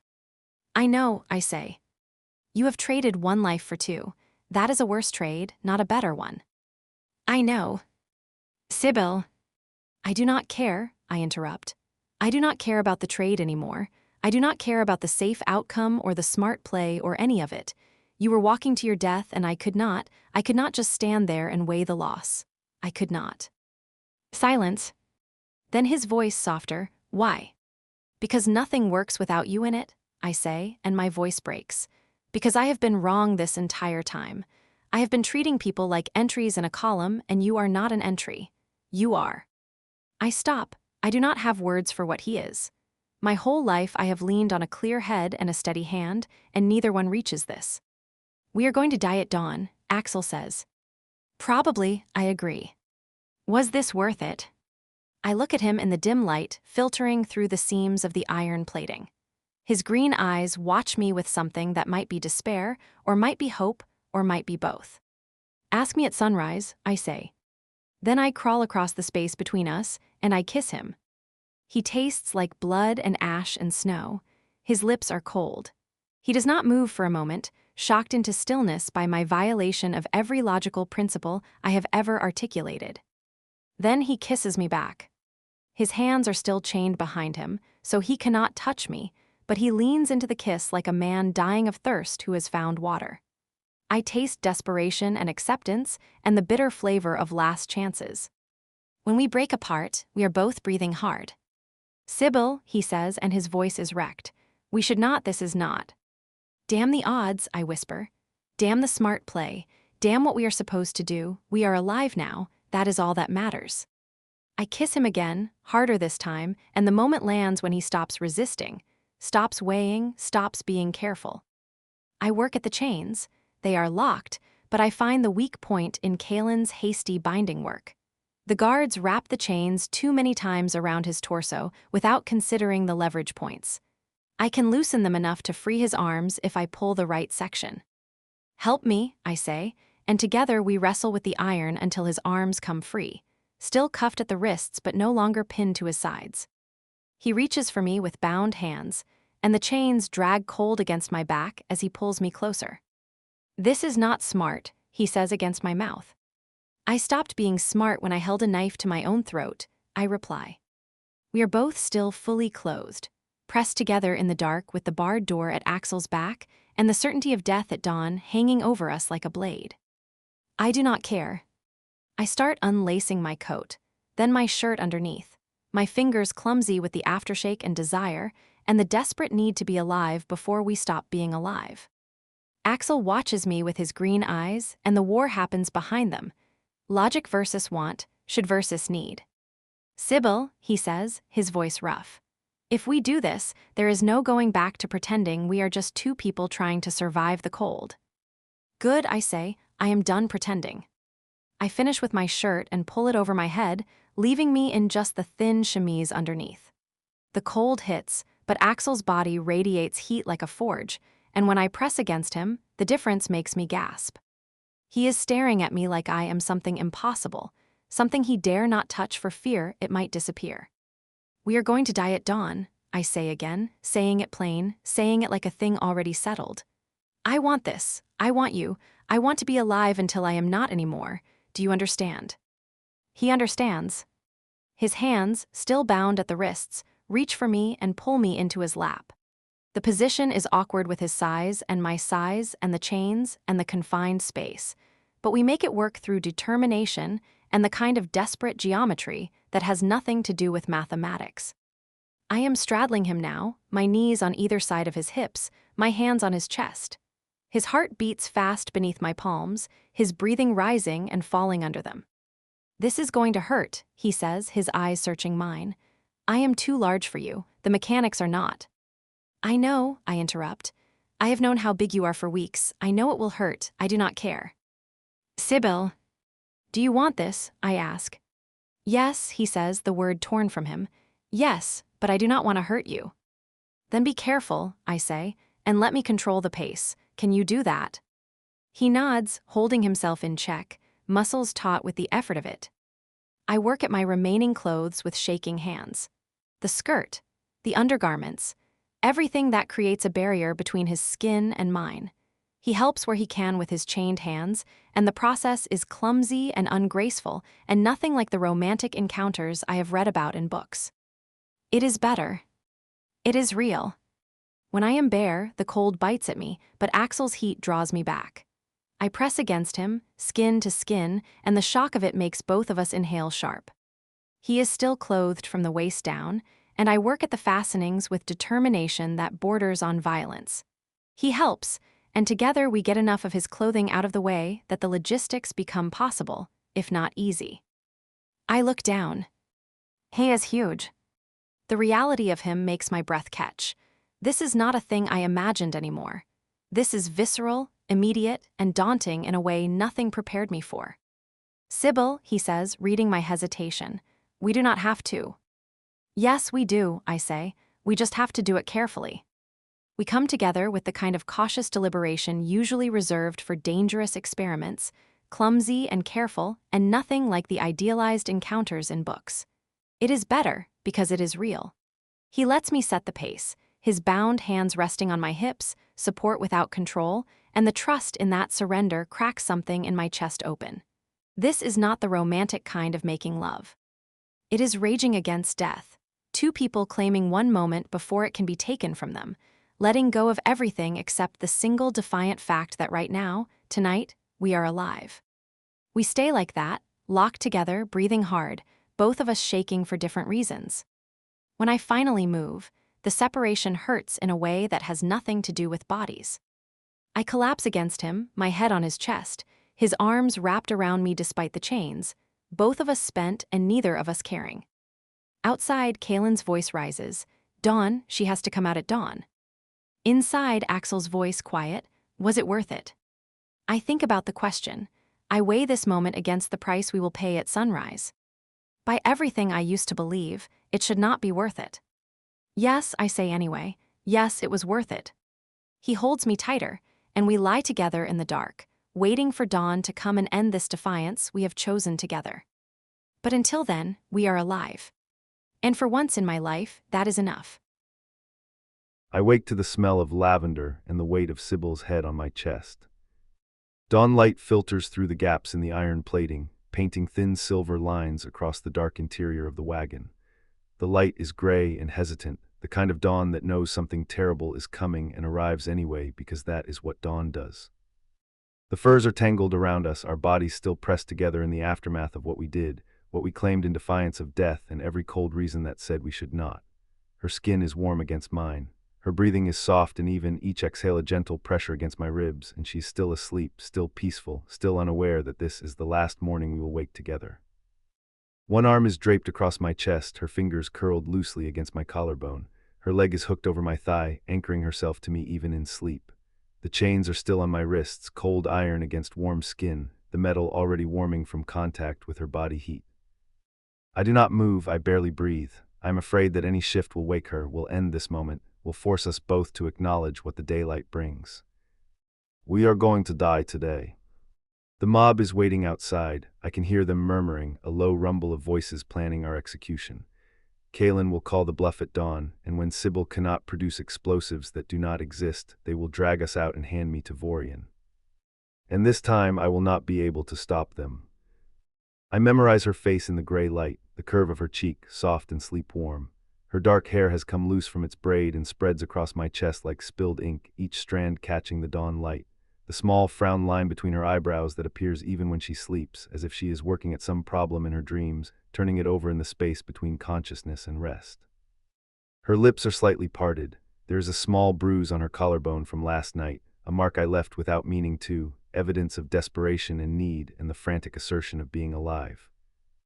I trace the line of her jaw with my eyes, not daring to touch, cataloging every detail. Her eyelashes cast tiny shadows on her cheeks. the constellation of freckles across her nose that I never noticed before because I was always too busy looking at the ledger in her hands instead of the woman holding it. I have carried guilt for 5 years. I have worn it like armor, let it define every choice, let it turn me into something less than a man and more than a weapon. But this guilt, the guilt I will carry into whatever comes next, is different. I am not sorry I slept with her. I am not sorry I claimed this one moment of being human instead of being a tool forged for destruction. I am only sorry I cannot give her more moments. I am sorry I cannot protect her from what happens when they drag me away. I am sorry I built the weapon that started this chain of events. I am sorry I am a blacksmith who fell in love with the woman trying to save everyone, including me, and I cannot even save her from the consequences of my own choices. I brush a strand of hair from her face with the back of my chained hand, careful not to wake her, careful not to let the iron scrape her skin. Let her sleep a few minutes longer. Let her have peace before the fire starts and forces us into game we both know is coming. Then I smell it. Smoke. This is not cookfire smoke or forge smoke. It is thick, acrid, wrong wood smoke fouled with something that burns hot and fast and hungry. I lift my head carefully, trying not to disturb Sybil. I scan the wagon, searching for the source. There, through a crack near the door, a thin gray tendril curling inside, questing like a living thing. My heart slams. They are burning us out. The realization hits like the hammer I left standing against the wall. The mob is not waiting for Sybil to emerge and admit she was bluffing about the explosives. They are forcing the issue. They are setting fire to the wagon to smoke us out like animals from a den, like vermin that need to be exterminated before they contaminate the rest of the supplies. I sit up fast, dislodging Sybil. She wakes with a gasp, her eyes wide and unfocused, her hand reaching for me instinctively before her brain catches up to consciousness. Axel. Smoke, I say, the word scraping out rough, the first cough already building in my chest. They are burning the wagon. She smells it then. Her nostrils flare, her face goes tight and white before her mind kicks in and starts hunting a way out, running through every option with the desperate speed of someone who knows time is running out. We can barricade against the smoke, she says, already moving, already reaching for something to stuff into the cracks. We can seal the gaps, starve the fire of air, slow how fast it burns. Sybil. And if we slow our breathing to take in less of the poison, we buy ourselves maybe 15, 20 minutes before we go under. Sybil, I grab her shoulders, forcing her to stop moving, forcing her to look at me instead of the cracks that are already leaking death into our shelter. There is no clever way out of this one. We have minutes, maybe less. The smoke is thickening rapidly, filling the upper portion of the wagon with gray haze. I can see more tendrils now, seeping through every gap in the iron plating, every seam I welded, every rivet I hammered. The wagon was never designed to be airtight. All my reinforcements, all my careful metalwork to protect supplies from weather and impacts, and I left 1,000 tiny gaps for air to flow through because I never imagined someone would try to burn us alive inside my own creation. Sybil coughs. The smoke is irritating her lungs already, making her eyes water. Heat builds against the walls. It radiates through the iron, turning the wagon into an oven. I make the decision. You need to get out, I say. We need to get out, she corrects, her voice already hoarse. No, I need you to get out. I am going to surrender, and you are going to live. That is not. It is the only option that keeps you breathing. She stares at me, hunting another way, some other answer that ends differently, some loophole that lets us both survive this. There is none. The heat keeps building. It comes through the iron walls, the temperature climbing faster every second. They have built a fire around the whole perimeter of the wagon, trapping us in a box that is becoming an oven, one meant to roast us alive if we do not come out. Axel, she says, her voice breaking, please do not do this. I have to. We can fight together, we can. You will burn, I interrupt, and the certainty in my voice makes her flinch. And I will not watch you burn, I will not hear you scream, I will not smell your skin. I stop, I cannot finish that sentence. I will do many terrible things to survive, Sybil, but watching you die in fire is not one of them. I cup her face in my chained hands, the iron warm now from the heat bleeding through the walls. I am sorry I was a weapon, I say, looking into her brown eyes that are already reddening from the smoke. I am sorry I built the world breaker. I am sorry it killed people at Red Ridge, 4,000 of them, turned to ash in seconds because my metallurgy was too good, because I made the blade hold an edge that could cut through stone and flesh and anything that stood between the wielder and their target. Axel, I am sorry for Oakhaven, I continue, the words pouring out now that I have started, 5 years of guilt spilling like blood from a reopened wound. I am sorry for Cinderfall. I am sorry for every village and every soldier and every innocent person who died because I thought I was building tools for defense and I was really just arming conquest. Tears are running down her face, cutting tracks through the smudges of ash and smoke. I am sorry I ran instead of trying to fix what I broke, I say. I am sorry I have been a coward for 5 years, making nails and horseshoes and pretending it was penance. I press my forehead against hers, feeling her skin hot with fever or fear or both. I am sorry for all of it, I whisper, but I am not sorry for you. I am not sorry for this. I am not sorry I fell in love with a woman who uses math as a weapon better than I ever used iron. I do not care about any of that, she says, her voice wrecked. I care about you. I care about us. I care about surviving this together, about having time to figure out what we are when we are not running from death. Then survive, I say, please, just survive, live long enough to build something good. That is all I need. That is the only thing that matters. I kiss her forehead, pressing my lips to her skin, trying to memorize the feeling, the warmth, the salt of her tears, the reality of her. This is the last time I will touch her. The last time I will be close enough to see the freckles across her nose. The last time I will hear her breathing. Then I stand up and turn toward the door. Axel, no. She grabs my arm, trying to pull me back, her fingers digging into my bicep with desperate strength. I gently pry her fingers loose, one by one, hating myself for it. I love you, I say. The words are out before I can stop them, before I can weigh whether they are fair or cruel or both. But they are true, and I am out of time for anything but truth. I love you, I repeat, making sure she hears it over the crackling of flames outside and the roaring in my ears. And that is why I am doing this, not because I want to die, but because I need you to live. I walk to the door, I position myself in front of it, blocking her from following. I take a breath of the smoke-filled air and feel it sear my lungs, feel the burn of particles and heat and poison. Then I kick. The door explodes outward with a sound like thunder splitting the sky. The oak beam that was barring it from the inside, the beam I installed with such care to hold against assault from outside, shatters under the force of my kick. Wood splinters fly through the air. The rush of fresh air feeds the flames outside, and the fire roars up around the doorway in a wall that licks toward the ceiling. I step through the flames. The fire reaches for me like a living thing, singing the hair on my arms and chest, blistering the skin on my shoulders, but I am moving too fast for it to catch hold and drag me back into the inferno. I emerge from the burning wagon like something born from a forge, like a creature of fire and ash and smoke, the gray haze rolling off my body in waves. I open my mouth and I roar. The sound comes from the part of me that is orc, the part that remembers being a warrior race before we were conquered and scattered. It is old and full of rage at everything that has brought us to this moment, at the empire that commissioned the world breaker, at Vorian who wields it, at the mob who thinks sacrifice can buy safety, at myself for being the weapon they all needed me to be. It is the sound of every ancestor who died fighting, every warrior who chose to burn rather than submit, every doomed thing that refused to go quietly into the dark. The sound tears from my throat with enough force that something in my chest cracks. It echoes off the iron walls of the surrounding wagons. It rolls across the snow like thunder. The mob scatters. They run, breaking formation and fleeing in every direction. Refugees who were standing in a righteous circle around the burning wagon, confident in their moral mathematics, break and flee like prey animals that have caught the scent of a predator. They scream. They trip over each other in their panic to get away from the monster who just walked through fire and emerged roaring. Even Kalen retreats, his face going pale, his earlier confidence evaporating like morning dew under the sun. He backs up 3 steps before catching himself, trying to reassert control he no longer has. I am huge, I am covered in ash and smoke and burns. I am wearing nothing but chains and rage and the residue of fire. I am every nightmare they ever had about orcs made manifest, every story their grandparents told them about the wars, every reason they were taught to fear my people. Good. Let them fear me.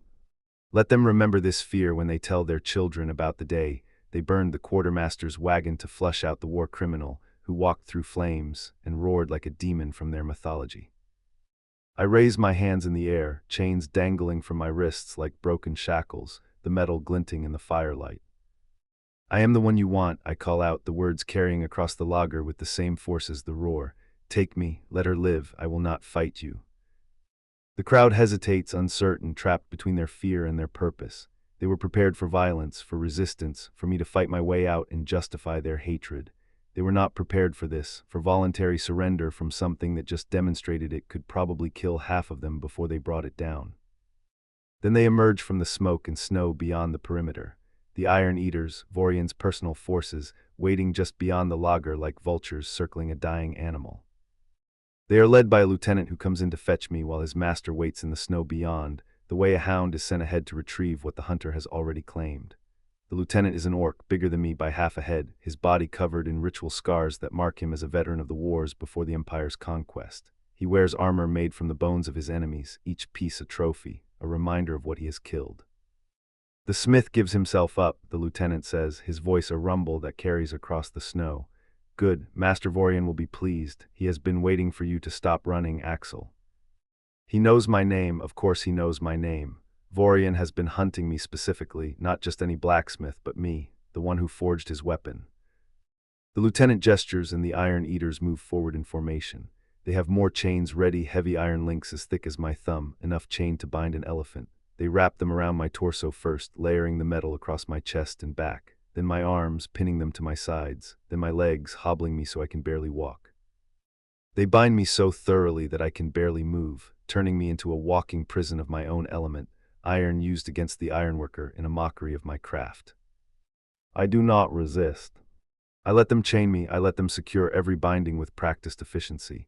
I let them check each link to make sure it will hold. I accept it all, every indignity, every ounce of metal, because each chain they add to me is a chain they are not putting on Sybil.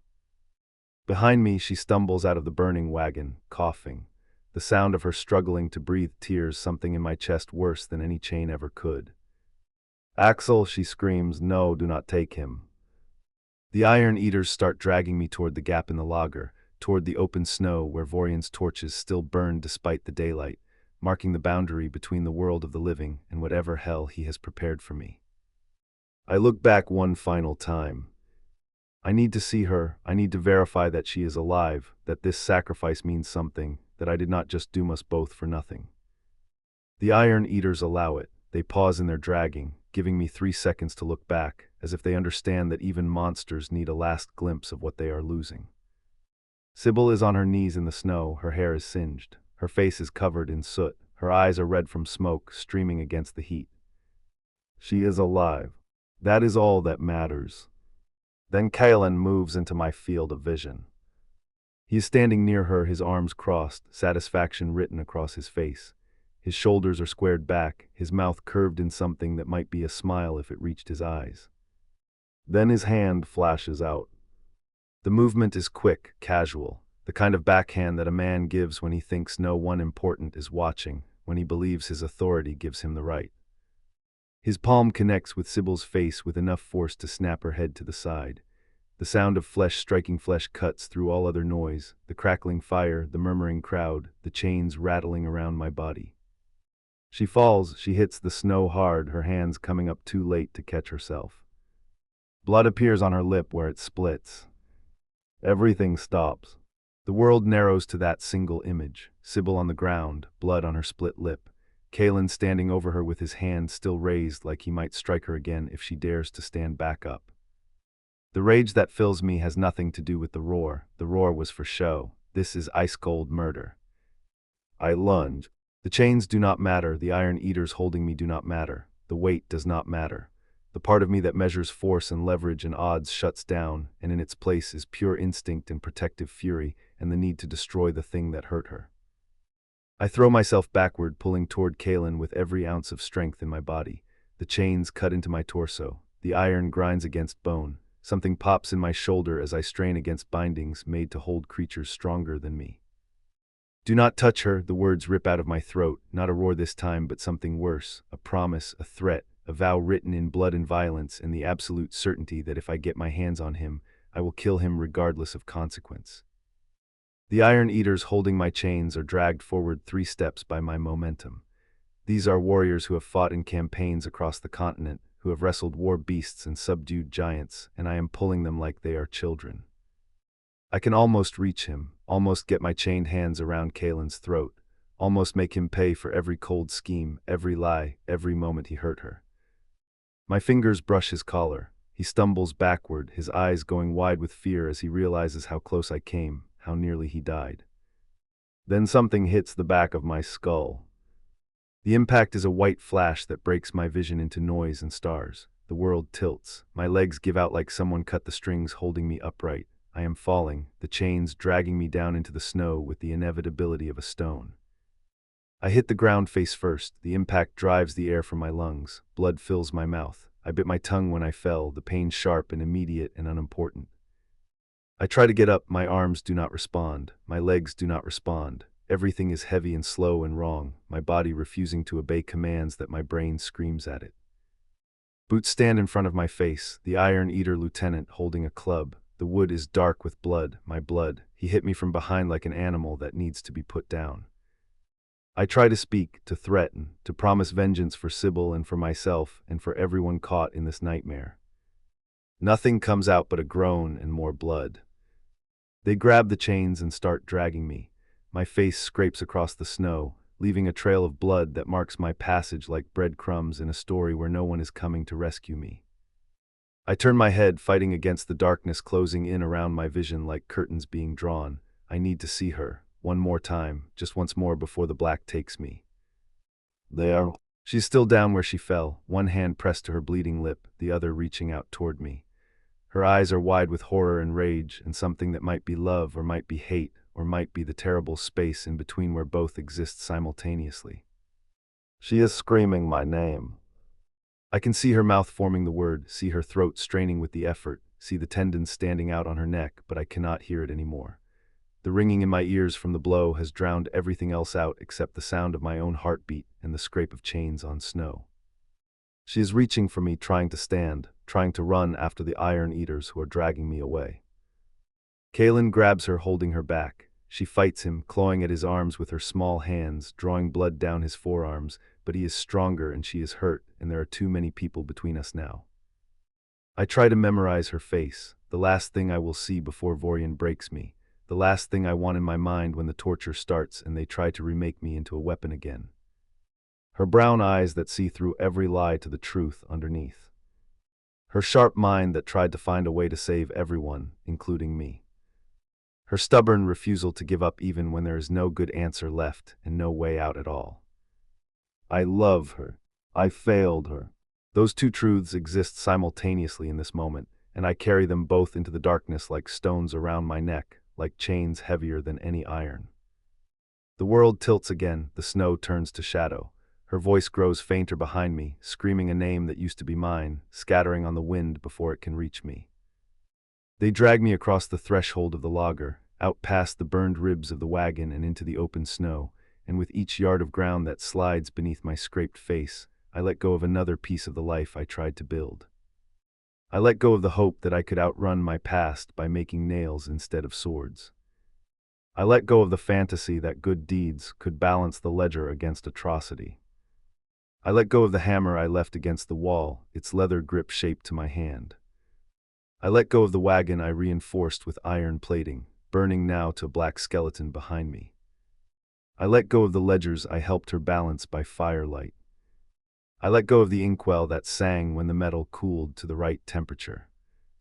I let go of the refugees I fed and the wheels I fixed and the children I carried through the snow. I let go of the warmth of her skin against mine in the dark when we thought we were saving each other from freezing. I let go of the sound of her voice working a problem aloud in the dark. I let go of how she looked at me sometimes, like I might be a man instead of a weapon. I let go of morning light and forge fires and the smell of hot iron and possibility. I let go of everything except the truth I have always known but tried to forget. I am a weapon that got confused and thought it was a person. And weapons do not get redemption arcs. They get used and broken and melted down and reforged into something else that serves the same purpose. The dragging stops. Through the curtain closing over my vision, I see the triangle of torches, 3 points of orange burning against the white, and in the center of it, the still black shape of the elf who has hunted me across a season of snow.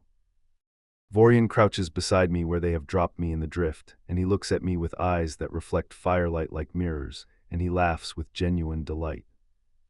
"Welcome home, Smith," he says, reaching out to touch the chains with approval.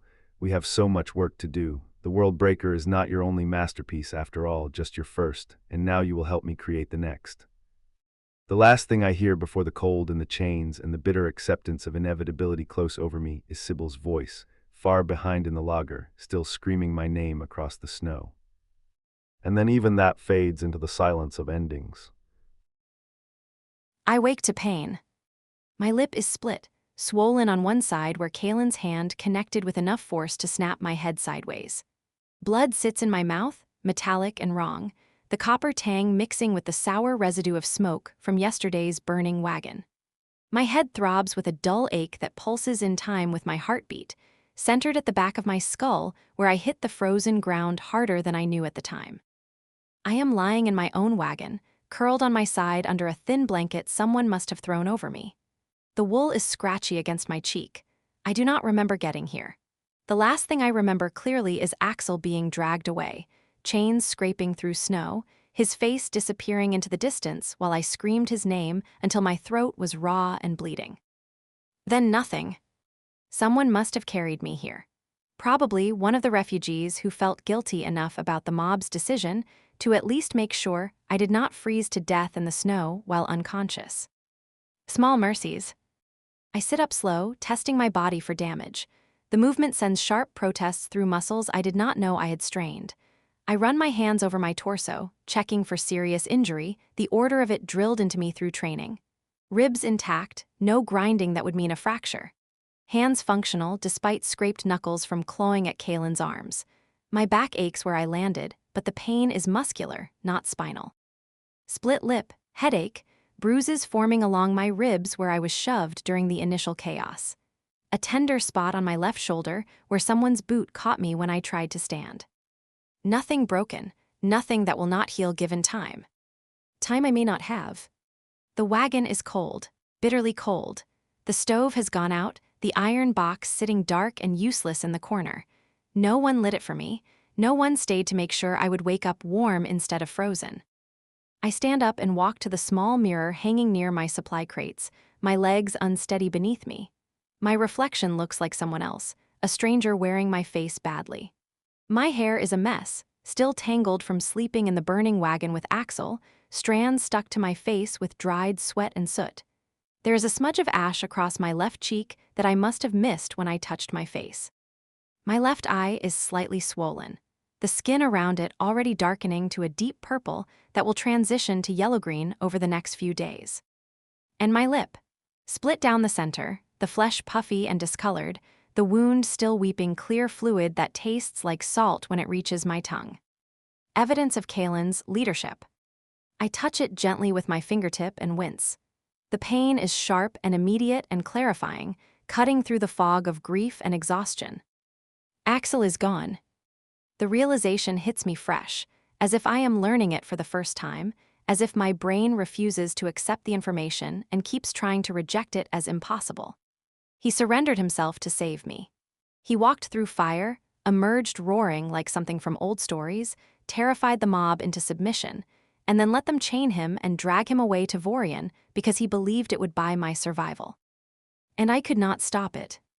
I tried. I screamed and fought and clawed at Kalen's arms until I drew blood down his forearms, but it was not enough. It is never enough when you are 5'4" and the world is full of people bigger and stronger and more willing to use violence to get what they want. My cleverness did not save him. My cold head did not save him. I did not save him. I am alone. I pull on layer after layer against the cold that has settled into the wagon overnight like a living thing. I find my coat, my scarf, my gloves. I lace my boots carefully, each motion deliberate and mechanical because if I stop moving, if I let myself feel the full weight of what happened, I will break apart like poorly tempered glass under stress. And I cannot afford to break. Not yet. Not when there is still work to do. I step outside into the gray morning light. The logger is eerily quiet. The usual sounds of a camp preparing for the day, the clanking of cook pots, the murmur of conversations, the crying of children who are hungry and cold and do not understand why the adults cannot fix things, are muted, as if the entire convoy is holding its breath and waiting to see what happens next. As if they are afraid to make noise and draw attention to what they have done. I walk through the center of the camp, my boots crunching on snow that has been packed down by hundreds of footsteps. People see me. I watch them notice my swollen face, my split lip, the evidence of what Kaelin did to me when I tried to stop them from taking Axel. And then I watch them look away. Guilt. It radiates off them like heat from a fire. They know what they did. They know they chose fear over logic, chose to believe that one sacrifice could buy safety from a predator who does not understand the concept of enough. They know they handed Axel to Vorian like an offering to appease an angry god, and now they have to live with that decision. But underneath the guilt, there is something else. Satisfaction. Merrick stands a little straighter as he organizes his family's supplies. The widow smiles while pouring morning tea, her face lighter than it has been in weeks. A cluster of young mothers are laughing, as if the world has not just ended for someone they claim to care about. They think they won. They think they bought safety with Axel's life. They think the hard part is over. They are wrong. The burnt wagon is still visible at the edge of camp, a blackened skeleton of iron and charred wood. Smoke still rises from the wreckage in thin gray columns, a monument to yesterday's violence. No one has cleaned it up. No one wants to acknowledge what happened there. I see Kaelin near the center of the camp, reorganizing supplies with the authority he has claimed for himself in my absence. He is directing 3 young men to move crates from one wagon to another, consolidating resources, making executive decisions about allocation that used to be my responsibility. He is acting like the quartermaster now, the position he always wanted but never earned through competence. He sees me watching. He meets my eyes across the distance between us. He does not look guilty. He looks triumphant. His shoulders are back. His chin is raised. He looks like a man who believes he just saved 42 lives through decisive action. He looks like a man who has never once thought about what happens after you feed the wolf. I turn away before I do something I will regret. Before I walk over there and explain to him, in small words, exactly how his decisive action has sentenced everyone in this camp to death in approximately 3 days. He would not believe me anyway. I walk to my workspace, the small folding table near the fire pit where I kept my ledgers and tried to keep everyone alive through careful rationing. Someone has cleaned it up in my absence. My papers are stacked neatly, edges aligned with geometric precision. My ink bottle is capped and placed exactly parallel to the edge. My quill is positioned at a perfect 90-degree angle to the ledger. Respectful. Careful. As if tidying my workspace makes up for what they took from me. I sit down in my chair, the wood cold even through my layers. I open my ledger to the page I was working on before everything fell apart. The pages are filled with my precise script. Supply counts. Ration plans reaching 2 weeks into the future. Notes on who will last and who will not, weighed against the weather and our pace and how much each body needs to keep moving. And in the margin of every page, in small, cramped handwriting that no one else knows about, I have kept a column that I have never shared with anyone. Probable date of death. I track it for everyone, not out of morbidity but out of necessity. As quartermaster, I need to know who is likely to die first based on age, health conditions, pre-existing injuries, and what it costs to feed a body versus what we can spare. It helps me allocate resources efficiently. It helps me decide who gets extra rations and who can afford to make do with less. It helps me prioritize who to save when I cannot save everyone. Bram the carpenter. 6 or 7 weeks, malnutrition setting in, old leg injury slowing him, infection likely if the wound reopens. The widow Elspeth. 3 weeks, pneumonia taking hold in her lungs, refuses treatment because she does not want to be a burden. Merrick the smith's apprentice. 2 months or more, young, healthy, will hold up even on thin rations. Kaelin the merchant. Weeks yet well-fed, soft, no real survival skills, but cushioned by what he hoards. Everyone has a line in that column. Everyone has a date, drawn from what I can see of them and what I have watched the cold do to others on roads like this one. I turn to a fresh page and work it through again with Axel gone. Without his heat magic, the wagons will freeze during the next bad storm. half a day after the temperature drops past saving. Without his metalwork, the critical repairs will fail. 4 days, maybe, before the axles and wheels and frames give out. Without his presence as a deterrent, because even people who hated him understood that an orc blacksmith with magic was not someone you attacked lightly, morale will collapse into infighting.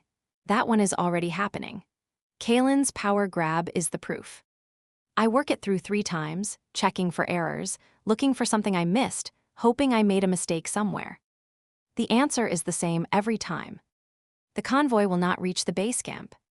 Even if we avoid major storms, even if the wagons miraculously do not suffer catastrophic mechanical failure, even if we ration food down to starvation levels and people start dying of malnutrition instead of exposure, we will not make it. Because I know something they do not. Something that changes everything I have ever believed about our chances. Vorian will not let witnesses live. The realization settles over me like ice water, cold and absolute, the kind of clarity you cannot argue with. We gave him what he wanted. We cooperated. We handed over the smith who forged his weapon. We surrendered without a fight. We proved we are reasonable people who understand the logic of self-preservation. And now we are loose ends. Vorian does not leave loose ends. He does not leave people alive to tell stories about how he turned a convoy into betraying one of their own with nothing but pressure and fear. He does not leave survivors to spread word that the Worldbreaker's creator was dragged away in chains while his lover screamed. He will come back. Not today, maybe not tomorrow, but soon. 3 days, maybe 4 if the weather slows his travel. And when he comes, he will not offer another bargain. He will not waste time on negotiation or intimidation. He will simply erase us, efficiently, completely, leaving no evidence that we ever existed except for empty wagons and frozen corpses scattered across the pass. I write the new timeline in my ledger, my hand steady despite the roaring in my ears. Convoy probable date of death, 3 days. I write it next to every name. Every refugee who voted to sacrifice Axel, every person who stayed silent while it happened, every child who had no say in the decision but will die anyway because their parents chose poorly. Dead in 3 days. All of them. I close the ledger. I stand up. I walk toward the supply wagons at the edge of the logger, my purpose crystallizing with each step.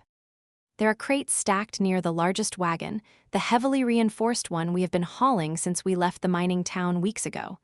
They were supposed to be delivered to the port for the Imperial mining operations in the Southern Territories. High-value cargo. Fragile. Handle with care. I never questioned what was inside. I cataloged them as mining supplies destination, Imperial Southern Port, and moved on to the next item on my inventory list. I should have looked inside. I find a crowbar leaning against the wagon wheel. I wedge it under the lid of the first crate and pry, putting my full weight into the leverage. The wood resists, nailed shut for transport safety, and then gives way with a crack that sounds too loud in the quiet morning. Inside, packed carefully in straw, are clay cylinders sealed with wax. Each one is labeled in precise Imperial script. Blasting powder handle with extreme caution, unstable below freezing. Mining explosives. We have been hauling weapons the entire time. I have been so focused on counting grain sacks and rationing water, and keeping everyone fed that I never thought about what else we were carrying. I logged these crates weeks ago, wrote down their weight and size and destination, and never once thought to check the contents against the manifest. I should have looked inside. I reach into the crate and pick up one of the cylinders carefully, reverently, as if I am handling something sacred. It is heavier than it looks, dense with compacted powder, designed to shatter rock faces and clear tunnels through mountains. The clay is cold against my palms, even through my gloves. Designed to destroy. I know the basics of blasting powder from my quartermaster training. Every supply manager learns the fundamentals of handling dangerous cargo, because the Empire moves explosives through civilian convoys all the time to avoid attracting attention.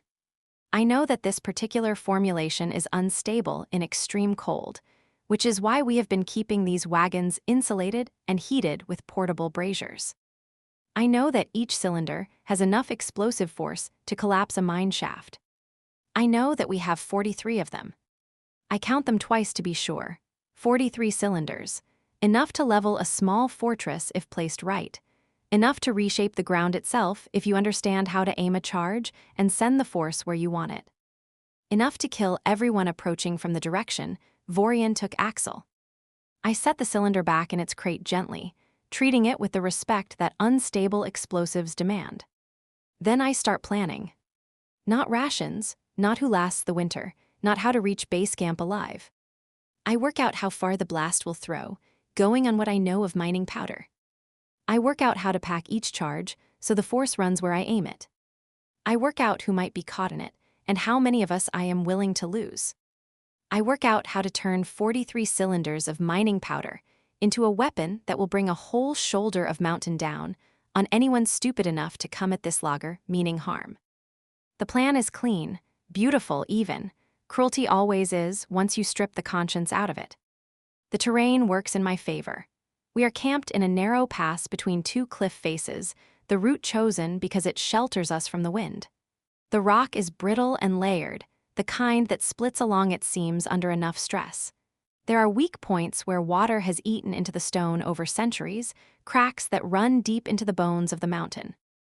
If I place charges at those weak points, if I set them to go off in sequence, starting at the top and cascading down in a slow, ordered collapse, if I time the delays right so each blast loosens the rock for the next, the entire cliff face will collapse.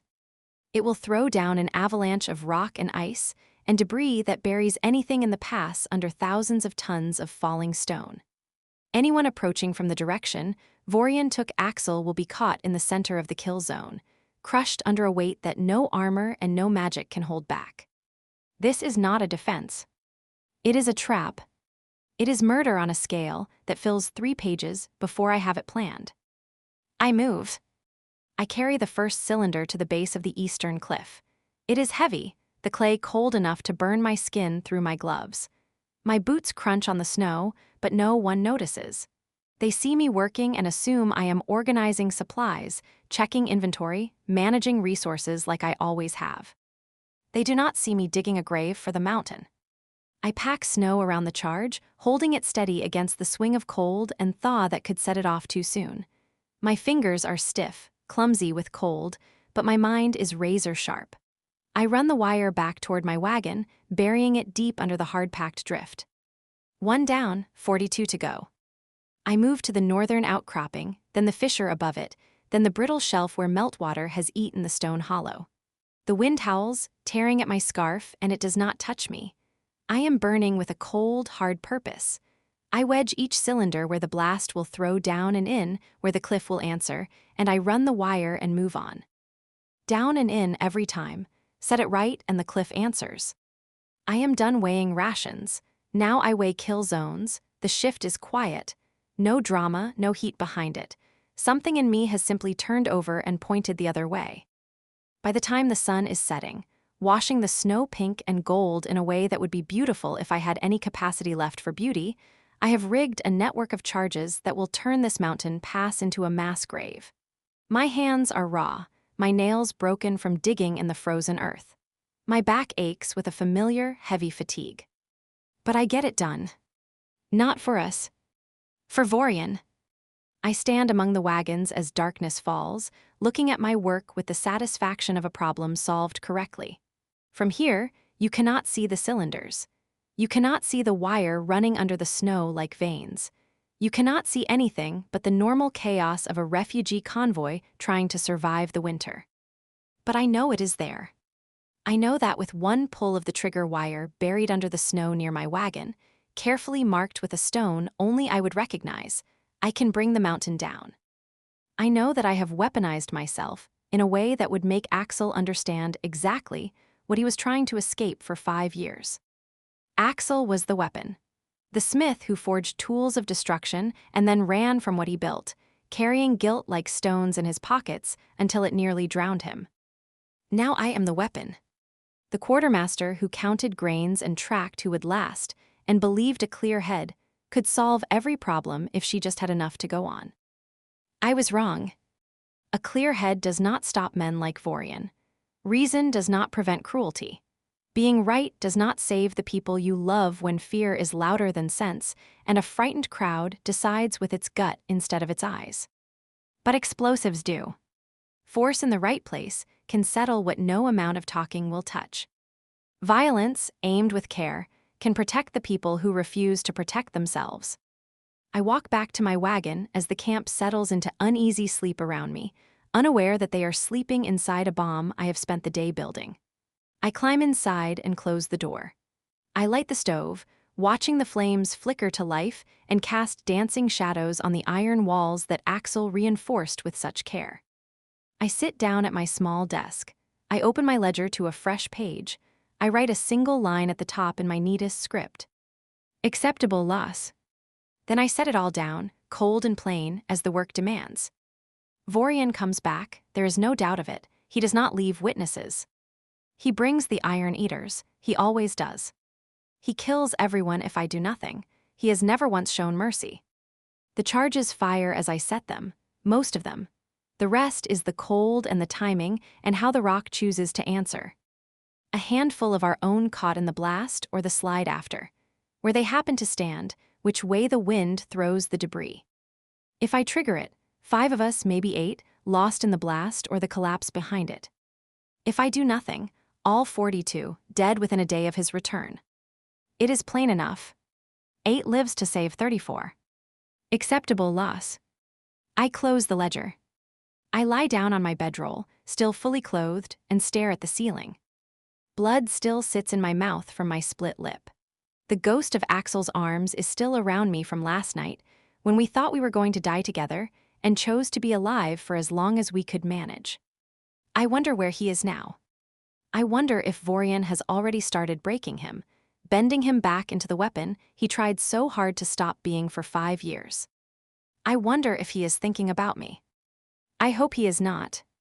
I hope he has already let go, already accepted that this is the end, already stopped fighting the conclusion we both knew was coming from the moment he walked into this convoy carrying guilt and secrets. I hope he does not blame himself for failing to protect me, because he did not fail. He gave me time. He gave me 3 days to prepare. He gave me the clarity I needed to do what must be done. He gave me permission to become the weapon he was always afraid of being.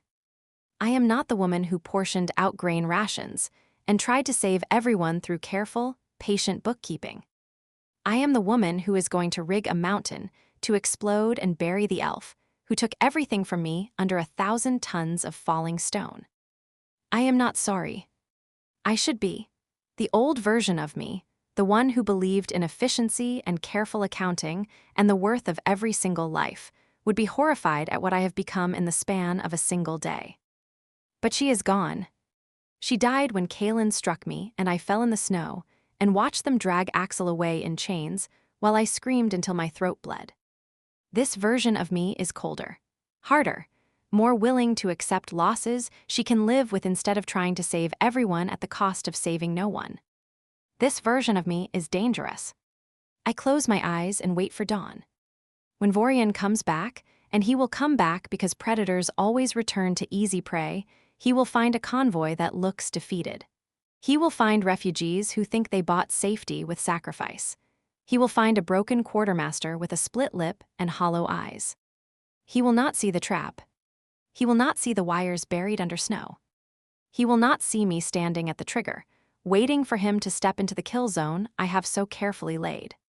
And when he does, when he brings his iron eaters and his smugness, and his certainty that humans are weak and easily manipulated through fear, I will pull the wire.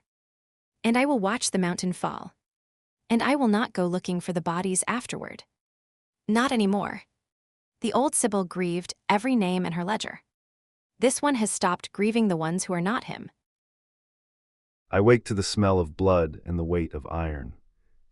This is not the weight of a hammer or the heft of a blade I am shaping. This is the weight of chains, thick links wrapped around my torso and limbs, binding me to something massive and immovable. I open my eyes. I am in a tent, large, well-appointed. The canvas walls are dyed deep crimson, and lanterns hang from the support poles, casting warm golden light that would be inviting if not for the circumstances. The floor is covered in thick rugs that muffle sound. There is a table in the corner set with silver dishes and a crystal decanter of wine. Civilized. Sophisticated. Wrong. I am chained to a black iron anvil in the center of the space. It is no work anvil like the one I used in my forge. It is ceremonial, decorative. The surface is polished to a mirror shine, and symbols are etched into the metal, runes I do not recognize but that hum with power against my iron sense. The chains are threaded through a massive iron ring bolted through the anvil's base, then wrapped around my chest, my arms, my legs. I cannot move more than a few inches in any direction without the metal biting into my skin. My wrists are still cuffed. Additional chains connect them to the main binding, ensuring I cannot use my hands for anything productive. I test the bonds. The iron is well forged. Whoever made these chains knew what they were doing. The links are thick, the welds solid, the metal tempered to resist stress. Professional work. A distant pang of appreciation for the craftsman who made them moves through me, and then the bitter recognition that I am the one they were made to hold.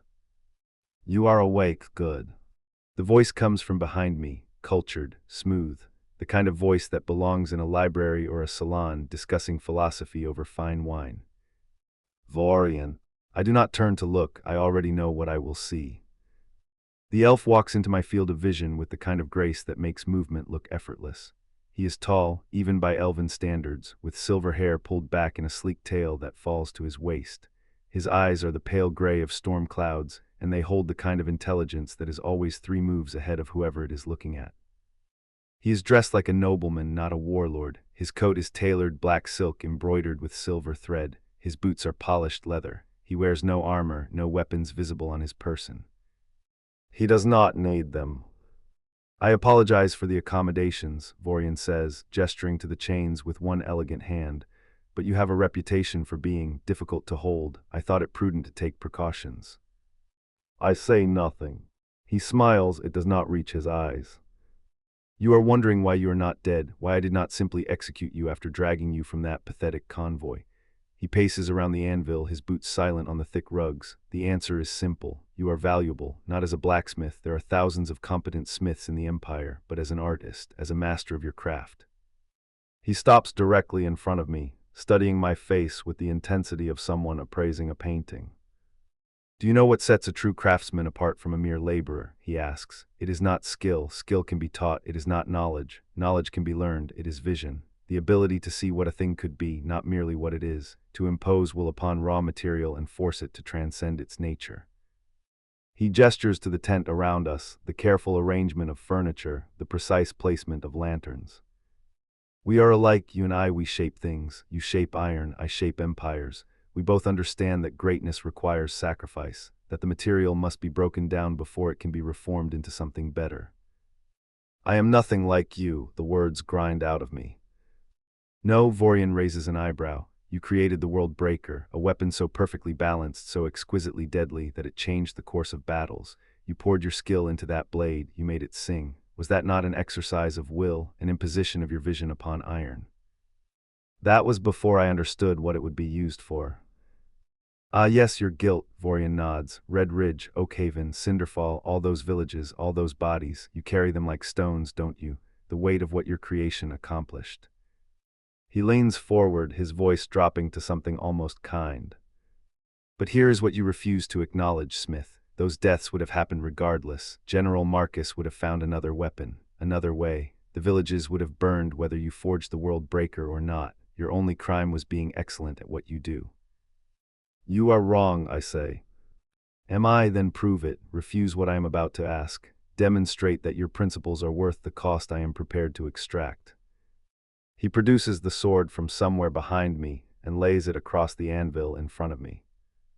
The blade is massive, longer than I am tall, the metal dark as midnight. I recognize my own work in the cut of the edge, the fuller running straight down the center, the balance point set just where a wielder would need it. But it looks wrong. The steel has dulled, not from any want of sharpening, from something deeper. The metal itself looks sick, as if the act of killing has corrupted it down in the grain. There are chips along the edge that should not exist in tempered steel. The blade has a faint, oily sheen that was never there when I forged it. It has been used, hard, for purposes I never intended.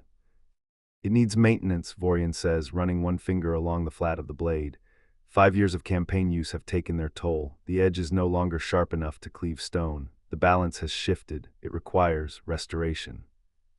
I stare at the sword and feel bile rise in my throat. You want me to repair it, I say. I want you to sing to it, Vorian corrects, as you did when you forged it. That is what made it special, yes. Not merely the smith work, though your skill is undeniable. It was the magic, the resonance. You convinced the iron to hold an edge that should not be possible. He knows, of course he knows. General Marcus must have told him everything before the sword was delivered.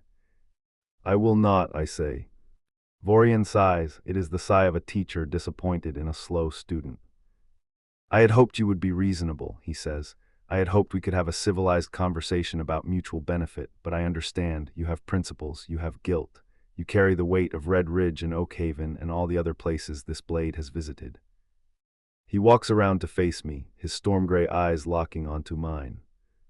Let me be very clear, Smith. You will forge, not because I will beat you, not because I will torture you in the traditional sense, but because refusing carries a cost you are not willing to pay. He claps his hands once. The tent flap opens. 6 iron eaters enter, dragging 3 prisoners in chains. I recognize them immediately. Bram the carpenter, he's the refugee whose wagon wheel I repaired in the second week of the convoy, the one who paid me with a bottle of decent whiskey and spent an hour telling me about the workshop he lost while I worked. His left leg drags from an injury that never healed since the flight, and now that leg is bleeding through his torn trousers where the iron eaters dragged him. Clara, the young mother whose 3-year-old daughter, Miri, cried for 2 days straight during a snowstorm until I carved her a wooden horse with a flowing mane. Clara thanked me with tears in her eyes and insisted I take an extra portion of bread even though I told her the carving only took me 20 minutes. Now Clara is crying again, silent tears running down her dirt-smudged face, her bound hands curled around Miri, who clings to her chest and hides her face in her mother's coat. And Pip, a boy of maybe 8 years old, all knees and elbows and freckles. His toy soldier broke when he fell off a wagon during a river crossing, snapping the carved wooden sword clean off. He brought it to me sobbing, convinced it was ruined forever. I fixed it in 5 minutes with a bit of glue and a careful splice, and he looked at me like I had performed a miracle. Now he is staring at me with wide eyes that hold something worse than fear. Hope. He thinks I can save him. People I helped, people who helped me. People from the convoy who shared meals and stories and the slow accumulation of trust that happens when you survive together. They're terrified. Clara's whole body is shaking. Bram is trying to look brave, but his hands tremble so hard the chains rattle. Pip is silent, his lips pressed together like he thinks making noise will make everything worse. These 3 were very easy to capture, Vorian says conversationally. They were part of the group your quartermaster sent out to forage for firewood yesterday. My scouts collected them without incident. He walks over to Bram and places a hand on the carpenter's shoulder. Bram flinches, the movement sending a fresh trickle of blood down his injured leg.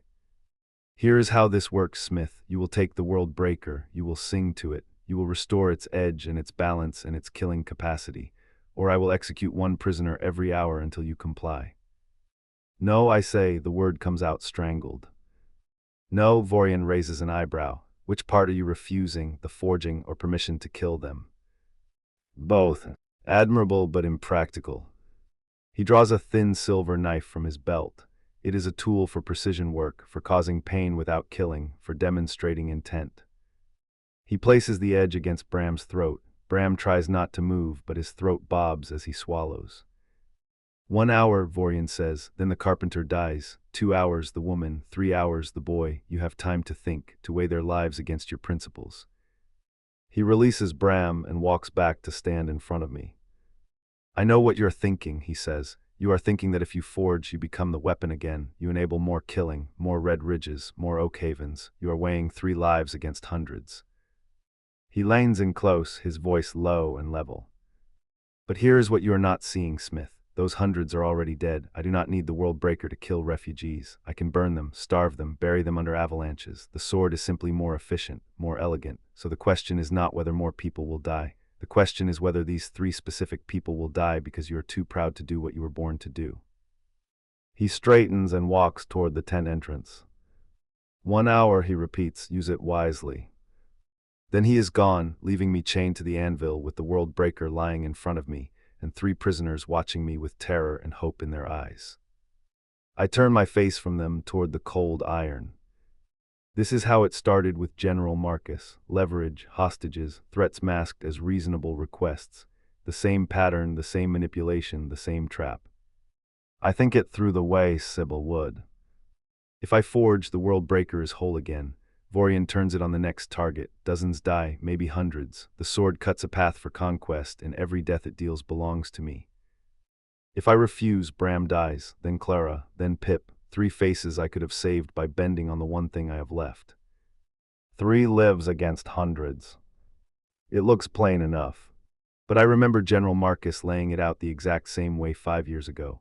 Forge this one sword and we can end the siege without losing 1,000 soldiers. I forged it. The siege ended, but then came Red Ridge, and Oak Haven, and Cinderfall, and a dozen other places where the world breaker carved through stone and flesh and whatever the Empire pointed it at. The bargain was always a lie. There are never just 3 deaths. There is always one more campaign, one more target, one more village that needs to be made an example of. My hands shake. I can feel sweat beating on my forehead despite the cold. My heart is hammering in my chest, sending pain through my ribs where the chains cut in. I want to forge, that is the terrible truth. Part of me, the part that spent years apprenticed to a master smith learning to love the work, wants to pick up the world breaker and sing to it and feel the iron respond to my will. Because I am good at this, because it is what I was trained to do, because the challenge of restoring corrupted metal to its original perfection is exactly the kind of problem my brain wants to solve. But I know where that path leads. I open my eyes and look at the 3 prisoners. Pip is watching me. His eyes are wet, but he has not cried. He is trying to be brave. He is 8 years old and trying to be brave because he thinks crying will disappoint me. I cannot save them by forging. I can only delay their deaths while enabling hundreds of others. There is no good choice. Sybil would work this through. She would weigh it from every side and find the path that costs the fewest lives. But I am not Sybil. I am the blacksmith who has already made this choice once before, and it destroyed me for 5 years. I will not make it again. But I will not let them die either. I close my eyes again, but this time it is not surrender, it is focus. I go deep. The forged trance is something I learned from my master when I was young, before the Empire conscripted me, before General Marcus, before everything went wrong. It is a meditation that lets me sink into the world of metal, into the space where iron speaks and I listen. It starts with breathing.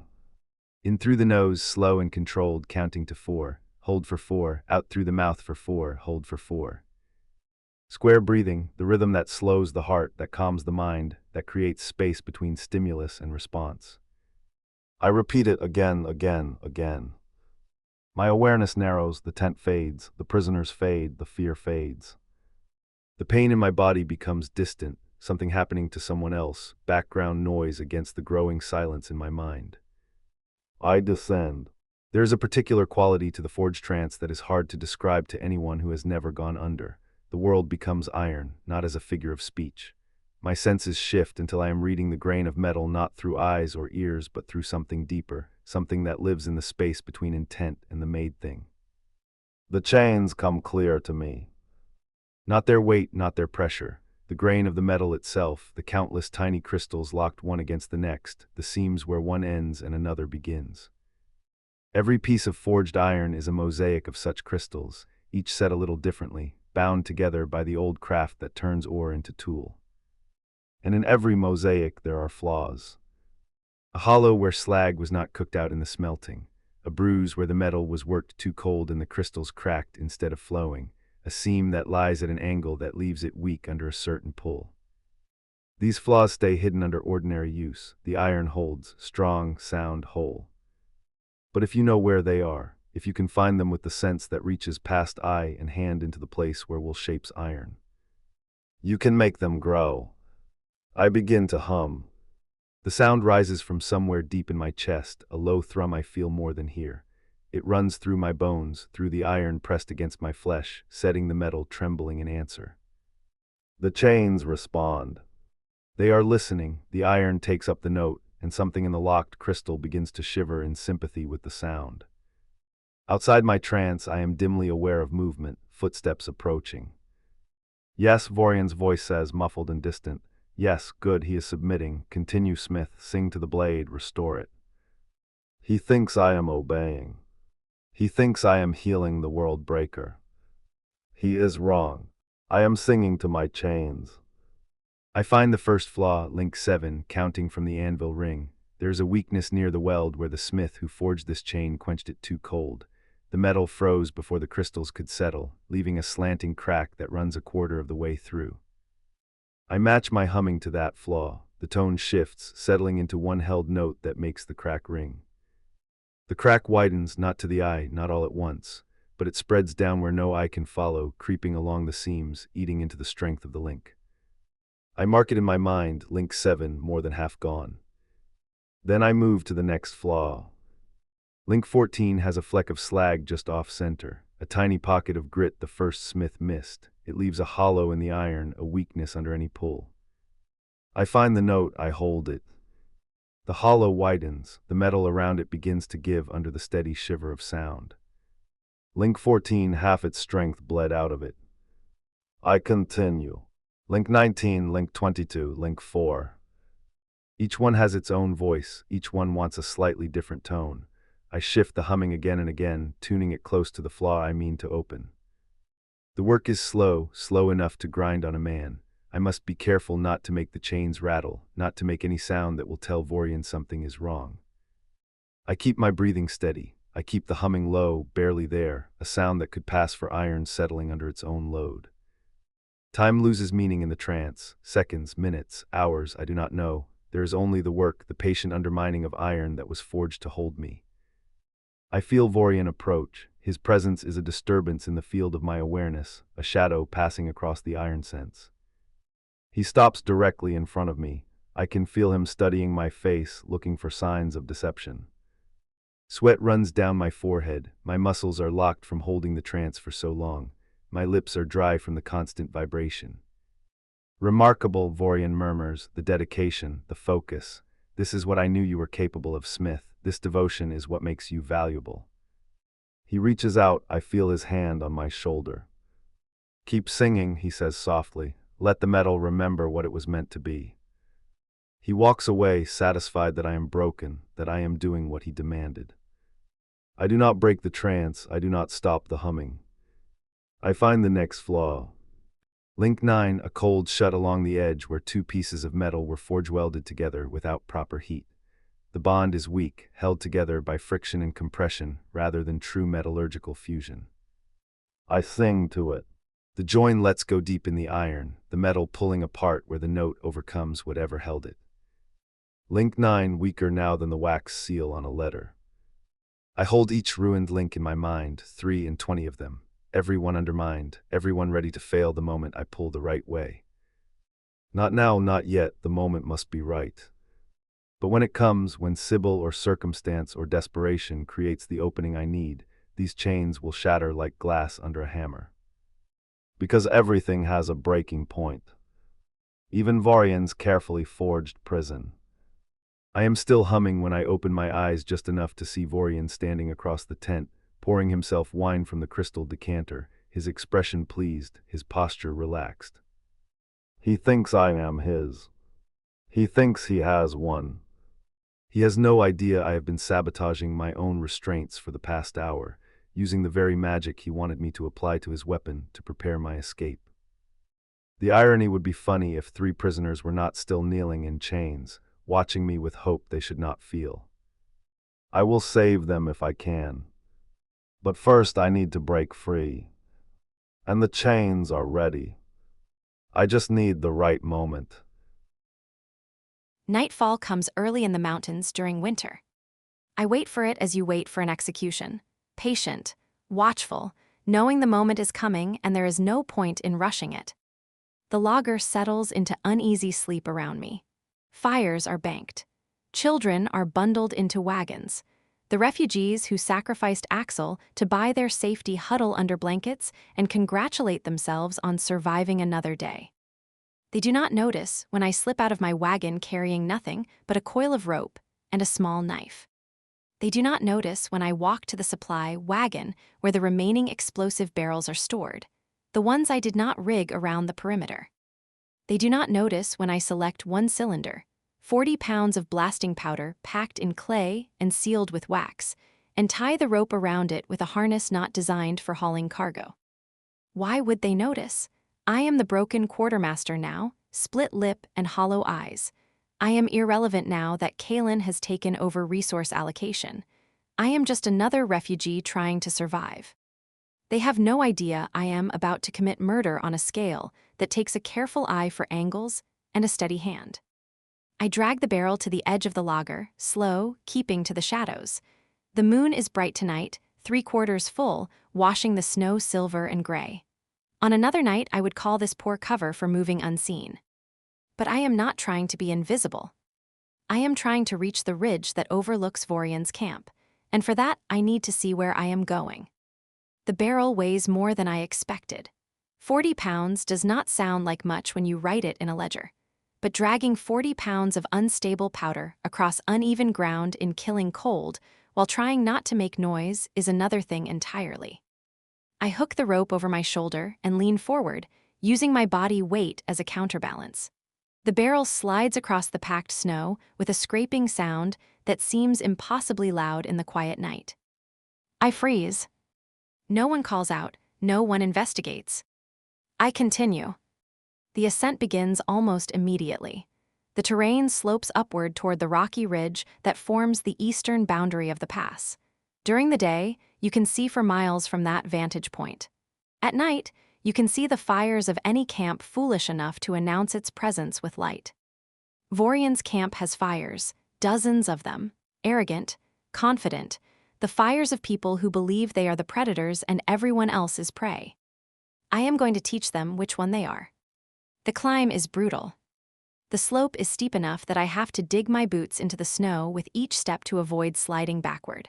My right boot catches on a buried rock 10 yards up and I nearly fall, the barrel jerking backward on the rope and pulling me off balance. I catch myself with my free hand, fingers plunging into snow so cold it burns through my glove. I pause, breathe, continue. The barrel catches on a patch of frozen brush 20 yards higher. The rope goes taut and yanks me backward hard enough that I drop to one knee. The impact sends pain shooting through my kneecap. I grit my teeth and pull harder, using both hands on the rope now, hauling the cylinder like an anchor through terrain that seems designed to stop me. The brush releases with a crack that echoes across the slope. I freeze again, listening, watching the lager below for signs of alarm. Nothing. I climb. The muscles in my legs are screaming now. My thighs burn with the effort of pushing upward through knee-deep snow. My calves cramp with each step. My lower back aches from the angle required to haul the barrel without letting it slide back down. 50 yards, 100. The air gets thinner, colder, sharper. Each breath feels like inhaling needles. My face is numb. My hands are numb inside my gloves. I cannot feel my toes. I do not stop. The work does not care about discomfort. Weight and angle hold true whether I am tired or not. The best place to set the charge is 300 yards up the ridge, off the line of Vorian's command tent by the width of my outstretched hand. I checked it 6 times before I climbed. I will reach that spot, no matter how much my body complains about it. The wind picks up as I climb higher. It howls through the rocks, a keening sound that would be unsettling if I were a different person, but I find comfort in the chaos now. The wind covers the sound of my movement. The wind scatters scent. The wind makes me invisible to anyone not actively looking in my direction. The old Sibyl would have been terrified of this wind. She would have weighed frostbite against the cold and decided the risk was too high. The new Sibyl understands that risk is just one more thing to be weighed and spent. And tonight, the risk of doing nothing runs far higher than the risk of climbing a mountain in a windstorm while hauling powder. I climb. 200 yards, 250. The lager shrinks behind me, becoming a cluster of dark shapes barely visible in the moonlight. The fires have all been extinguished except for the watchfire burning near Kaelin's wagon. Let them sleep. Let them believe the sacrifice bought them peace. They will learn the truth when Vorian returns for the second harvest. 300 yards. I stop. The ridge levels out here into a natural shelf approximately 15 feet wide and 50 feet long. Boulders provide cover from observation below. Loose scree and snow indicate the slope is unstable, prone to slides during spring melt. Perfect! I drag the barrel behind the largest boulder and let myself rest for 30 seconds. My muscles are shaking from exertion. My breath comes in ragged gasps that send small clouds of vapor into the cold air. My hands refuse to close properly from gripping the rope so long. 30 seconds. Then I stand up and look down at Vorian's camp. It is exactly where I judged it would be, 1,000 yards northeast of the logger, set in the lee of a cliff face that shelters it from the weather. I count 17 fires arranged in 3 rings: outer perimeter, inner perimeter, command center. The command tent is visible in the center, larger than the others, illuminated from within by lantern light that makes the canvas glow like a paper lantern. Axel is in there, maybe, if he is still alive. I do not let myself think about that. I cannot afford the distraction of hope or grief or any emotion that will interfere with the work. I study the layout cold. Outer perimeter, 8 fires. 2 iron eaters per fire based on visible silhouettes against the flames. 16 guards total. They are rotating patrol in a staggered pattern. Eastern positions move clockwise while western positions move counterclockwise, creating overlapping fields of observation that minimize blind spots. Professional. I watch one guard walk his round. He is wearing heavy fur over armor. His breath clouds in the cold. He carries a crossbow at the ready, scanning the dark beyond the firelight with the care of someone who expects trouble. He will not see me. I am 300 yards away and above his line of sight, hidden behind boulders, dressed in dark clothing that blends with shadow. But I see him. I see him favor his left leg, evidence of an old injury. I see him check over his shoulder every 30 seconds, nervous despite his training. I see the moment he shifts his crossbow to shake out a cramped hand. Human, vulnerable, about to die. Do I feel anything for him? I make myself look at it square. He chose to serve Vorian. He chose to follow orders that included dragging Axel away in chains and threatening refugees with execution. He chose this path. And his death will save 34 people in the convoy who chose none of it. There is no contest. No, I do not feel anything for him. Inner perimeter, 6 fires. Elite troops based on equipment quality visible even at this distance. Better armor, better weapons. These are Vorian's personal guard, the ones who enforce his will directly. 20 guards minimum, possibly more inside tents. Command center, 3 large tents arranged in a triangle. The central one is Vorian's based on size and decoration. The left tent is probably supplies. I can see movement in and out, people carrying crates. The right tent is dark, guarded by 2 sentries. Prisoners. That is where they would keep Axel if he is alive. And above the camp, approximately 400 yards upslope, is the snowpack. I see it clearly in the moonlight. A massive accumulation of snow and ice clinging to the cliff face like a frozen wave about to break. The winter has been harsh. The snowpack is deep, layered, compressed under its own weight until the lower strata are turning to ice. Unstable. I marked this 3 days ago when I first scouted the approach. The slope is steep, steeper than a roof. The pack runs 30 feet deep by what I can read off the face. The trigger point, the place where the right force at the right angle will bring the whole shelf down, shows as a slight dip 2/3 of the way up where meltwater from an earlier thaw has left a weak seam. Everything has a breaking point. Axel taught me that. He said it about iron, about how every metal has a point past which it gives and fails, but it holds for everything. Stone, ice, people. Mountains. I am going to break this mountain. I unwrap the waxed fuse cord from around the barrel. 20 feet of braided hemp soaked in saltpeter and sealed against the wet. Burn time, about 90 seconds in cold this sharp and dry. I uncap the small lantern I brought with me and light the wick. The flame is tiny, barely visible, but it is enough. I kneel next to the barrel and examine the trigger I rigged 2 days ago when I hauled this cylinder up here ahead of time. A simple fuse seated in a hole bored through the clay casing. Stable, Reliable. The kind miners use when they need the blast to come at a chosen moment, not before. I thread the fuse cord through the trigger hole and pack the opening with wax to seal it. The barrel is now a bomb with a 90-second timer. I look down at Vorian's camp one more time. The guards are changing shift. I can see movement at the outer perimeter as fresh troops take position, and the previous watch heads toward the center for food and rest. 16 men on the outer perimeter, maybe 20 more in the inner ring, 36 lives. Acceptable loss.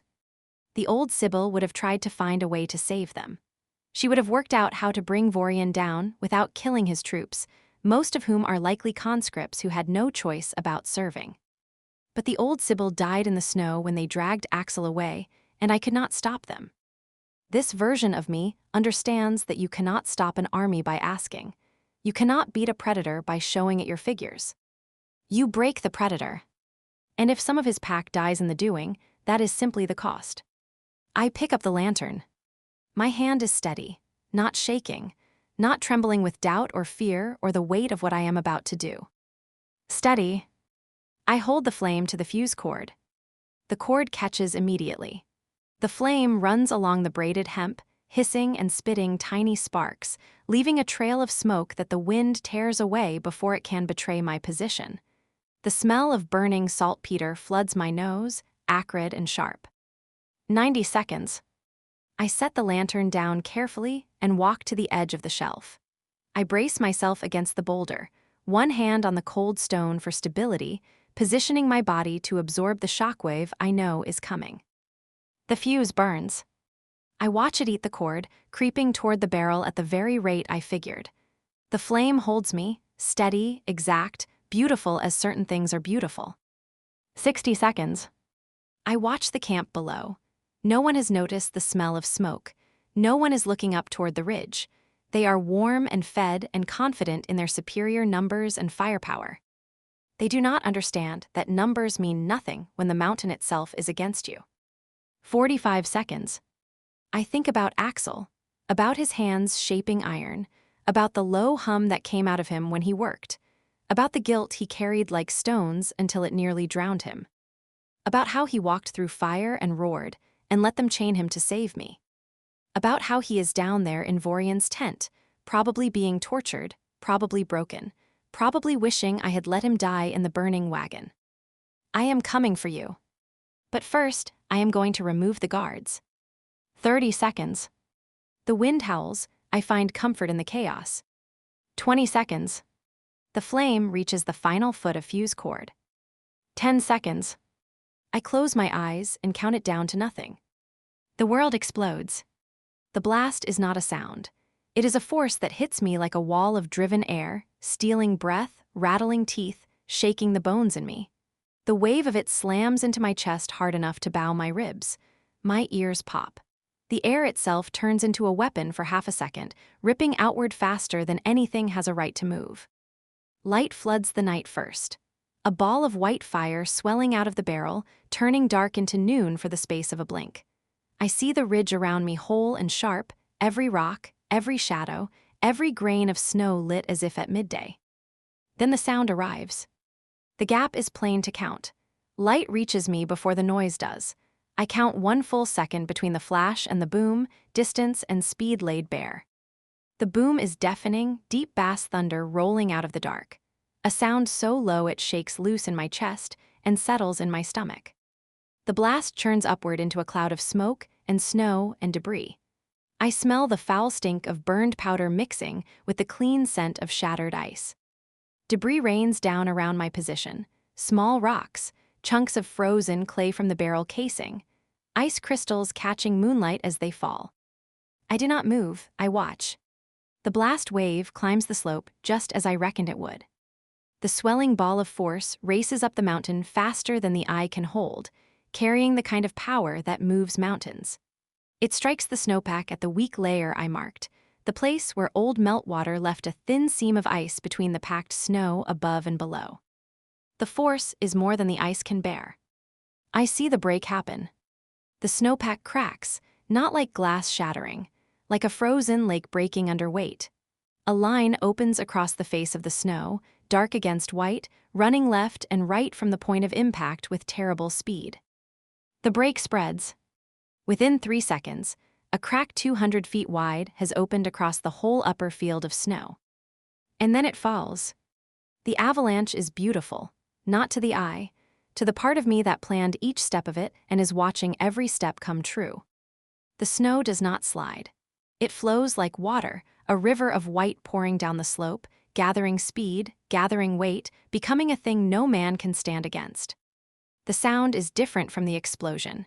Deeper, more primal. A grinding roar that builds and swells until it drowns out the wind, until it becomes the only sound in the world. The mountain itself is moving, thousands of tons of gathered winter breaking free and seeking its rest. It hits the outer perimeter of Vorian's camp first. I watch the guards disappear. One moment they are living people with thoughts and fears and people who might mourn them. The next moment they are gone, buried under moving snow that does not stop, does not slow, does not care about armor or training or the human impulse to survive. The fires go out one by one. 8 points of light becoming 7, becoming 6, becoming none as the avalanche swallows the outer perimeter. The screaming is cut off mid-breath, single voices lost to the grinding roar of moving ice. The avalanche continues inward. The inner perimeter has seconds to react. I see troops running from their posts, trying to reach the central tents, trying to escape. Some make it 3 steps, some make it 10, none make it far enough. The snow takes them all. I watch a man in officer's armor sprint toward the command tent, fast and well-trained, a man who has survived combat before. The avalanche catches him 20 feet from safety, one hand still reaching toward the tent he will never reach. And then, just where I judged it would, the avalanche stops. Not on its own, not because it ran out of force. Because the pitch of the slope and the weight of moving snow came to rest against each other exactly where I needed them to. Snow on a mountain obeys rules a patient mind can read. When the slope flattens enough, the flow lies down.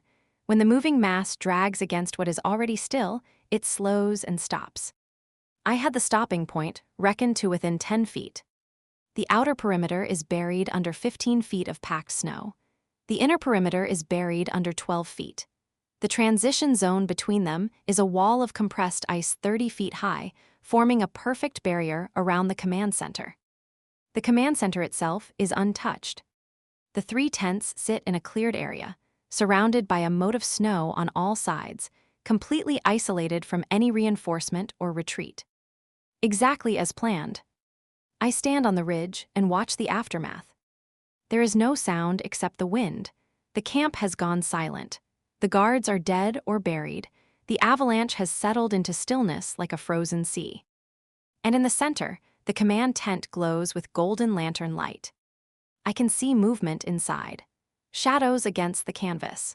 People reacting to the explosion, trying to understand what just happened, taking the measure of their new position and realizing their perimeter is gone and they are exposed. Vorian will figure it out soon. He is intelligent. He will realize this was not an accident. He will realize someone triggered this on purpose.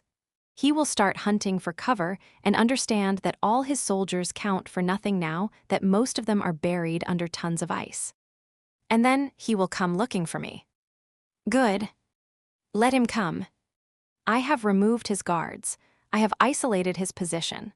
I have turned his advantage in numbers into a disadvantage in mobility.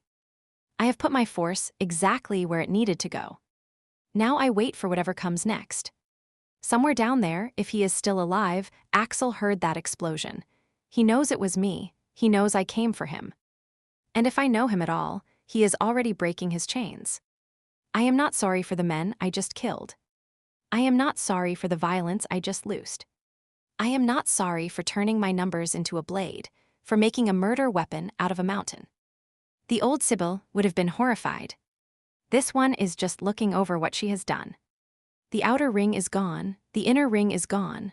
The command tent is cut off, walled in by the slide. The blast fell where I set it. The avalanche broke wide and came to rest where I marked. 6 and 30 dead and a loss I can live with. It all held to my plan. The weapon works. I work. I turn away from the ridge and start down toward the logger. I need to retrieve my knife. I need to ready myself for what comes next. Because this is not over. This is just the beginning. Vorian wanted a weapon. I am going to show him what happens when you take someone like me, and teach her that grain and mercy were never going to be enough. And I am going to bury him under the same cold reckoning he thought would always keep him on top. The ground shakes. Not a tremor, not the settling of snow or the crack of ice adjusting to temperature. This is a physical jolt that rattles the stakes holding the tent upright and sends lanterns swinging on their chains. I am still in the trance, still humming the note that weakens my bonds when the shockwave hits. The resonance breaks, the meditation shatters. I am pulled back into my body with the jarring sensation of falling from a great height. Vorian is on his feet immediately. The wine glass in his hand tips, spilling red liquid across the white rug, but he does not notice. His eyes are fixed on the tent entrance, his body coiled with the readiness of someone who understands threat when it arrives. "Report," he snaps at the guards stationed outside. The tent flap opens, an Iron Eater stumbles in, his face pale, his breath coming in gasps. "Avalanche, my lord, the outer perimeter is buried, we cannot reach." The boom arrives. It comes a beat late, as far-off sound always lags across cold air, but when it arrives there is no mistaking it. The deep bass thunder of a powder blast rolling across the mountains. I know that sound. I spent 5 years running from it, hearing it in nightmares, waking in cold sweats to the memory of blasting powder igniting and stone walls collapsing and screaming, cut short by falling rock. That is Sybil. She came for me. The realization hits harder than the shockwave. She actually came. She rigged a charge and triggered an avalanche and buried Vorian's guards to get to me.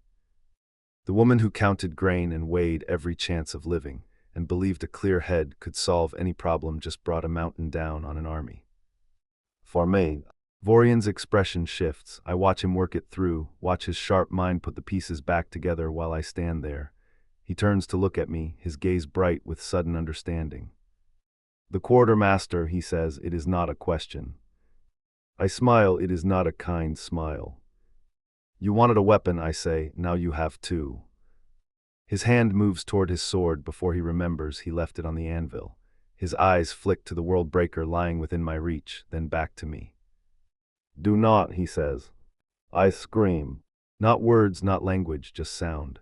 A jarring note pitched exact to the song of iron under strain, the same note I have been feeding into my chains for the past hour, the tone that matches the weakened seams and creeping cracks in 23 particular links. The scream is raw power. It tears from my throat with force enough to strain something in my voice. The sound fills the tent, ringing off canvas and iron poles, feeding back on itself, piling note on note. The chains respond. They are listening. The metal takes up the note. The hidden cracks I spend an hour widening tear open all at once as the sound drives them past their breaking point. Link 7 shatters first. It does not bend or stretch or fail by degrees. It bursts like glass struck with a hammer, breaking into 3 sharp pieces that spin through the air. One shard hits the tent floor with a clear ringing note, C sharp, the pitch known to me before I think it. The second rebounds off the anvil higher. The third buries itself in the canvas wall. Link 14 goes next, B flat. The sound is deeper, resonant, beautiful. The 19, then 4, a flat, E natural.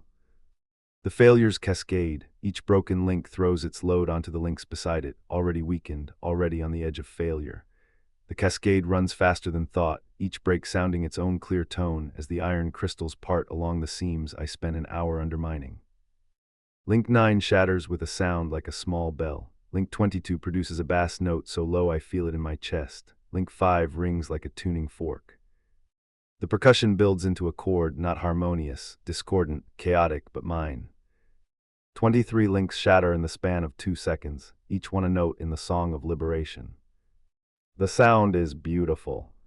The chains fall away in sections, iron links raining to the floor in a clatter of broken metal.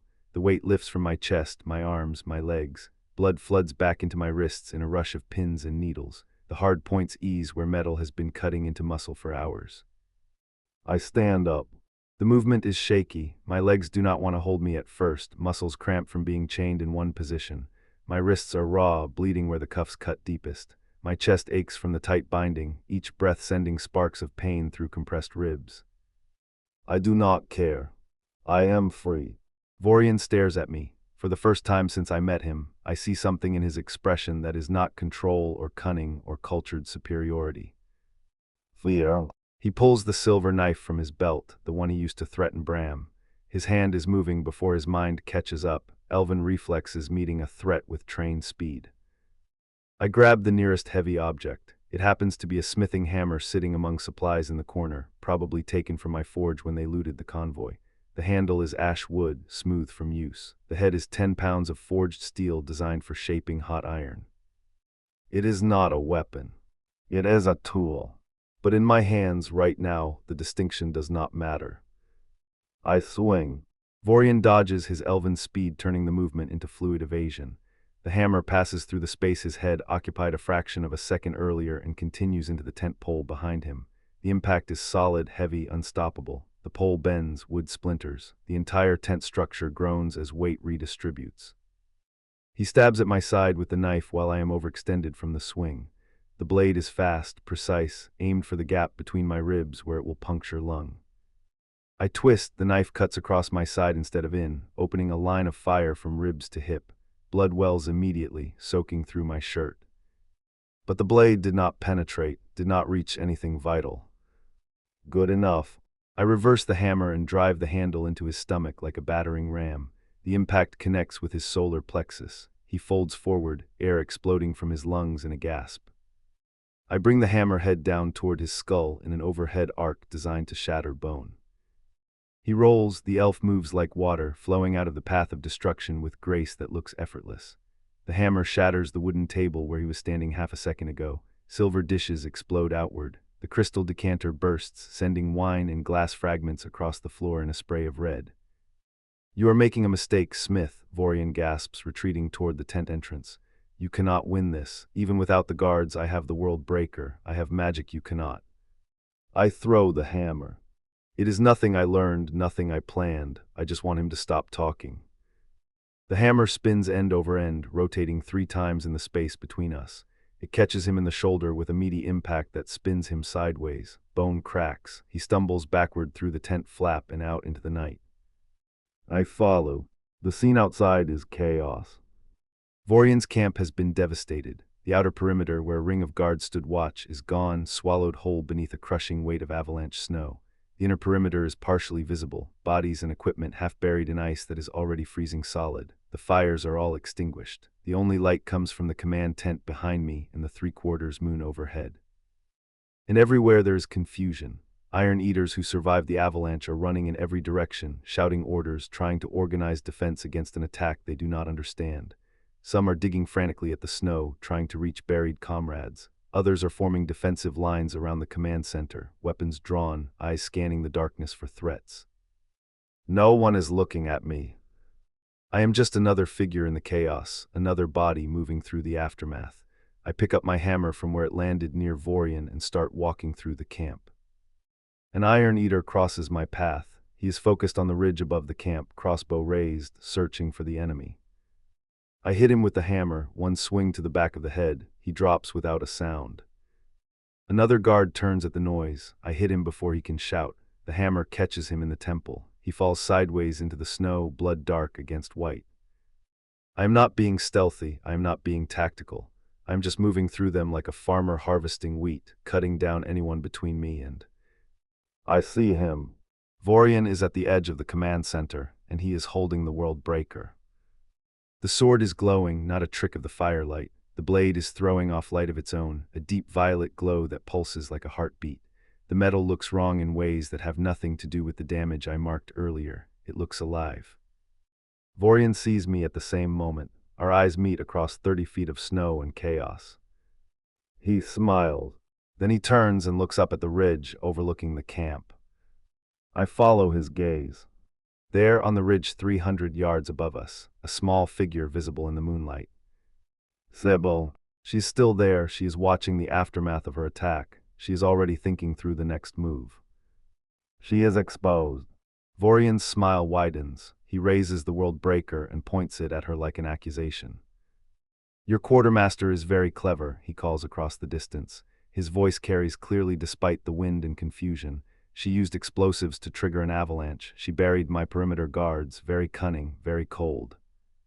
He starts walking toward the base of the ridge where Sybil is standing. But she forgot something, he continues. She forgot that I have this. The violet glow intensifies, the sword hums. It is not the sound of metal under stress, it is something else. Something that resonates in my bones and makes my teeth ache and feels fundamentally wrong.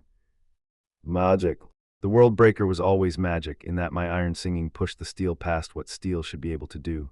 But this is different. This is living power, running through the blade, lending its strength to the one who holds it. Vorian moves. Not running, not the plain sprint of a man crossing ground. He moves faster than anything living should, driven by the sword, eating distance no human could. 3 steps and he has crossed 20 feet. 6 steps and he is at the edge of the camp. 9 steps and he is starting up the slope towards Sybil. It is wrong, no body moves like that. The sword is bending the world around him, making him faster, making him deadly. I read it like I read hot iron, without thinking, the whole of it at once. He has the longer way to go, 300 yards of it uphill over hard ground, but he is fast, faster than anything has a right to be, eating the slope in strides no man could take. I have less ground to cross, 80 yards of flat snow to put myself in his path, but I am slower, spent and bleeding, dragging a body that wants to quit. I lay the two against each other, and my gut gives me the answer before my head can. I can reach him before he reaches her. Barely. I run. Not the careful jog of someone conserving energy, not the measured pace of someone planning for a long engagement. I run with everything I have left, pushing muscles already exhausted from hours chained and fighting and breaking free. My legs burn at once. Hours chained have left them stiff and dead, and the ache hits me like a wall. My lungs scream for air, but the cut across my ribs makes a deep breath agony. Each step sends blood running down my side, soaking my trousers, leaving a trail in the snow. I do not slow. I do not stop. I cannot afford to. Behind me voices the 3 prisoners from the convoy, Bram and Clara and little Pip. They are calling my name, screaming for me to come back, to free them, to save them from whatever Vorian's remaining troops will do when they find captives chained and unguarded. I do not stop. I am sorry, I am so sorry, but right now, in this moment, they are not the priority. Sybil is the priority. The woman who measured blast radius instead of grain. The woman who turned her cold, clear head into a weapon and came for me knowing every chance was against us. The woman who is standing on that ridge watching Vorian charge toward her with a magic sword and no way to defend herself. I will not let him reach her. The distance closes. Vorian is 60 yards ahead of me and pulling away. His enhanced speed is too great. The sword is giving him more than I can counter with raw muscle. He is going to reach the ridge before I can intercept. I push harder. My vision narrows, the edges of the world drop away. There is only the drive forward and the gap I can feel opening despite everything I have, the desperate need to close it before it is too late. 50 yards. My right foot catches on buried debris. I stumble, nearly fall, catch myself with my free hand in the snow, push back up without breaking stride. 40. I can hear my heartbeat now, pounding in my ears louder than my footfalls, faster than it should be, pushing toward failure. 30. Vorian starts up the steep section of the ridge. The terrain slows him slightly, forcing him to choose footing instead of raw speed, to navigate around boulders and ice patches that could turn an ankle even with magical enhancement. I angle to cut him off, crossing the slope instead of chasing his exact path, trading easier ground for a shorter, straighter line. 20 yards. I can see Sybil clearly now. She is standing at the edge of the ridge, watching Vorian approach. She does not run, she does not move. She is searching for a way out. Even now, even with death charging toward her faster than anything living should move, she is hunting for the one good answer. There is no good answer left.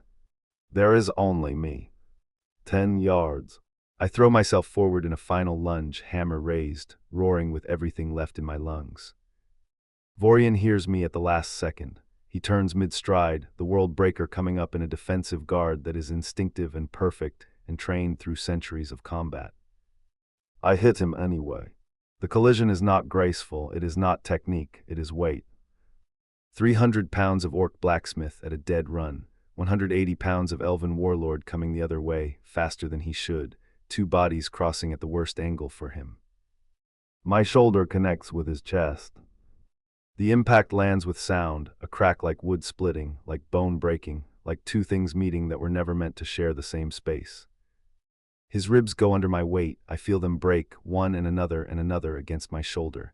His breastbone bows inward, crushing the air out of him. But the sword fights for him, trying to keep him moving forward even as my bulk drives him sideways. For the space of a breath we are locked together, two forces balanced even, neither winning. Then weight decides it. My bulk against his speed, plain law against borrowed magic. A heavy thing in motion goes where its weight sends it, and no spell in the blade can change that. We go sideways. The hammer swings in a wild arc that he barely deflects with the flat of the world breaker. The weapons connect with a sound like a bell being struck underwater, a pure note that rings across the mountainside and makes my teeth vibrate. The impact sends shockwaves up my arm. The hammer rebounds, my grip loosens, I almost drop it. We hit the snow together in a tangle of limbs and weapons and confusion. I roll, he rolls, snow sprays. We come up 6 feet apart, breathing hard, weapons ready. The world breaker is glowing brighter now, violet light pulsing in time with Vorian's heartbeat. His elegant coat is torn at the shoulder where I hit him earlier. His silver hair has come completely loose, falling around his face in disarray. There is blood on his lip from where he bit his tongue in the collision, blood on his chest from the broken ribs. But he is smiling. Finally, he says, his voice ragged but pleased. Finally, you fight like the weapon you were meant to be. I am not your weapon, I say. No, you are hers. He gestures with the sword toward Sybil on the ridge above us. That is worse. At least when General Marcus owned you, he pointed you at enemies of the Empire. She has turned you against it. She fried me. She broke you, there is a difference. He attacks. The world breaker moves faster than it should, leaving trails of violet light in the air like afterimages. He is using the sword's enhancement actively now, letting it accelerate his strikes beyond natural limits, pushing past what even elven reflexes should allow. I block with the hammer. The blow sends a shudder up my arm that makes my bones ache, that rattles my teeth, that threatens to shake my grip loose from the handle. I counter with a low swing aimed at his knee. He jumps impossibly high, enhanced by magic, and comes down with a descending cut aimed at my skull. I roll left, the world breaker slams into snow where I was standing, burying itself to the hilt with enough force to crater the frozen ground. I swing for his exposed side while he is committed to the embedded blade. He releases the sword and dodges backward in one fluid motion, turning vulnerability into evasion. My hammer passes through empty air where his ribs were a heartbeat ago. The silver knife is back in his hand, and he stabs at my face. I catch his wrist with my free hand. We grapple, strength against enhanced speed, my grip crushing his forearm while he tries to twist the knife toward my throat. For 3 seconds we are locked together, neither giving ground, muscles straining, breath coming in gasps. Then he slams his forehead into my nose. The impact is targeted, brutal, effective. Cartilage shatters. Blood explodes across my face, filling my mouth, blinding one eye. I stagger backward, vision blurring red. Vorian retrieves the world breaker and comes at me again. I barely get the hammer up in time to block the next strike, and the next, and the next. He is faster than me. He is carried by magic I cannot counter. He has a blade that can cut through stone while I have a tool meant for shaping hot iron. Everything is against me. But I do not stop. Because somewhere above us, Sybil is watching, and she needs to see that I did not give up, that I did not run, that when the moment came to choose between saving myself and protecting her, I chose her. Every time. I block another strike, counter with a wild swing that he dodges easily, take another cut across my shoulder that sends blood running down my arm to mix with the blood from my side.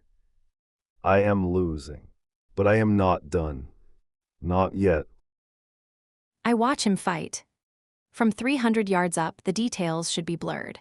But the moon is bright, the snow throws the light back, and terror sharpens everything to a fine point. I see all of it. I see Axel block a strike that would have cleaved a normal man in half. I see him stagger as the impact rattles his bones. I see the blood running down his face from a broken nose, dark and slick against his green skin. I see him losing. Vorian moves like a shadow flickering between heartbeats, too fast to track, his speed fed by the violet pulse of the World Breaker. He is playing with Axel. He is dismantling him piece by piece, cutting lines of red across his chest, his arms, his thighs. Axel is not giving up. He swings that hammer with desperate, brutal force. He refuses to let the elf pass, refuses to let him reach the ridge where I am standing. He is fighting a demon to protect me. And he is going to die. There is no way out of this. Weight against speed, force against force, and Vorian is moving faster than anything alive should move.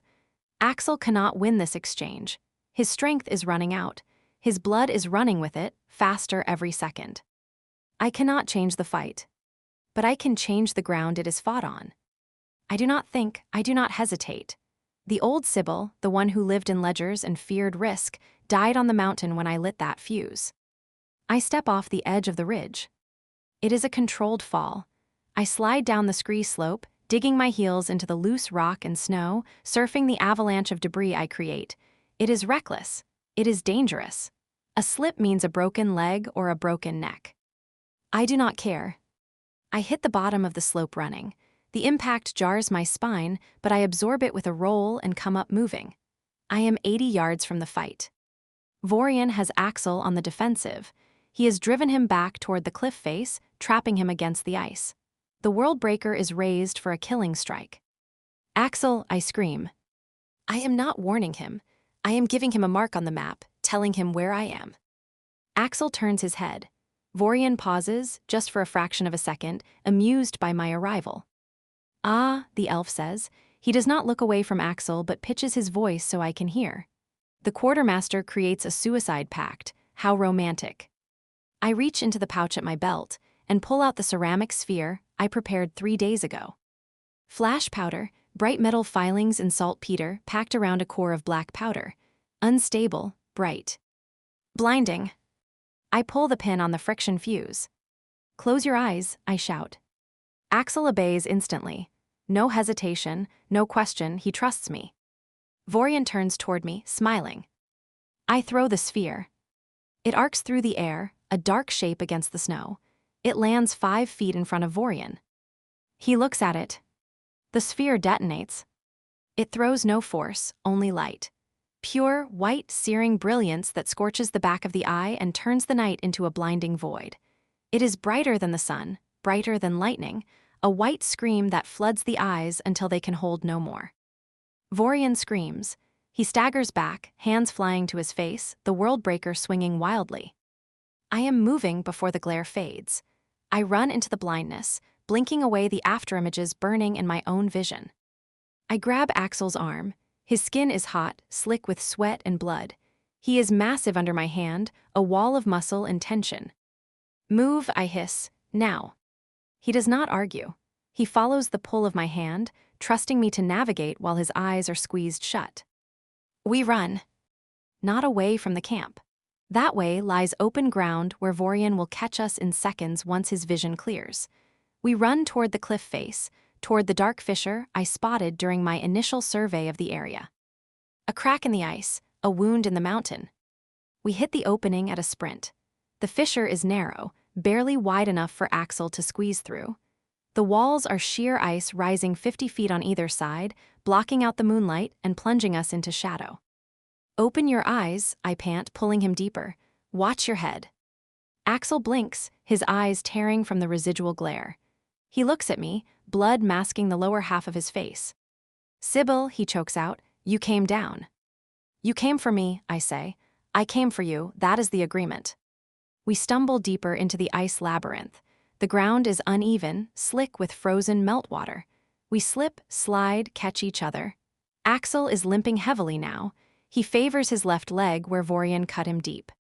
Behind us, outside the fissure, I hear a roar of rage. I smell you. Vorian's voice echoes off the cliff face, distorted by anger and pain. You cannot hide from me, Smith. The World Breaker knows where you are. He is coming. And he is not alone. I hear other voices, Iron Eaters, the ones who survived the avalanche. They are rallying to their master. Keep moving, I say, shoving Axel forward. The fissure narrows further. We have to turn sideways to pass through a choke point. Axel grunts as his broken ribs compress against the ice. We emerge into a slightly wider chamber, a natural cul-de-sac formed by glacial movement. 3 iron eaters are waiting for us. They must have entered through another branch of the fissure system. They look battered, covered in snow dust, eyes wide and glittering with the fight still in them. But they have weapons, crossbows raised, swords drawn. They see us. Target, one shouts. Axel roars. He does not stop to think, he throws himself at them. The fight is brutal, fast, messy. It is confined combat in a space no wider than a hallway. Axel swings the hammer. It is too tight for full arc, so he drives it straight, short, and brutal, the head punching into the chest of the first guard. Armor crumples, ribs shatter, the guard goes down. The second guard fires his crossbow. The bolt hits Axel in the shoulder, burying itself in the meat of his trapezius. Axel does not even flinch. He backhands the man with a fist the size of a ham, sending him flying into the ice wall with a wet crunch. The third guard charges me. He sees the small human woman and thinks I am the weak link. He thinks I am prey. He is wrong. I still have one hand in my pouch. I pull out a glass vial, concentrated acid distilled from mining supplies. I throw it at his face. The glass shatters, the liquid splashes. He screams. It is a horrible sound, high and bubbling as the acid eats into skin and eyes. He drops his sword, clawing at his melting face. Axel finishes him with a downward swing of the hammer that cracks his skull. 3 dead in 10 seconds. We stand there, panting, steam rising from our bodies in the freezing air. The smell of blood and scorched stone and acid is sharp in the close space. More coming, Axel gasps, leaning against the ice wall. He snaps the shaft of the crossbow bolt in his shoulder and leaves the head buried. I hear them. Back, I say, deeper. We retreat. The fissure twists, turns, drops downward. The ice is blue-black here, ancient and hard as stone. The cold is a physical weight pressing against us, sucking the heat from our blood. We round a corner and stop. The path ends. A vertical wall of ice rises ahead of us, smooth and impossible to climb. To our left and right, the walls narrow to cracks too small for a child, let alone an orc. Dead end. We are trapped. Axel turns around. He puts his back to the dead end, facing the way we came. He raises the hammer. His hands are trembling, not from fear, but from exhaustion so deep it permeates the marrow. I can hold the choke point, he says. His voice is rough, wet with blood from his nose. For a few minutes, maybe. We both know what that means. Vorian is coming. He has the world breaker. He has magic. He has surviving troops. We have a hammer, a few vials of acid, and nowhere to run. I smell you, Smith. Vorian's voice comes again, closer this time, echoing down the ice corridor. Do you feel the cold? It is the only thing waiting for you. He knows we are trapped. He is taking his time. He is savoring the hunt. Axel sags against the wall. The fight heat is draining out of him, leaving behind the crushing reality of his injuries.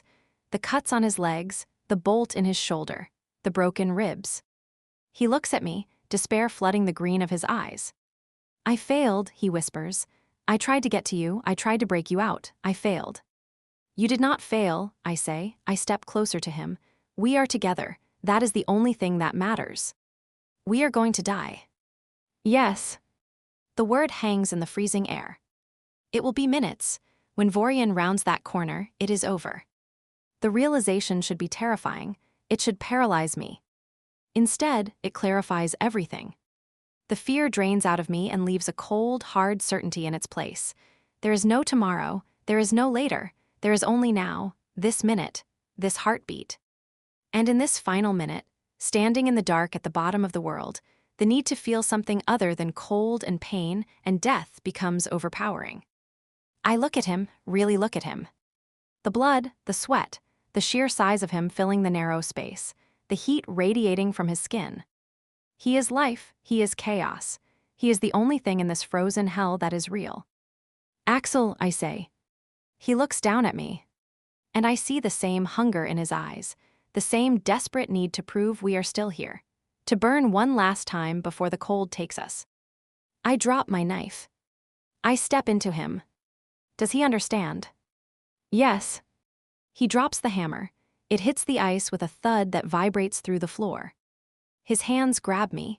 There is no gentleness in them tonight, none of the careful, reverent touch of the blacksmith who fears breaking fragile things. They grab me like a drowning man grabbing a lifeline. He pulls me in. Our mouths collide. It lands more like a blow than a kiss. Teeth clash. I taste copper and salt. He tastes of iron and fury. He devours me, his tongue sweeping into my mouth, taking what he needs, demanding that I be here, be real, be his. My hands claw at his chest, finding purchase on the leather straps of his harness, ripping at the buckles. I need skin. I need heat. Not like this, he growls against my mouth, his voice a rumble that shakes my bones. I don't want to die cold. Then burn with me, I demand. He spins me around and slams me back against the ice wall. The cold bites into my back through my coat, shocking and sharp, but I barely feel it because his heat is pressing against my front. A furnace against the freeze. His hands are on my hips, fingers digging in hard enough to bruise. He lifts me, effortlessly, as if I weigh nothing.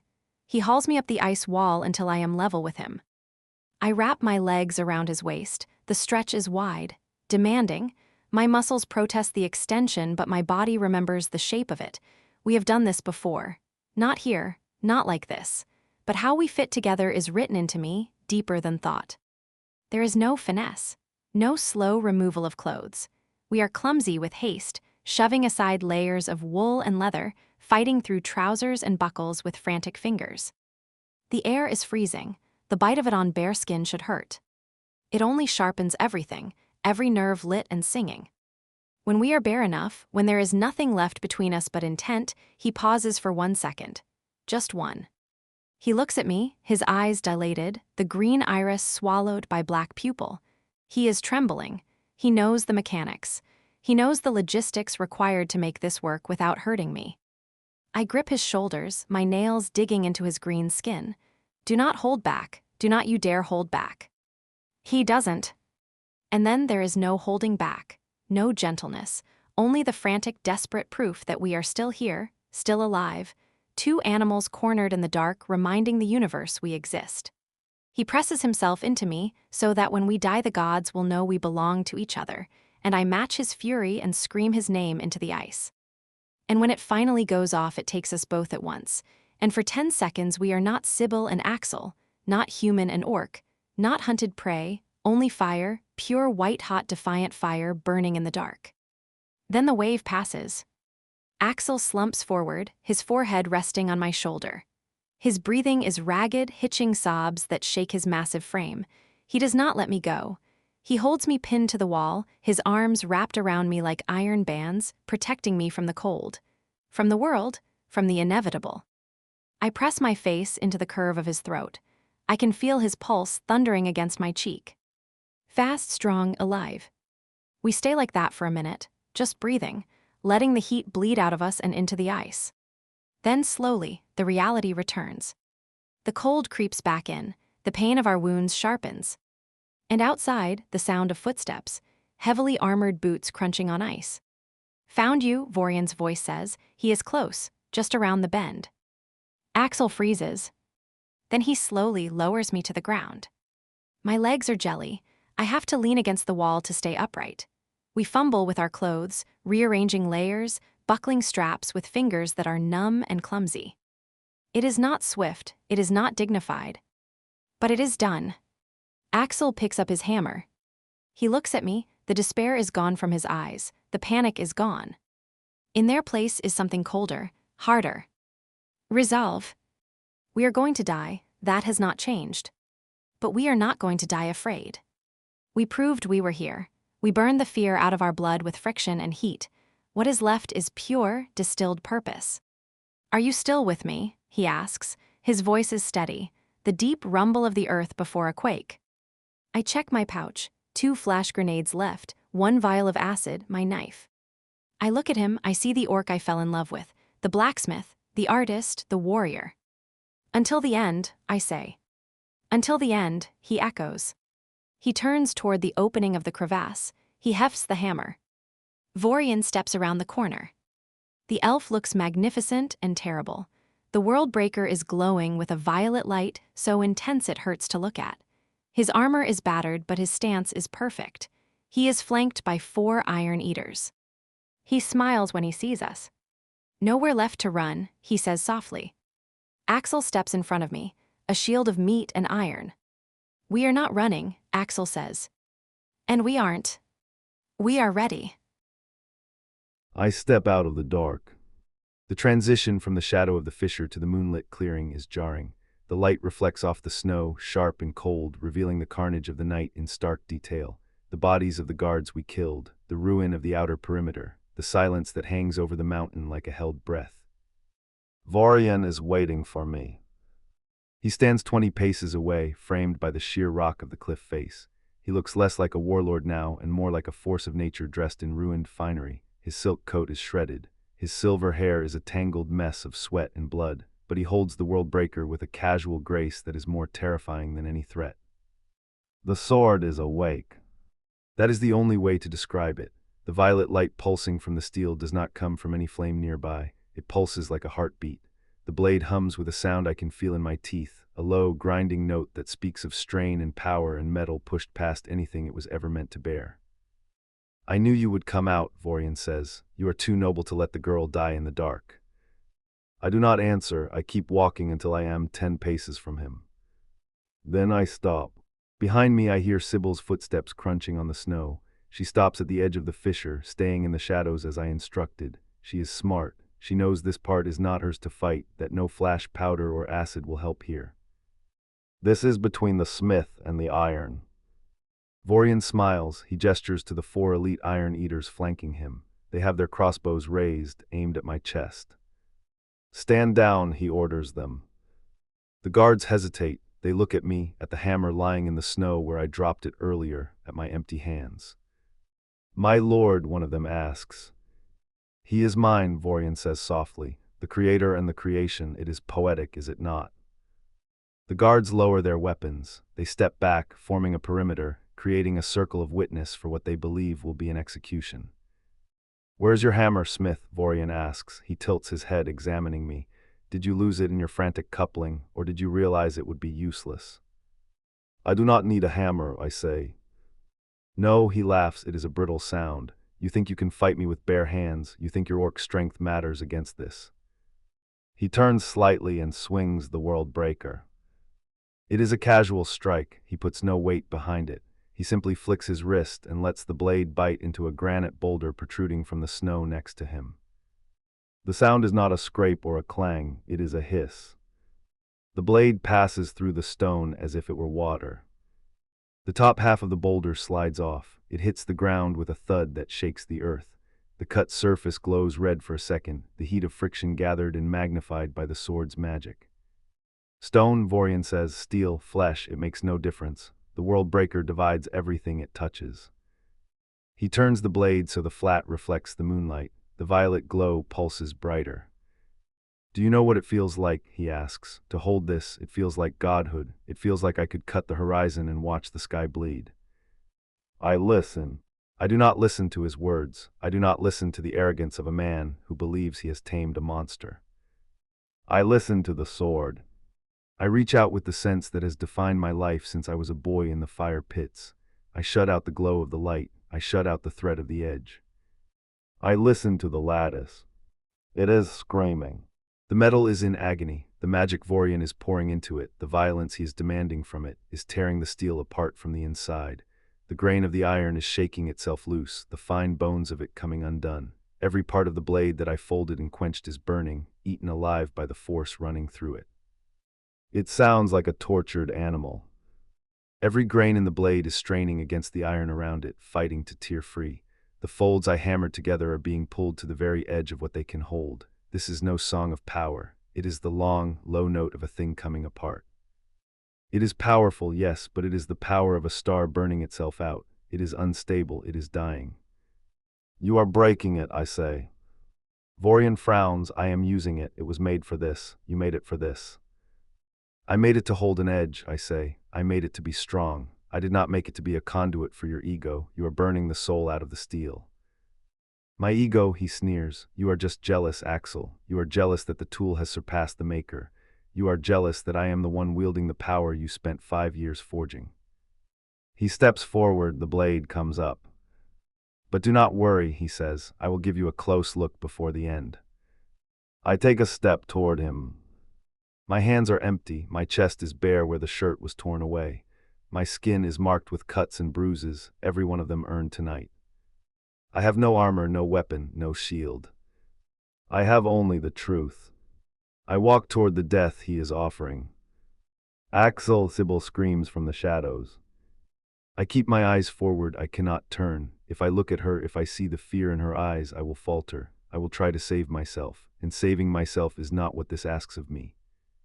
Unmaking the sword is the only way through.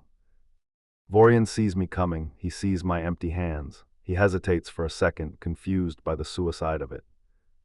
You really are broken, he says. General Marcus did a thorough job. Marcus taught me how to forge, I say. He taught me how to shape iron, but he forgot that iron remembers. I am 5 paces away. Vorian stops playing, his expression hardens. The arrogance vanishes, replaced by the cold efficiency of the executioner. Goodbye, Smith, he says. He swings. It is a killing strike, a horizontal cut aimed at my neck, fast, powered by elven speed and the sword's magic. It comes at me like a line of violet fire, burning the air as it moves. I do not dodge. I do not duck. I step into it. I bring my hands up, not in fists, not to block. I catch the blade. It is a technique called the clap in some fighting styles. It is considered a desperation move, something you do only when the alternative is certain death. It requires perfect timing, perfect distance, and a willingness to sacrifice flesh to buy seconds. I clap my palms together on the flat of the blade. The force of the impact travels up my arms like a thunderclap. My shoulders threaten to dislocate. My elbows lock and take the whole weight of the swing. The shock rattles my teeth and tries to tear the muscles from my bones. The blade stops inches from my neck. But the world breaker is not normal steel. It is active, it is burning. The heat hits me instantly. It sears through the leather of my remaining glove. It bites into the callus of my bare right palm. It smells of burning meat. Pain explodes through me. It is white and hot and absolute. My skin is blistering, melting, fusing to the metal. Every nerve in my hand screams for me to let go, to pull away, to escape the fire. I do not let go. I clamp down harder. I pour every ounce of strength I possess into my hands, crushing the blade, holding it still, locking Vorian in place. I force my shoulders to lock, turning my body into an immovable object against his force. He stares at me. His eyes are wide with shock. He tries to pull the sword back. He cannot. I am stronger than him. Without the momentum of the swing, without the advantage of speed, it is just his muscles against mine. And I am an orc who has spent 20 years moving iron. Let go, he screams. The violet light flares, blindingly bright. The sword hums a high, keening note of protest. No, I grunt. I look at the sword. It is right in front of my eyes. I can see the fold pattern. I can see the river waves running through the steel, the layers of dark and light metal hammered together over 5 years of obsession. I know this blade. I know it better than I know my own face. I know the temperature of the forge on the day I folded the billet for the 1000th time. I know the sound of the hammer striking the anvil on the night I shaped the fuller. I remember. I remember the day General Marcus came to inspect the work. I remember his hand on my shoulder, his voice telling me that this weapon would conquer the world for the Empire. I remember looking at the billet of glowing steel and realizing that I was creating a monster. I remember the rage I felt, cold, quiet, buried deep under layers of obedience. And I remember the secret. I look into the core of the blade, past the glowing magic, past the perfect surface. I find it, 6 inches above the hilt, buried in the 3000th layer of folded steel. A single grain of copper. It was an act of petty rebellion, a tiny sabotage. I had clipped a piece of copper wire, no larger than a grain of sand, and dropped it into the flux before the fold. Copper will not bind with iron, it leaves a gap, a hollow, a flaw. I folded the steel over it, I hammered it flat. I hid the imperfection deep inside the blade where no eye could see it, where no magic could find it. I waited. For 5 years I waited, I watched Marcus wield it, I watched Vorian steal it, I watched them praise its perfection. And all the time I knew. Deep in its heart the blade is rotten. You thought it was perfect, I whisper. My voice is raspy with pain, smoke is rising from my hands. You thought I made you a god. Vorian is pulling frantically now. He kicks me in the knee, he tries to twist the handle. What are you talking about? Let go, you filth. I made it waiting for this, I say. I set my jaw and reach into the steel. I find the grain of copper in my mind. I picture it sitting there in the woven grain of the iron, a thing that does not belong, a break in the flow of the metal. I take a breath, and I sing. What comes out of me is no song, it is a scream. I drive a note of pure dissonance into the steel. I aim for the copper grain. I pitch my voice to the one note that flaw will answer to. I pour all my pain, all my rage, all the agony of my burning hands into the sound. The sword screams back. The vibration starts at the flaw. It runs up through my burned palms. The copper grain shudders, it swells, it pushes against the iron around it. The lattice fractures. The crack propagates. The violet light flickers. The hum of the sword turns into a shriek. The magic packed inside the blade suddenly has nowhere to go. The steel that held it is failing. The walls of it give way. Vorian feels it too. The handle vibrates in his grip. He looks down at the weapon, his eyes filled with sudden, dawning horror. What did you do? He whispers. What did you do? I broke it, I say. The crack runs up the length of the blade, a jagged line of darkness appearing in the violet light. The force builds and builds, too much for the dying metal to hold, the magic clawing to escape. Shatter, I command. The world breaker explodes. There is no fire in it, it is all the trapped force letting go at once. The blade comes apart. Thousands of shards of razor-sharp steel burst outward faster than the eye can follow. The freed magic throws out a wall of violet light that knocks the breath from my body. I am thrown backward. But I am in the blast shadow of the blade's flat. The shrapnel flies out to the sides, away from the catch point. Vorian is not so lucky. He is holding the handle. He is standing directly behind the curve of the explosion. The shrapnel hits him. It shreds his silk coat, it shreds his armor, it shreds him. He is lifted off his feet and thrown backward into the rock wall. He hits the stone with a wet thud and slides down. Silence returns to the mountain. It is absolute. I am lying on my back in the snow. My hands are numb, my ears are ringing. The smell of scorched metal and blood is thick in the air. I stare up at the moon. I am alive. I blink, I take stock, lungs moving, heart beating, pain returning in a rush that tells me the rest of me still works. I sit up. Sybil is running toward me. She's screaming my name, but the sound is muffled as if coming from underwater. I raise my hands in front of my face. They are ruined, the palms are black, burned deep. The leather of my gloves is fused to the skin. I cannot move my fingers. The cords beneath the skin are damaged. The feeling in them is gone. But they are my hands. I look at Vorian. The warlord is slumped against the cliff face. He is not moving. His chest is a ruin of torn silk and metal shards. His face is untouched, his gray eyes staring blank at the snow, wide with final surprise. The hilt of the world breaker is still clutched in his dead hand. There is no blade attached to it, just a jagged stump of broken steel. The 4 elite guards are standing frozen. They stare at their fallen king. They stare at the scattered fragments of the sword that was supposed to make them invincible. They look at me. I stand up. It is difficult, my legs are shaking. There is nothing left in me, the last of the fight heat burned away, but I stand. I look at the guards, I do not raise my hands, I do not speak. I just look at them with the eyes of the man who broke their god. One of them drops his crossbow. Then another.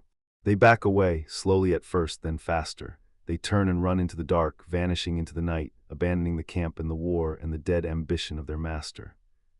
Sybil reaches me. She almost tackles me. She slams into my chest, her arms wrapping around me, her face burying itself in my shirt. She is shaking, sobbing. You idiot, she cries, you absolute reckless idiot. I fixed it, I croak, my voice is wrecked, my throat feels raw. You caught a sword, she says, pulling back to look at me. Her hands hover over my burned palms, afraid to touch them. You caught a magic sword with your hands. It was the only way. You could have died. No one walks away from a thing like that. No one.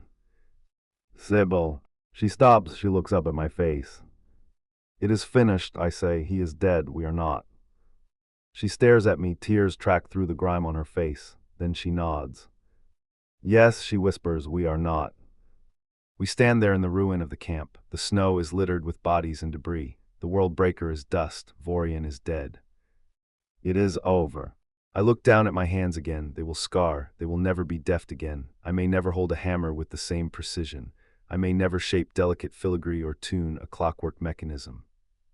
But I can still hold her. I wrap my arms around Sybil. I ignore the pain in my palms. I pull her close, pressing her against me, feeling the solid reality of her life against mine. Let's go home, I say. She rests her head against my chest. We don't have a home, Axel, she says softly. We burned the convoy. We are exiles. I look at the horizon, where the first hint of dawn is turning the sky gray. We are alive, I say. That is a place to start. I look back at the fissure one last time, at the dark crack in the ice where we stood against death and chose each other. Then I turn. We walk away from the dead king and the broken sword. We walk past the buried guards and the empty tents. We walk down the mountain, leaving the silence behind us. The sun is coming up. The iron in my blood sings to it. We walk out of the dark. The sun is rising over the eastern peaks. It washes the snow pale violet and gold, a serene contrast to the charred ruin behind us. The air is still. The wind that howled all night has died down, leaving a silence so profound I can hear the crunch of our boots on the frozen crust. Axel leans on me. He is lighter than he should be. His weight has not changed. He is moving on willpower alone now, the dull, dragging efficiency of a body pushed past the point of collapse. His breathing is shallow. Every inhalation hitches as it catches on his broken ribs. His hands hang at his sides. They are blackened, ruined things, curled into claws that will not open. He does not look at them. He looks straight ahead at the logger, his green eyes fixed on the destination with the single-minded focus of a predator returning to its den. We are almost there, I say. I know, he rasps.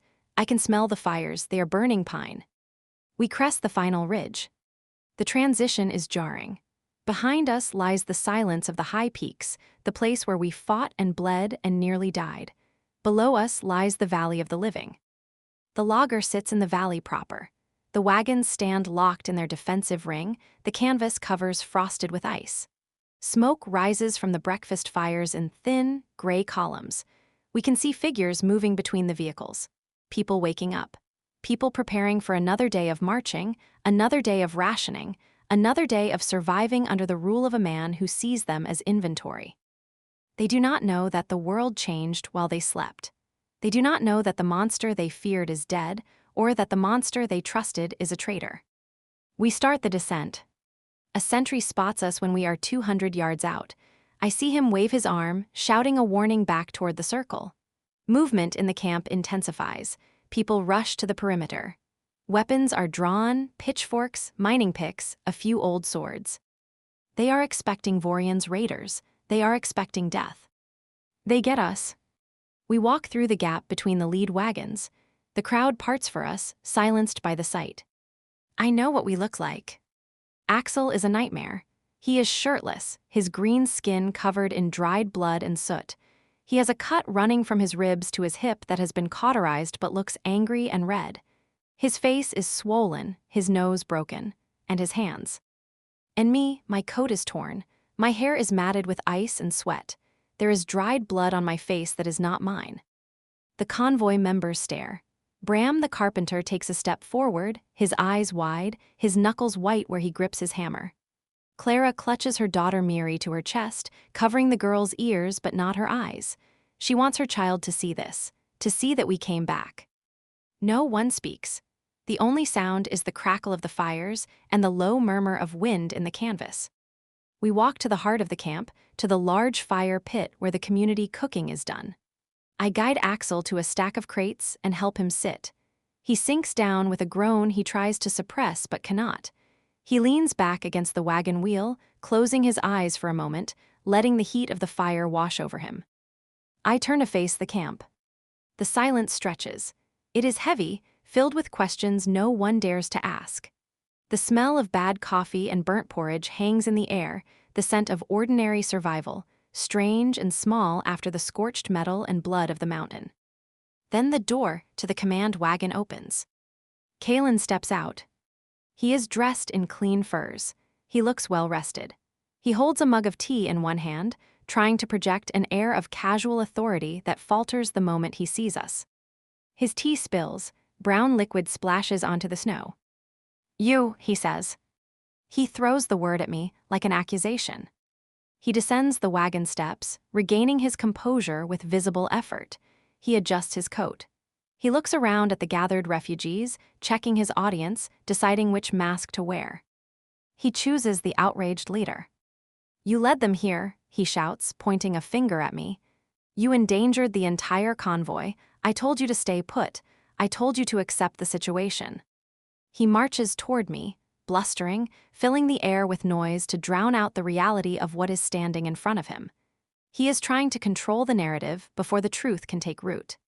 "Where are they?" he demands. "Where is Vorian? Did you bring his army down on us? Are we about to be slaughtered because of your incompetence?" I wait. I let him speak. I let him pour his fear and his pettiness into the cold morning air. I watch him shrink as he gets closer, his bravado failing against the absolute stillness of my expression. "Answer me," he screams, stepping into my personal space. Axel shifts on his crate. A low rumble starts in his chest. I hold up a hand. "Stay." Axel settles. I look at Kalen. "Vorian is dead," I say. Kalen freezes. His mouth opens, but no sound comes out. He blinks, processing the information, trying to fit it into his worldview where powerful men act and weak women obey. "Dead," he repeats. "That is impossible. He has an army, he has the sword." "His army is buried," I say. "His sword is dust, and he is dead." A murmur runs through the crowd. Bram looks at Clara. Hope flares in their eyes, fragile and terrified. They have lived in fear of the warlord for so long they have forgotten what it feels like to be safe. Kalen looks at Axel. He sees the burns on the orc's hands. He sees the missing world breaker. He realizes with a dawning horror that I am telling the truth. And then he realizes something else. If Vorian is dead, the external threat that justified his tyranny is gone. The fear that kept the convoy in line is gone. He is losing control. "Well," he says, a nervous smile twitching at the corner of his mouth. "That is good news, excellent news, we are safe."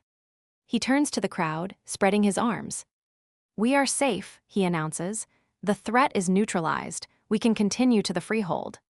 He turns back to me, his eyes hard. "You did well, Sybil, reckless but effective. I will overlook your insubordination this time. Get the orc cleaned up. We move in an hour." He tries to walk past me. I step into his path. "No," I say. He stops. "Excuse me." "We do not move in an hour," I say, "and you do not give orders." Kalen laughs, forced and ugly.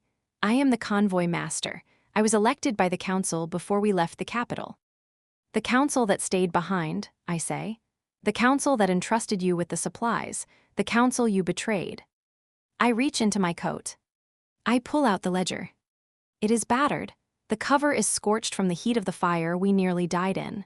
The pages are bent, but the binding holds. It is a heavy book, dense with paper and ink, a physical record of every transaction, every decision, every failure. Kalen sees it. All the blood drains from his face. He knows this book. He knows exactly what is written in it. "That is convoy property," he says, his voice rising in pitch. "Give it to me." "It is a record," I say, "of everything." I open the book. The pages crinkle in the silence. I turn to the entry dated 3 weeks ago. "Day 14, I read aloud. My voice carries across the camp, clear and flat. "Supply manifest indicates 40 crates of medical supplies loaded. Inventory check shows 35, 5 crates missing." I look up, I look at Clara. 5 crates of medicine," I say. "Sold to a black market fence in the lower district before we left the city. the proceeds deposited in a private account under the name Kaelin Varas. Clara lets out a choked sob. She steps forward, her face twisting in sudden, sharp grief. "My Miri," she whispers. "She burned with fever for 3 days. You told us there was nothing left. You told us the medicine was gone."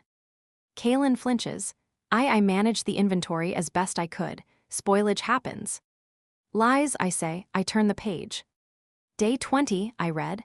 Ration distribution cut by 20%. Official reason, spoilage. Actual inventory, 0 spoilage. Excess rations moved to commander's wagon." I point to the wagon behind him. "We have been hungry for 2 weeks, I say. I learned the feeling of my own ribs. We boiled snow to fill our bellies. Meanwhile, you ate full meals, you drank wine, you grew fat while we starved." Bram makes a sound deep in his throat. He takes a step toward Kaelin. The crowd is moving now, shifting closer. The fear is evaporating, replaced by a cold, hard anger. I turn another page. Day 28, yesterday. I look at Kaelin. "Communication log," I say. "Signal sent to Vorian's outriders. Coordinates provided. Deal struck. Safe passage for the commander in exchange for the convoy's surrender. Specific clause included, the orc smith to be delivered alive." The silence in the camp shatters. "You sold us," Bram shouts. "You sold us to the warlord." "He kept us safe," Kaelin screams, backing away. "I did what I had to do. We couldn't fight them. I made a deal to save lives." "You made a deal to save yourself," I say. "At the cost of Axel, at the cost of our freedom. You weighed our lives against your own neck and you sold us cheap." I snap the ledger shut. The sound is like a gavel striking wood. "You are done here," I say. Kaelin looks around. He sees the anger in the faces of the people he starved. He sees the hatred in the eyes of the people he tried to sell. He sees the weapons in their hands, pitchforks and picks that have become instruments of judgment. He draws his sword. It is a desperate act, a foolish act. "Stay back," he shouts, waving the blade. "I am in charge here. I will kill anyone who comes near." Axel moves. He does not stand up. He does not need to. He kicks the empty crate next to him. The wood shatters. A heavy fragment flies through the air and hits Kaelin in the knee. He screams and goes down. The sword clatters to the snow. Bram rushes forward. He kicks the sword away. 2 other men grab Kaelin by the arms and haul him up. They drag him toward the fire, their intentions clear in the violence of their grip. "Kill him," someone shouts. "Hang him." "Give him to the orc," another voice cries. Kaelin struggles, terrified, looking at me with pleading eyes. "Sybil, please, we are civilized people. You can't let them kill me." I study him. I think about the medicine he sold. I think about the hunger in Miri's eyes. I think about Axel in chains. I think about the cold ease that let him sleep warm while we froze. It would be easy to let them kill him. It would be satisfying. But it would be messy, and I do not like mess. "I am the quartermaster," I say. "I deal in logistics, not vengeance." I cross to the supply wagon. I open a crate. I take out 1 package of dried meat, 1 canteen of water, 1 small blanket. I walk back to Kaelin. "Let him go," I tell the men holding him. They hesitate. Bram looks at me, confusion warring with rage. "He tried to sell us, Sybil." "And he is no longer worth the cost of a burial," I say. "Let him go." They shove him forward. He stumbles, falls, scrambles to his feet. I hold out the items. 1 day's rations, I say, standard allocation. He stares at the meager pile in my hands. "What?" "We are 3 days from the nearest settlement," I say. "If you walk fast, you might make it before the cold takes you, or before the wolves find you." I drop the items at his feet. I point to the south, away from our path, toward the wilderness. "Go." "You can't do this," he whispers. "This is murder." "No," I say. "This is justice, the cheap kind. You took more from these people than you ever gave them. You do not get to take their mercy too." He looks at the crowd. There is no mercy there. Only the hard truth of people who have buried too many of their own. They are the jury, and I am the judge, and the verdict is absolute. He looks at Axel. Axel is watching him. The orc raises 1 ruined hand and points to the south. Kaelin flinches. He bends down, he picks up the meat, the water, the blanket. His hands are shaking so badly he almost drops them. He turns and walks away. He does not run. He walks with the stiff, jerky gait of a man who knows he is walking into oblivion. We watch him go. No one speaks.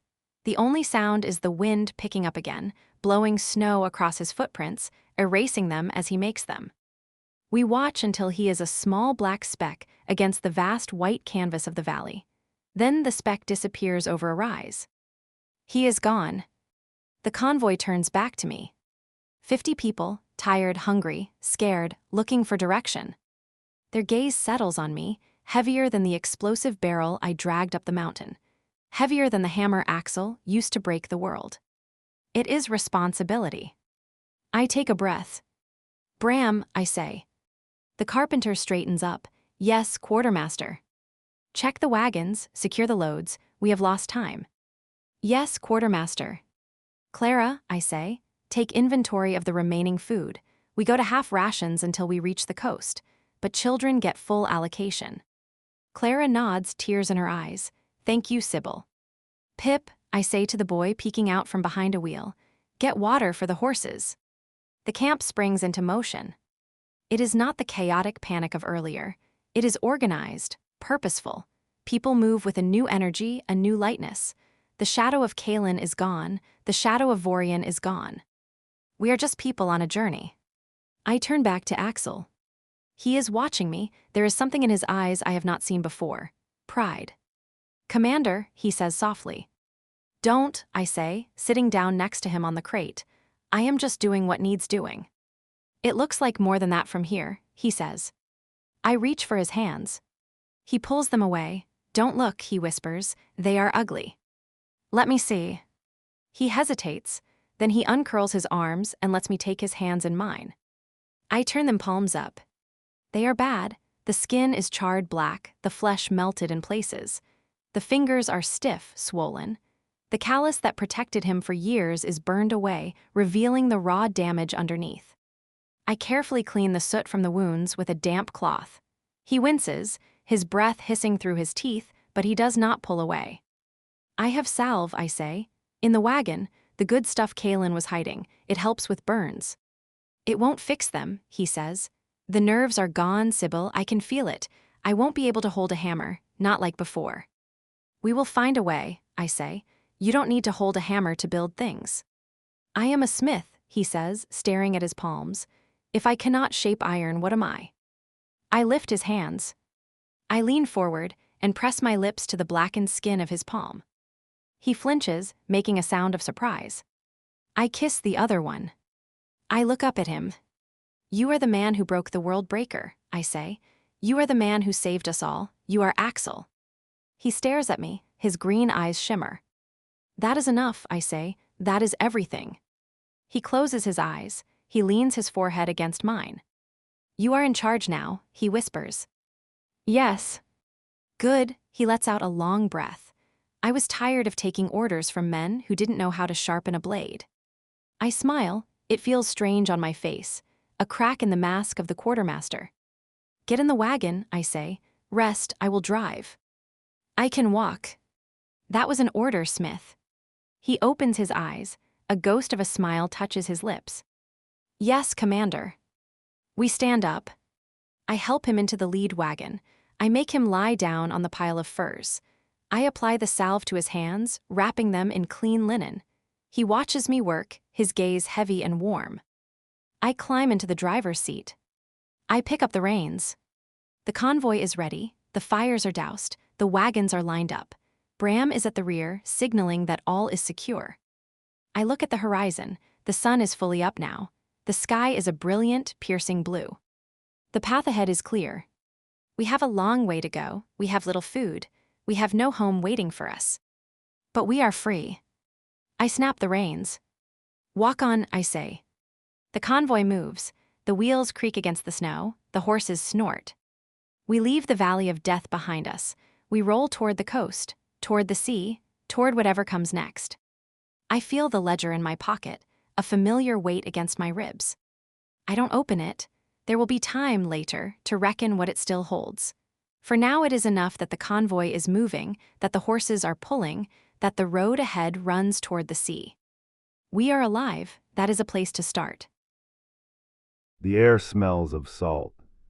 That is the first thing as we crest the final hill. The biting, metallic tang of the snow is gone, replaced by the damp, heavy scent of the ocean.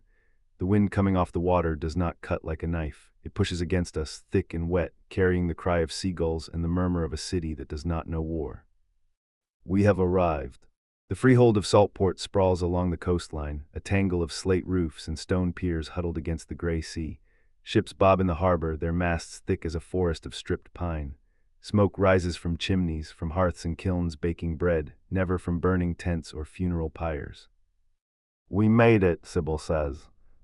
She's sitting next to me on the driver's bench of the lead wagon. She looks exhausted. Her eyes are shadowed, her skin pale beneath the layer of road dust, but her spine is straight. The quartermaster does not let herself rest until her people are safe. I glance down at my hands.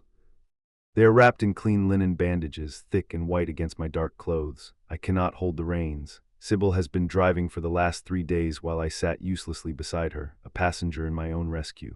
Her small hands grip the leather, guiding the horses with a confidence that belies her fatigue.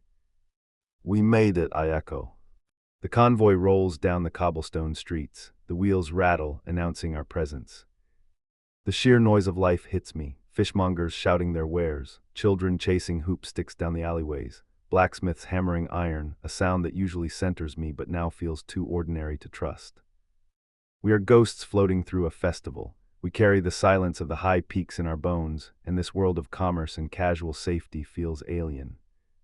People stop to look. They see the battered wagons, the refugees with their hollow cheeks and their haunted eyes, the scorched wood and the mended canvas. They do not see an army, they see survivors. We head straight for the warehouse district. Sybil has the directions memorized, one more thing she has carried in her head across 100 frozen miles. We stop in front of a large brick building with the sign of the trade guild above the door. A man steps out. He is old, with skin like leather and eyes that have seen too many winters. He looks at the wagons, then at me. He takes in the broken nose, the green skin, the bandaged hands. He does not flinch. You are late, he says. Obstacles, Sybil says, climbing down. She walks up to him, pulling the manifest from her coat. 45 wagons, 300 crates of iron ore, 50 crates of refined steel. And the rest?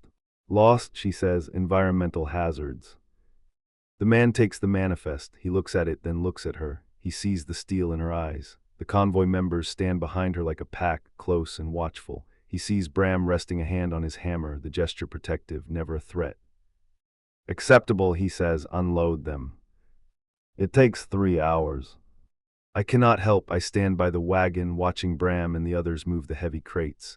A phantom ache lives in my palms, a ghost of the strength I used to take for granted. I want to lift, I want to carry, I want to be useful. Stop it, Sybil says, appearing at my side. Stop what? Brooding. You are not useless, Axel, you are resting. She hands me a heavy pouch. It clinks with the sound of gold. Payment, she says, full market value plus a hardship bonus. I negotiated. Of course you did. I distributed shares to the convoy, she says. They have enough to buy passage on a ship or start a new life here. They are taken care of. And us, I ask.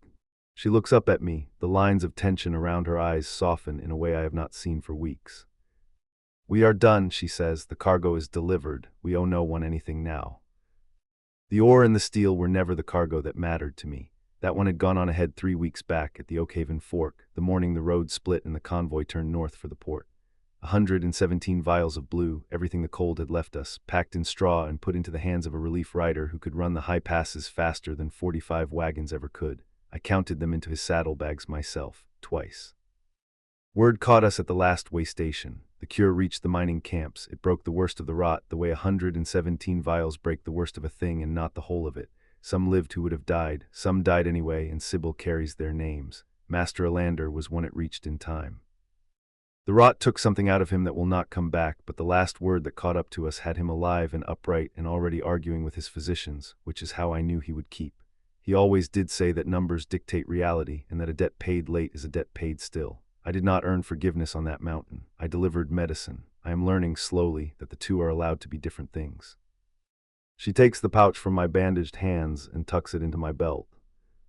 Come. We leave the warehouse, we walk away from the wagons, away from the convoy, away from the life of the road.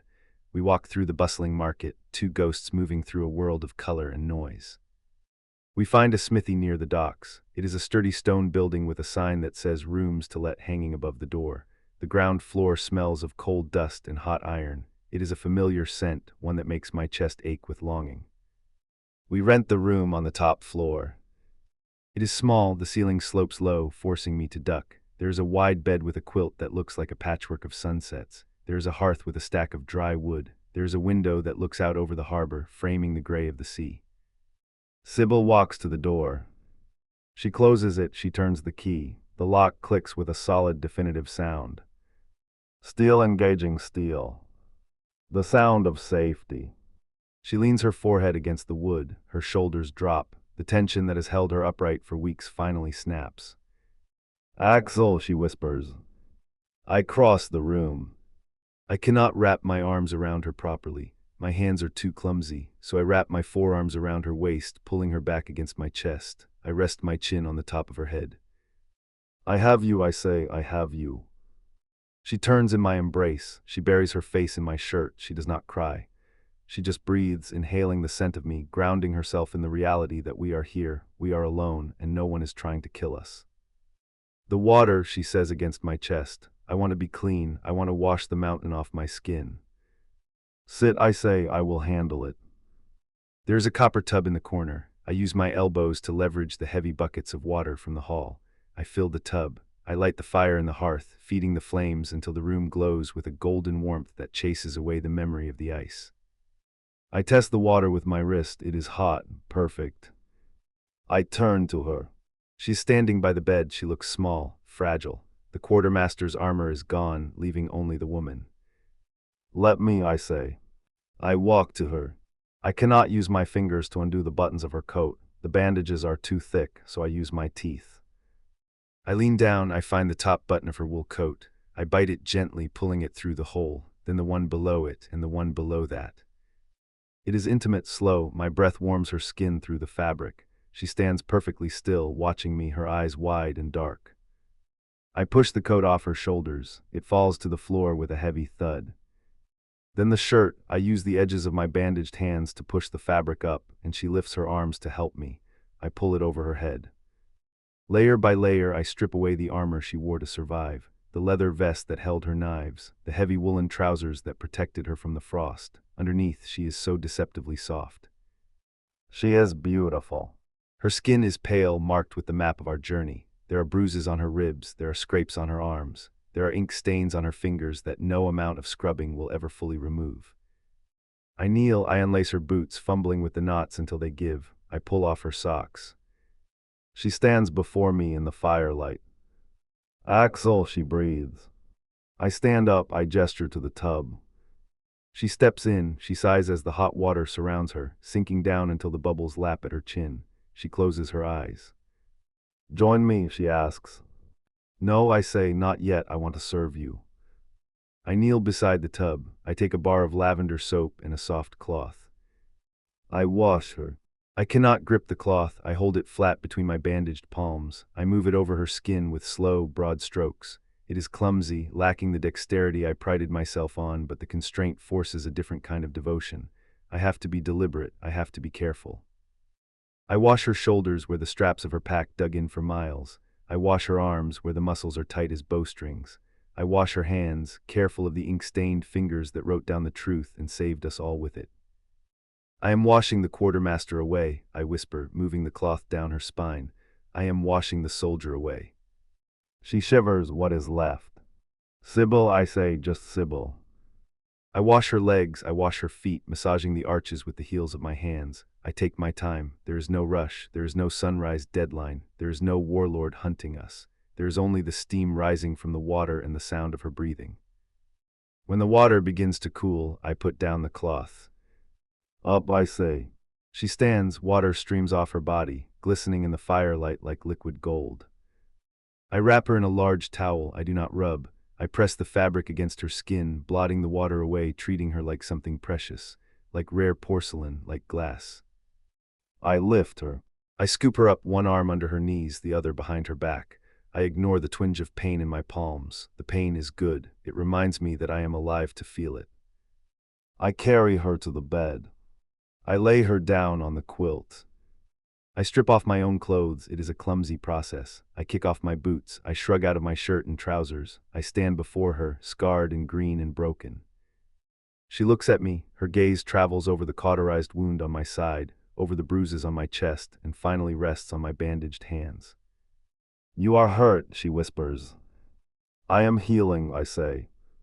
I climb into the bed. I move over her. I do not crush her. I support my weight on my forearms, bracketing her body, creating a shelter of muscle and bone. I look down at her. Her hair is damp, fanning out on the pillow like a halo of dark silk. Her lips are parted. Her pulse flutters in the hollow of her throat. "You are so strong," I say, the words thick in my throat. "Iron breaks, Sybil, steel shatters, but you endure." She reaches up. She touches my face with her fingertips. "You built me," she says. "You forged me into something that could survive." "No," I say. I lean down and kiss her forehead. "You were always diamond. I just polished the facets." I kiss her eyelids. I kiss the bridge of her nose. I kiss the corner of her mouth.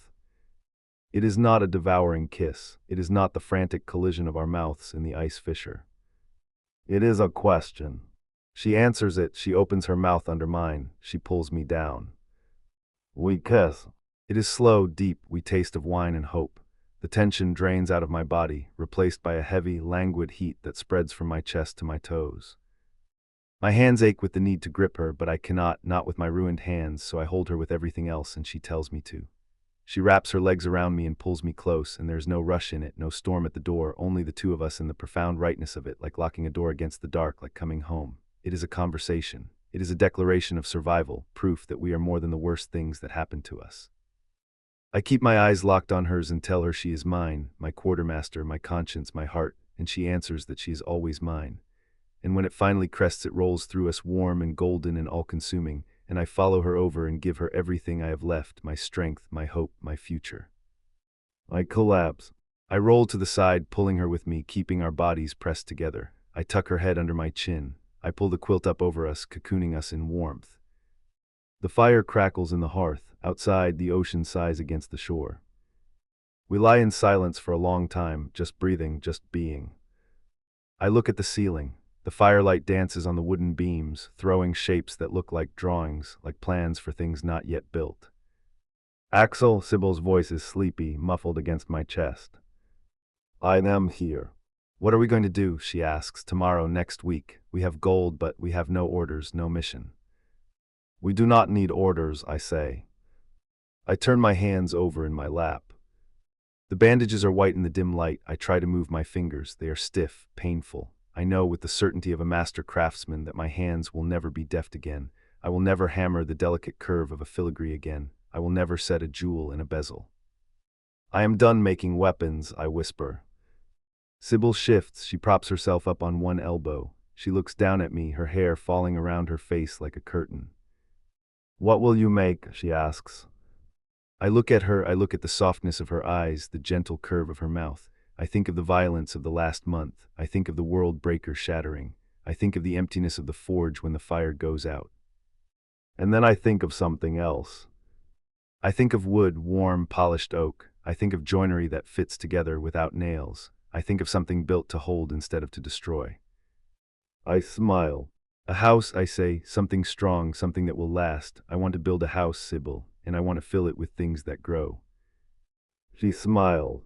It is a real smile. It reaches her eyes. It lights up the room brighter than the fire. It is the smile of a woman with a future. She leans down. She kisses me. It is a soft, sweet kiss that tastes of promises kept. I laugh. The sound is rusty, but true. I wrap my bandaged arms around her and pull her down until she is resting on top of me, her weight a heavy, comforting blanket. "Sleep, quartermaster," I say. "We start building tomorrow." She rests her head on my shoulder. Her breathing evens out. Within moments, she is asleep. I stay awake a little longer. I listen to the ocean. I listen to the fire. I listen to the woman in my arms. The war is over. The iron is at rest. I let the dark take me. For the first time in my life, I do not dream of fire. I dream of home. The fog rolls off the harbor in thick gray waves. It tastes of salt and cold fish, clinging to the wool of my coat like a damp second skin. The wooden planks of the pier urge caution, slick with the morning tide, but I do not slip. I learned balance on a mountain that tried to kill me. A wet dock is nothing. I check my pocket watch. It is a beautiful thing, brass and glass, restored by hands that shouldn't be able to hold a screwdriver but somehow coax miracles out of metal. 5 minutes early, good. The ship emerges from the mist like a jagged shadow. No sleek schooner this. It is a massive, iron-banded hulk, a repurposed orcish whaler that smells of old grease and cold blood. It moves with a heavy, unnatural silence, the water around it black and still. A woman stands at the prow, dwarfed by the massive iron harpoon gun mounted beside her. She wears a naval greatcoat that is 3 sizes too big, the tarnished gold buttons hanging loose. Her hair is a violent shade of red, pinned back with brass calipers. Marin. She vaults over the railing before the gangplank is even lowered, landing on the wood with a frantic energy. She glances back at the ship, as if escaping it. Mistress Sybil, she says, her voice tight, you have the package. Navigator Marin, I say, you look tired, I hate it. She laughs, a sound like glass breaking. The captain doesn't believe in sleep, and neither does the curse. The cargo. In the hold, dry as a bone and twice as dangerous. She gestures to her crew, who are already moving crates onto the dock. Mining supplies, you said on the manifest, charges for breaking rock. I look at the crates. They are marked with the stamp of the Alchemist's Guild, but I know what is inside. Refined blasting powder, bright burning fuses, the kind of things that can open a mine shaft or close a mountain pass forever. The freehold has a beetle infestation in the northern quarries, I say. They need aggressive pest control. Marin raises an eyebrow. Giant rock-eating beetles. Something like that. She walks over to one of the crates. She lifts the edge, testing the weight. She frowns. Light, she says. Lighter than standard allocation. Did you skim the top, Sybil? No, I say. The mountain took a tax. She looks at me. Her expression shifts, losing the pirate bravado for a split second, revealing the sharp, watchful intelligence underneath. She has heard the stories. Everyone on the coast listens close when the rumors involve warlords and world breakers. She knows about the avalanche. She knows about the ledger. She looks at the white streak in my hair, the only visible scar I carry. I heard you lost more than cargo up there, she says softly. I heard that mountain cost you dear. I lost what I didn't need, I say. Fear, doubt, the need to ask permission. And found something else. Profit, I say, and a very good retirement plan. I hand her a heavy pouch, not gold this time. It is platinum, stamped with the seal of the Freehold Council. She weighs it in her hand. She rips the seal with her teeth and peeks inside. Her eyes widen. You overpaid. Hazard pay, I say, and a retainer for next season, we might need. Specialized transport to the southern archipelago. Marin grins, tucking the pouch into her bodice. Dumping bodies or smuggling wine. Logistics, I say, moving delicate machinery, and perhaps a few people who need to disappear. Boring, she sighs, but your coin spends just as well as the exciting kind. She signals to her crew, the transaction is done. The crates are ours. The ship will be gone before the sun burns off the fog. Sybil, she says, turning back to me, watch the south. The winds are changing. They say the Shadow King is restless. He's looking for something called the Sun Shard. Sounds like trouble. Let him be restless, I say. I have a shop to run. If he wants trouble, he can file a request form. She laughs again, clapping me on the shoulder with a force that would have knocked me over a year ago. Now, I stand firm like a pier piling rooted in bedrock. Soft life suits you, quartermaster, she says. You look settled. Soft is expensive, I say. I earned it. She salutes me, a mocking, two-finger gesture, and leaps back onto her ship. I watch her go. The fog swallows the siren's call as quickly as it revealed it. I am alone on the docks with 6 crates of high explosives and the morning seagulls. I signal the drayman waiting in the shadows. He brings his cart around. He doesn't ask questions. He knows better than to question Mistress Sybil's deliveries. We load the crates. I cover them with a tarp. To the warehouse, he asks. To the warehouse, I confirm. Then take the rest of the day off, Thomas. Go see your grandkids and take a detour past the bakery. Tell them I sent you. He smiles, tipping his cap. Thank you, mistress. I walk home. Saltport is waking up. The shutters of the bakery are thrown open, releasing a cloud of flour and the scent of yeast into the street. The fishmongers are laying out their catch, silver herring, pink snapper, angry-looking crabs clacking their claws against the ice. Morning, Mistress Sybil, the baker shouts. Fresh loaf for the big man. 2, I call back. He is hungry today. The damp makes him burn through fuel. On the house, he tosses them to me, wrapped in brown paper. I catch them easily. I walk through the market. I am not invisible here. In the capital, I was a nobody in a gray coat, a clerk no one looked at twice. Here, I am a neighbor. I am the woman who settled the pricing dispute between the Fishermen's Guild and the canning factory. I am the one who organized the winter food drive. I am the one who showed the mayor how to keep the town's coffers from running dry. I am respected. It is a strange feeling. It sits in my chest, warm and solid, replacing the cold anxiety that used to live there. I turn the corner onto Copper Street. The shop is at the end of the row. It is a sturdy building of gray stone and timber with a bay window that catches the morning light. The sign hangs above the door, iron wrought into elegant, flowing script. Iron and ink. Below it in smaller letters, restorations and records. I stop for a moment just to look at it. Quiet pride swells in my chest. The window display is a chaotic harmony of our two lives. On the left, a stack of leather-bound journals, inkwells of distinct colored glass, and an abacus made of polished cherry wood. On the right, mechanical wonders. A brass dragon that puffs real smoke. A clockwork spider that scuttles across a velvet cushion. A set of wind chimes tuned to a single bright chord. It is beautiful, it is useless, it is art. I open the door.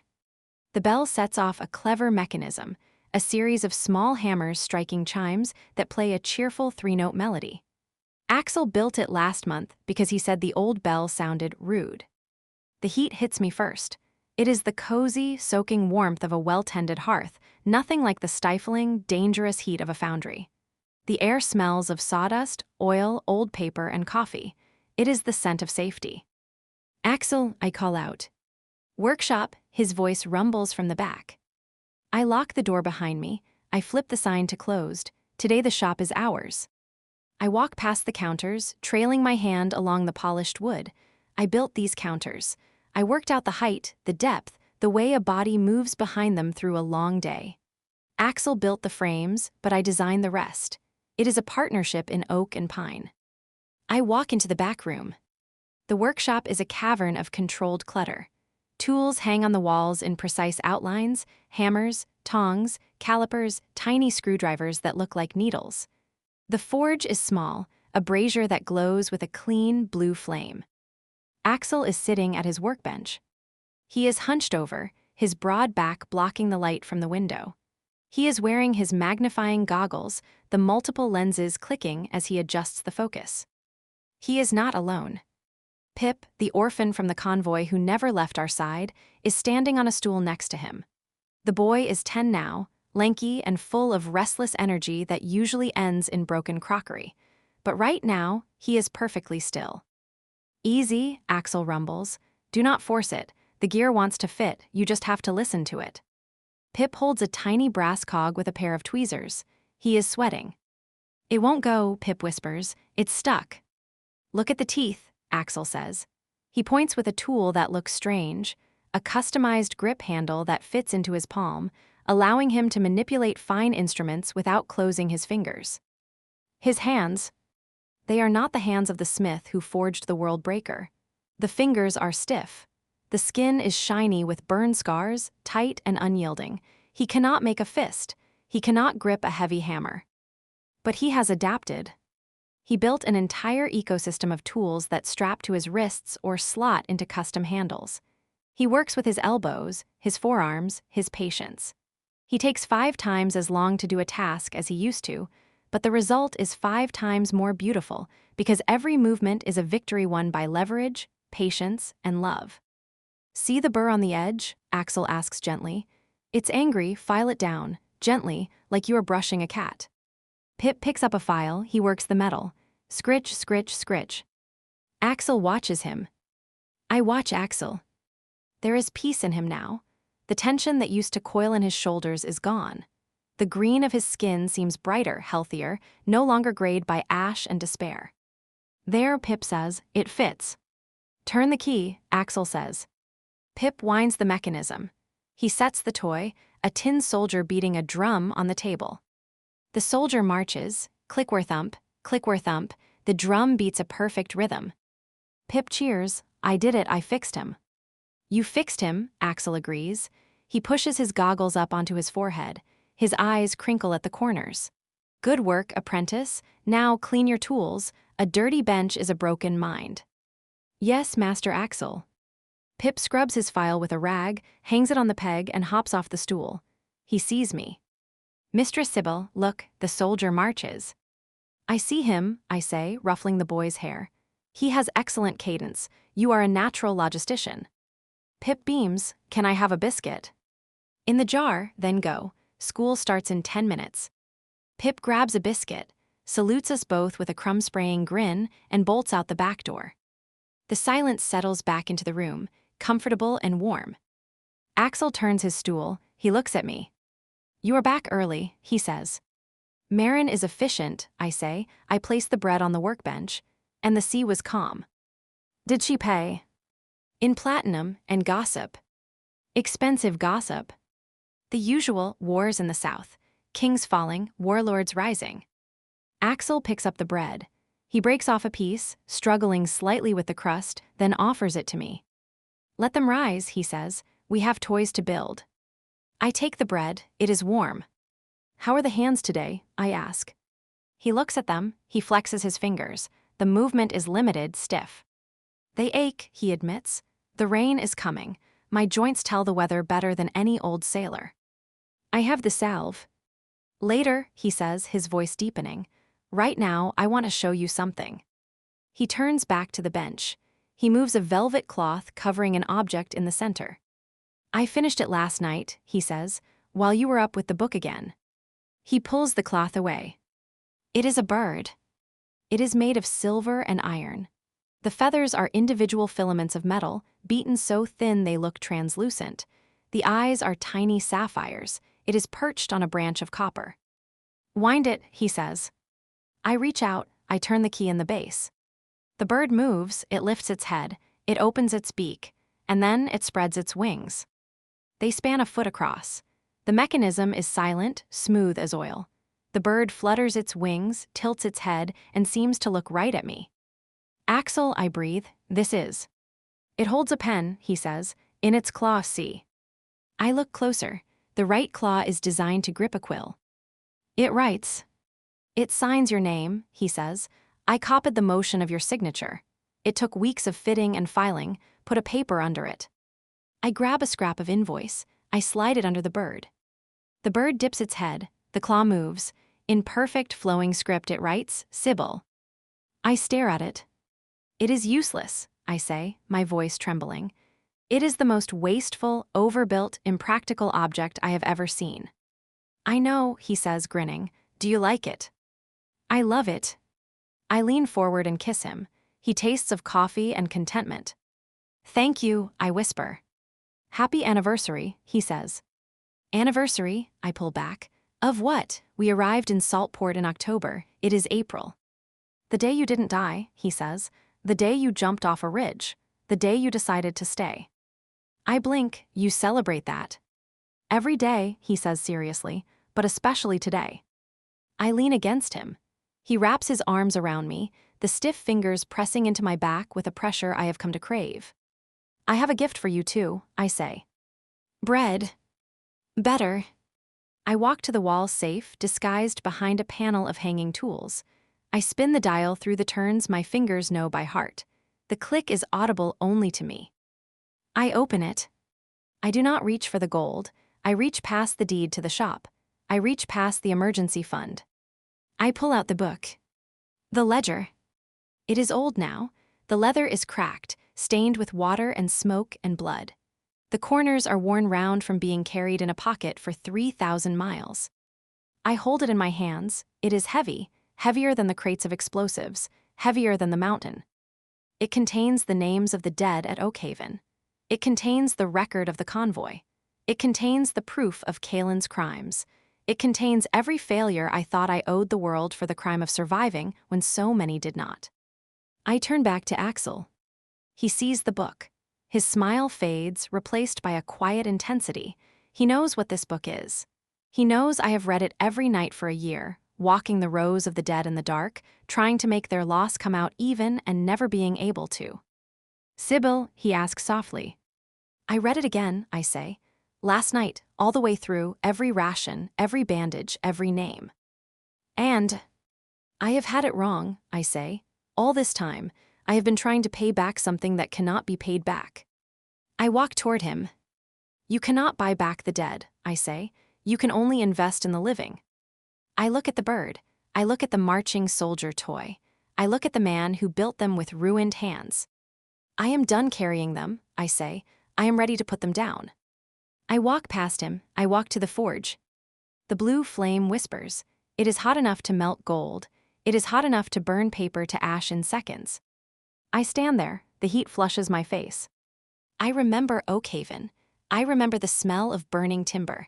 I remember the scream of the wyvern. I remember Axel catching the sword. I remember the sun rising over the valley as Kaelin walked away.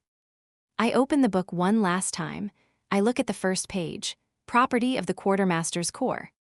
I respectfully resign, I whisper. I toss the book into the fire. It lands in the heart of the brazier.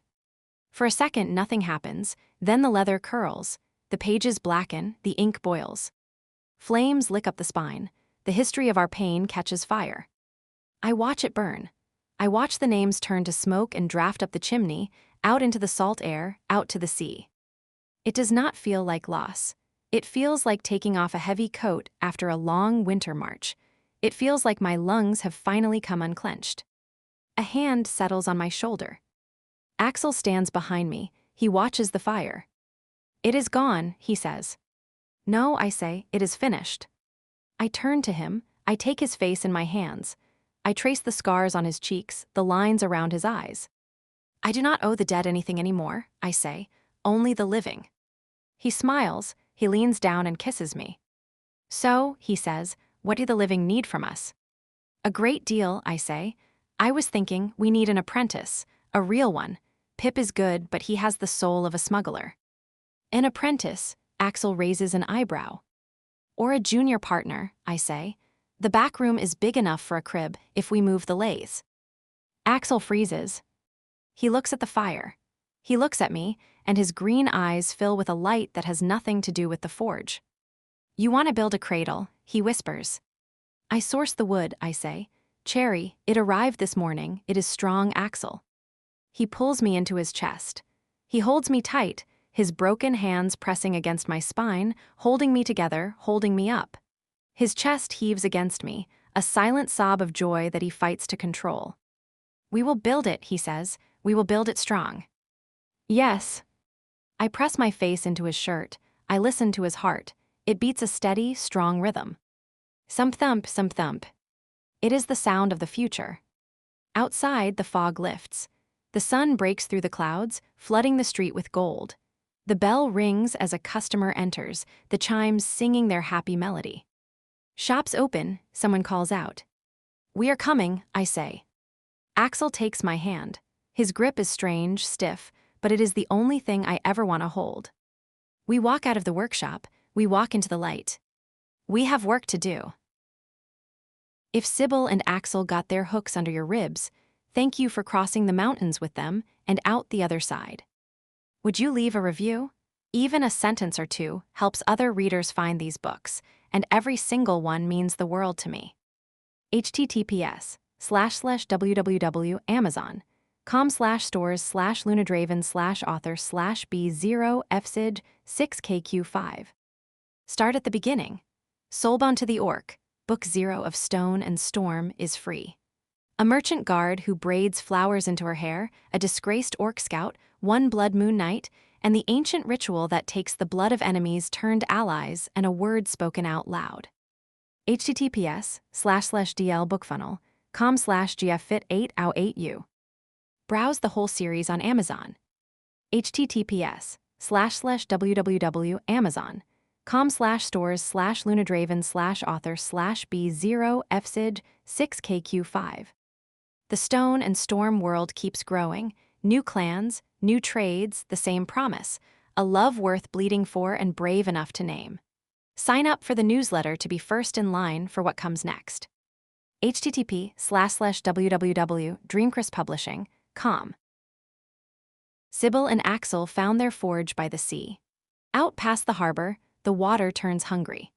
The Stone and Storm series continues with Tidebound to the Orc, a court-martialed Navy navigator who reads the sea like a held breath, the outcast orc sea captain the whole coast crosses itself to avoid, and a desperate medicine run through a stretch of water where ships do not come back. Turn the page for the first chapter. The chart is right, the admiral isn't. Standing on the edge of the Imperial dock, my boots slick on the wet cobblestones, I let the rain fall in sheets. It's a cold, miserable rain that smells of lightning and bad choices. The wind tears at the hem of my coat. It's a Royal Navy officer's greatcoat, heavy wool dyed a deep, authoritative blue, 3 sizes too big for me and stolen. I don't care, it's warm, and tonight I need to be warm. Out in the harbor, the lights of the gilded wake bob. The Federation flagship is a beauty.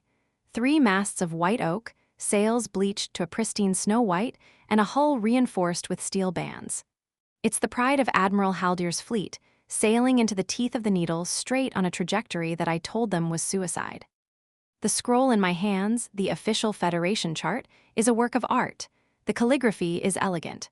The coastline is drawn with delicate ink strokes. The depth soundings are marked in gold leaf. It's pretty, it's also wrong. Uncapping my red ink pen, I let the rain dot the paper, blurring the official lines, but I don't let it stop me. The ship pitches in the swell. I count the seconds under my breath, the numbers clicking into place like tumblers in a lock.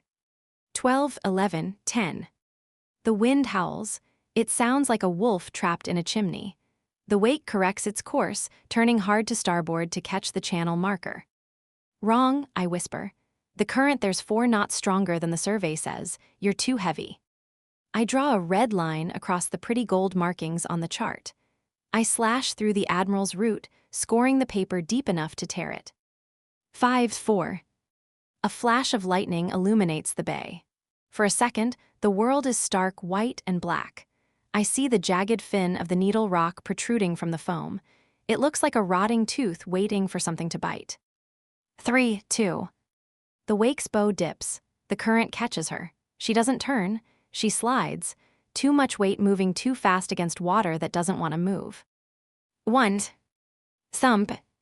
There's no shattering crash, none of the noise people expect from a wreck. The sound is dull and heavy, a vibration that travels through the stone of the dock and up into the soles of my boots, like a giant heart skipping a beat. Out in the dark, the lights of the wake tilt. A scream drifts over the water. It's thin and sharp, swallowed by the wind. Done, I whisper. I cap my pen. I don't smile. There's no joy in this. Being right doesn't put food in my belly or get me my commission back. It just proves that the universe operates on rules and Haldir is too arrogant to read them. People are running past me now. Dock workers, sailors, concerned citizens with umbrellas. They shout and point. An alarm bell begins to ring, a harsh, metallic clang that chops the night into panic-sized pieces. Help them, someone get the tugs. They hit the Needle. God above, they hit the Needle. I turn my back on the chaos. I tuck my chart tube under my arm and start walking. I go against the flow of the crowd. They run toward the disaster. I walk toward the solution. My stomach rumbles. It's a hollow, twisting pain that I have grown used to over the last 3 weeks, since the court-martial, since I stood in front of a board of 5 admirals and told them that their new trade route was impossible.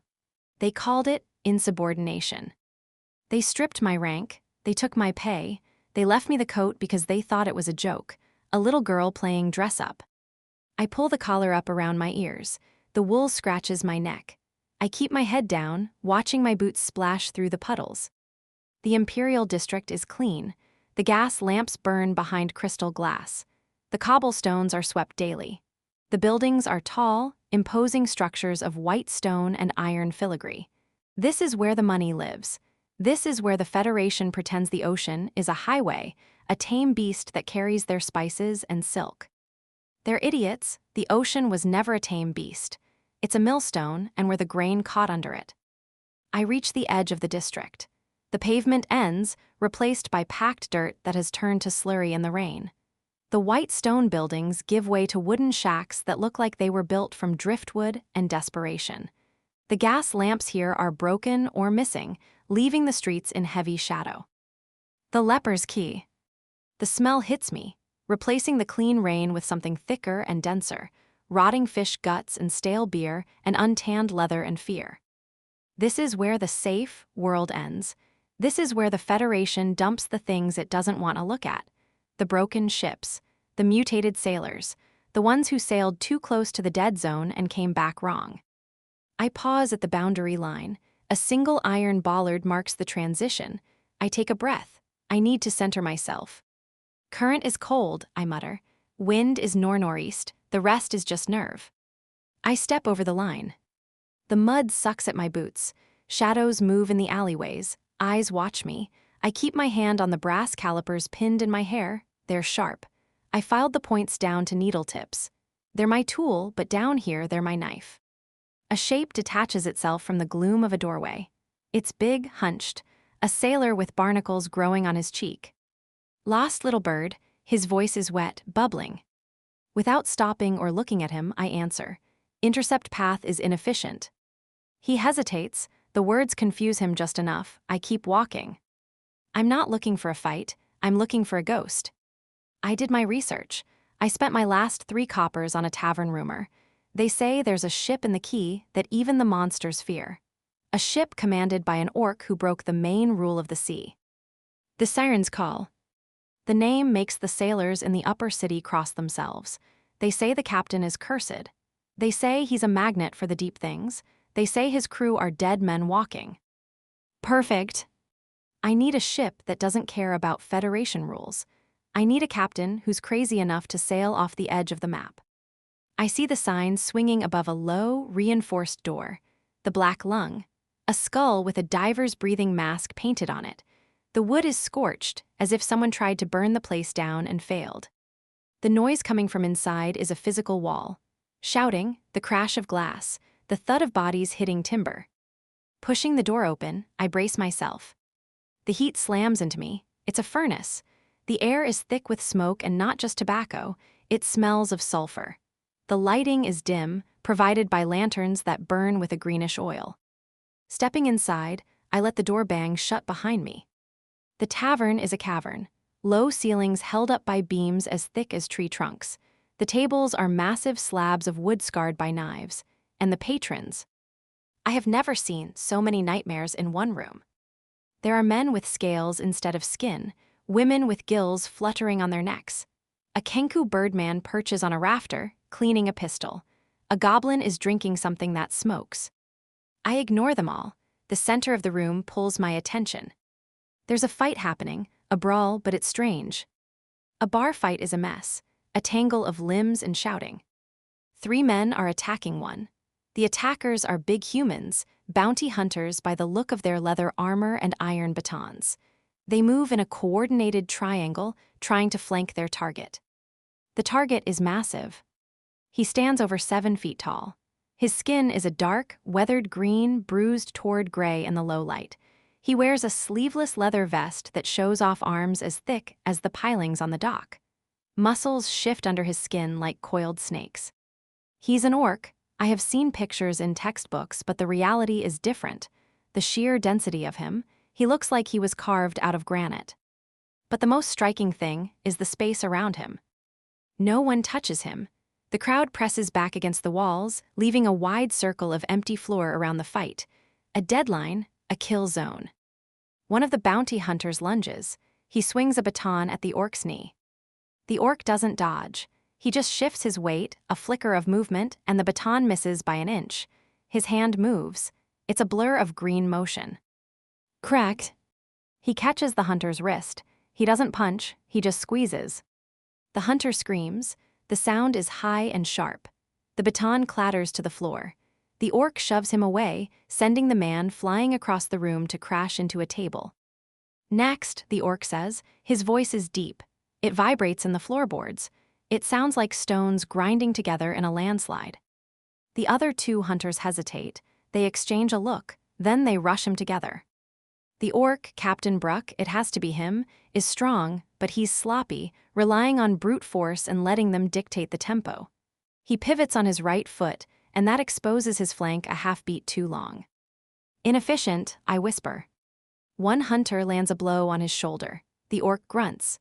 He sweeps his arm back, backhanding the man with enough force to lift him off his feet. But the third hunter is behind him, raising a heavy iron chair.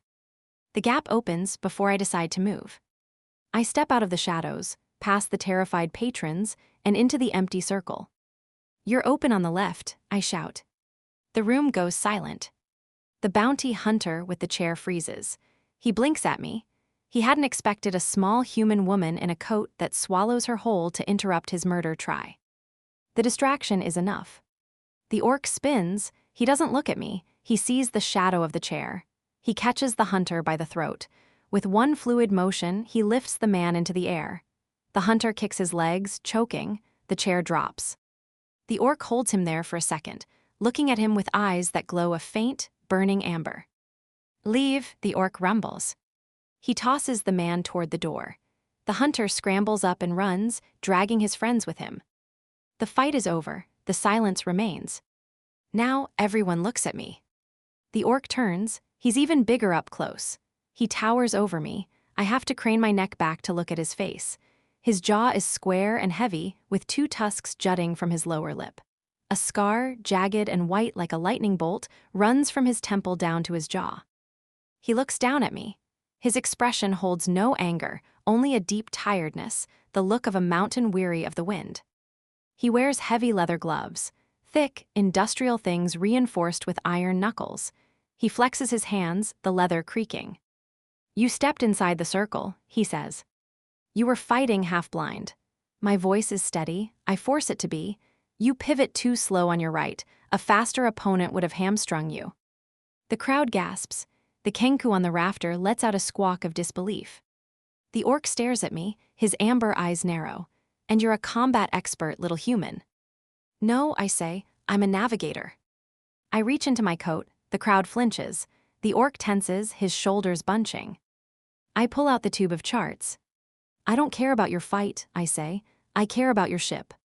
My ship is dead, he says. He turns away. He walks toward the bar. The crowd parts for him like water. Go home, before the air in here rots your lungs. I followed him. I don't have a home, I have a map. He stops, he doesn't turn around. His back is a wall of leather and muscle. Everyone has a map. Maps are paper. The ocean eats paper. Not this map, I say. This map shows the deadfall. The word sucks the air out of the room. The bartender stops wiping a glass. A goblin near the fire drops his mug. The deadfall, the sailor's hell. The place where the trade winds die and the monsters breed. The place where the sea god, Dagon, waits. The orc turns back to me. Now he looks angry. The glow in his eyes flares brighter.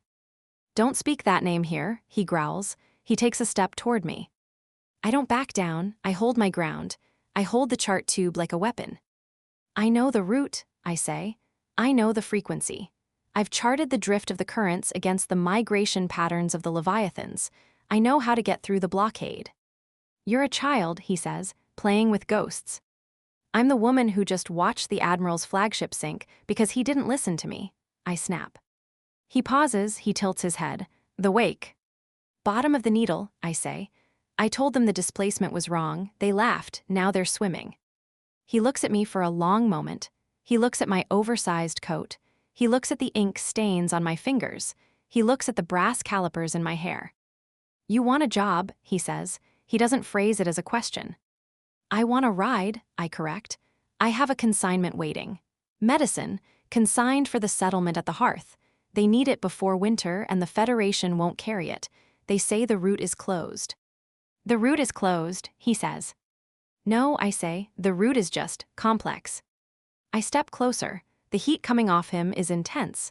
It's like standing next to a boiler. He smells of leather and iron and the deep sea. I need a ship that can handle heavy water, I say. I need a crew that doesn't panic when the physics get weird. I need a battering ram. I'm not a battering ram, he rumbles. I'm a curse. I can account for curses, I say. I can plan for anything. If you have the hull, I have the course. He laughs. It's a dry, rasping sound, like sandpaper on rust. You think you can navigate the deadfall with a chart and a pencil? He asks. I think the ocean can be read, I say. Wind speed, wave height, tentacle length, it's all just pieces of a puzzle, and I solve puzzles. He looks at the chart tube in my hand. He looks back at my face. What's your name, navigator? Marin, I say, just Marin. He snorts, short name for a long voyage. He reaches out, his gloved hand is massive. He could crush my skull like a grape. He takes the chart tube from me. His grip is gentle. He weighs it in his hand. I'm Brooke, he says, captain of the Siren's Call. He looks around the tavern. My crew is limited. I look at the goblin. I look at the birdman.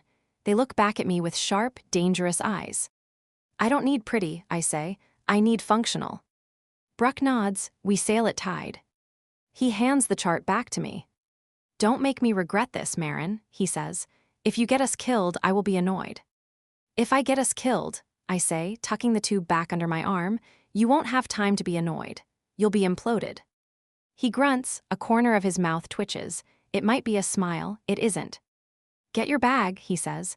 The tooth is at the end of the key. Don't touch the ropes, the rail, or anything else unless I tell you. Aye, Captain, I say. I turn and walk toward the door. His eyes are on my back, so is the whole room. I step back out into the rain. The cold hits me again, but this time it's fuel. I have a ship, I have a target. I pull the collar of my coat up. I march through the mud toward the dark shape looming at the end of the dock. It's a black shadow against the night, ugly and scarred and heavy. It's perfect. The Siren's Call waits, and somewhere out there in the deep dark, the deadfall waits too. I'm going to find the line through it, or I'm going to die trying. Done, I whisper to the rain. I start to run. The gangway of the Siren's Call is a narrow plank of wood that slicks with algae. It bounces under my weight. I keep my center of gravity low, eyes fixed on the deck ahead. The salt spray here is heavier, tasting of rust. The ship is even uglier up close. The hull isn't painted wood.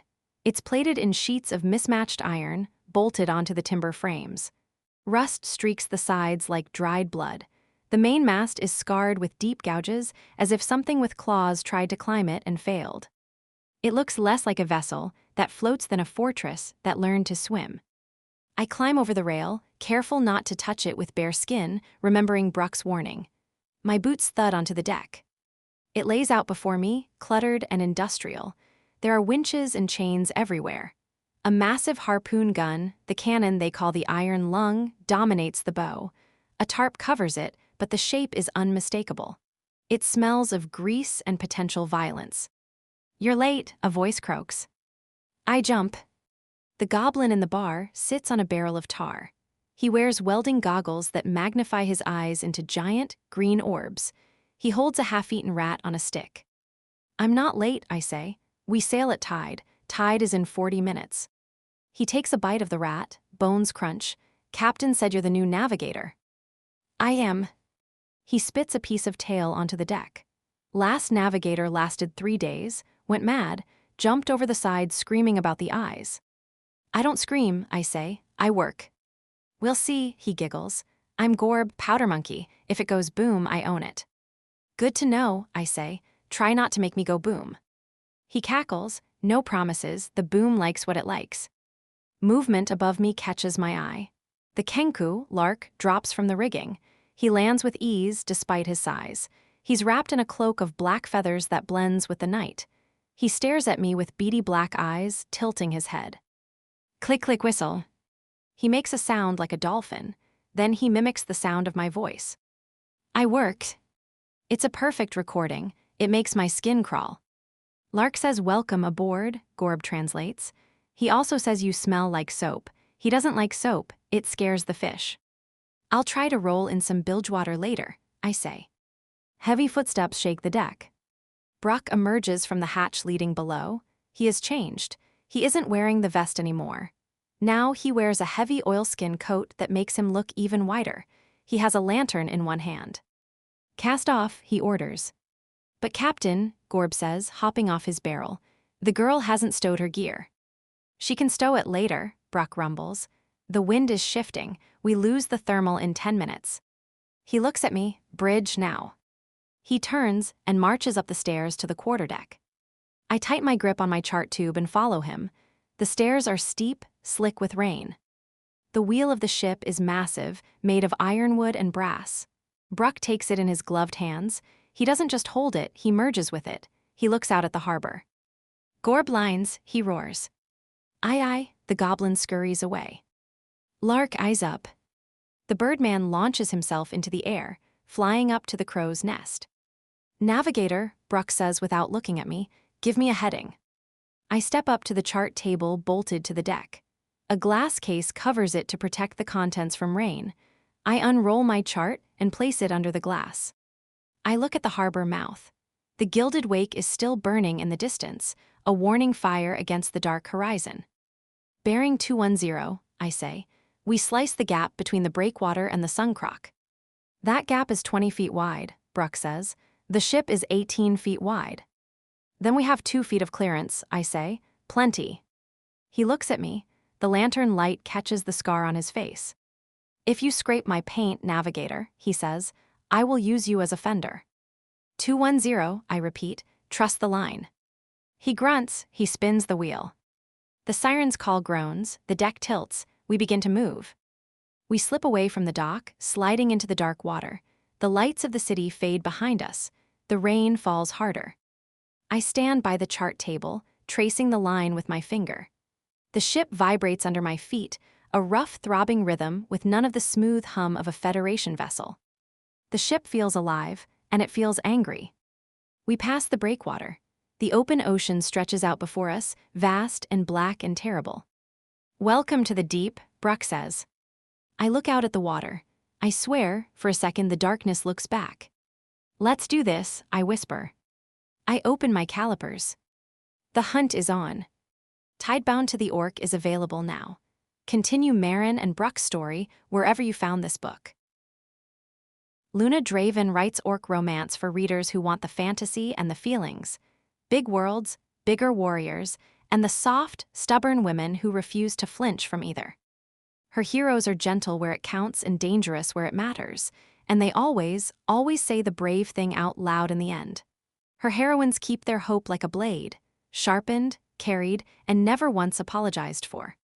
Join the newsletter and be first in line for every new release.